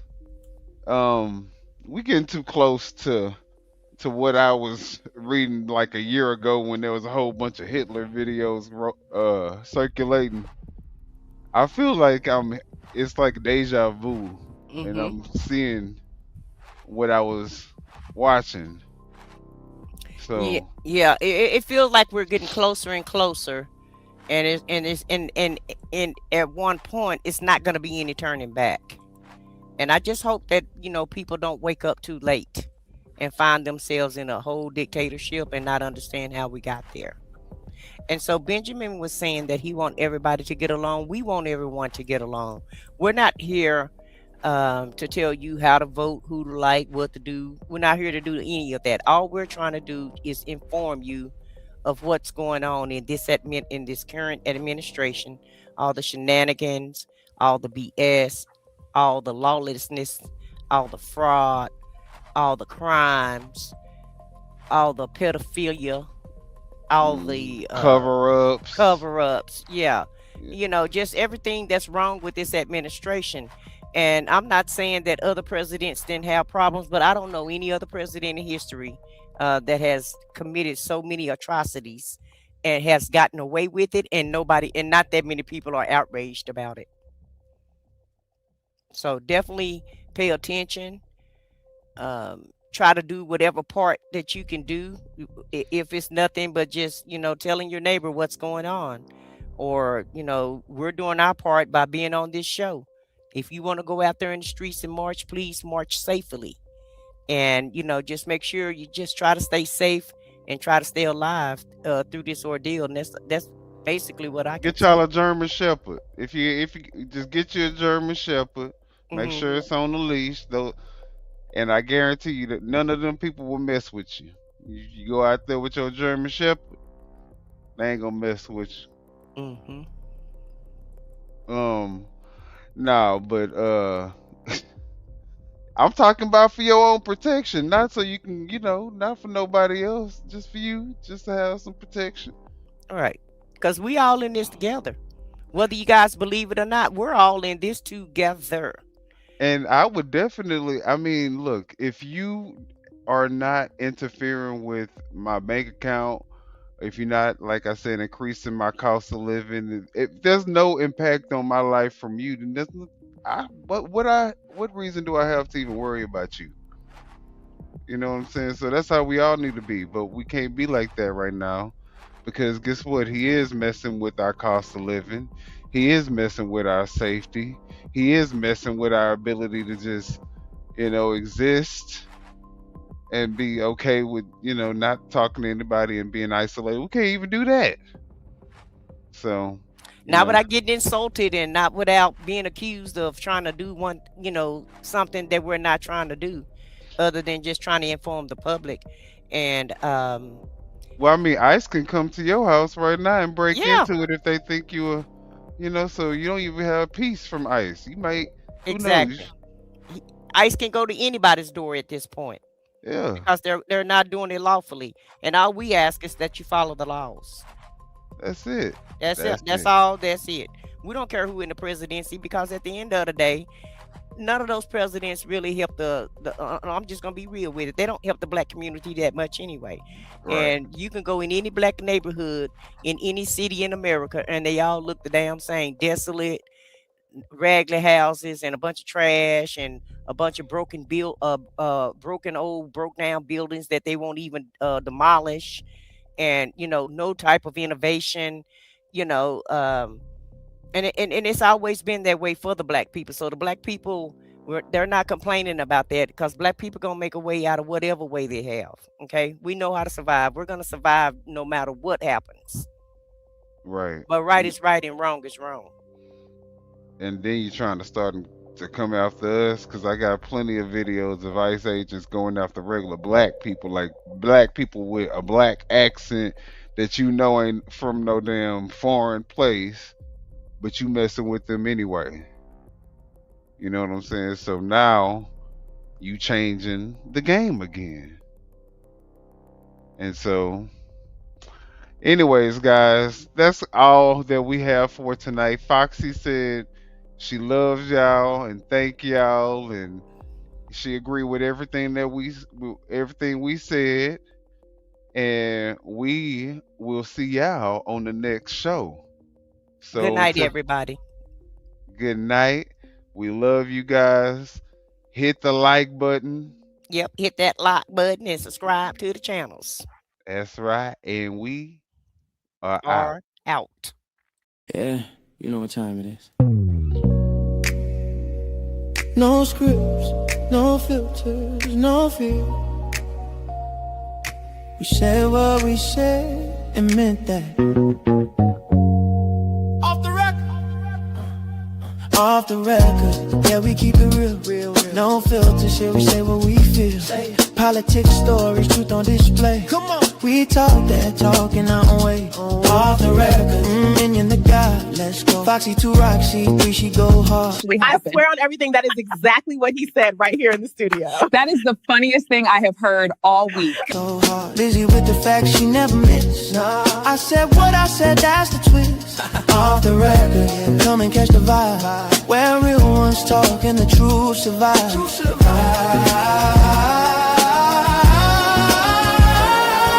Late night truth, we don't just speak. We pull the roots from what they keep. From pain to progress, we light the flame. No spin, no script, we call it by name. Minion bring the vision, Foxy bring the flame. Lizzie drop a cease, it'll never be the same. I said what I said, say it loud, no shame. We taking truth global, remember the name. No apology.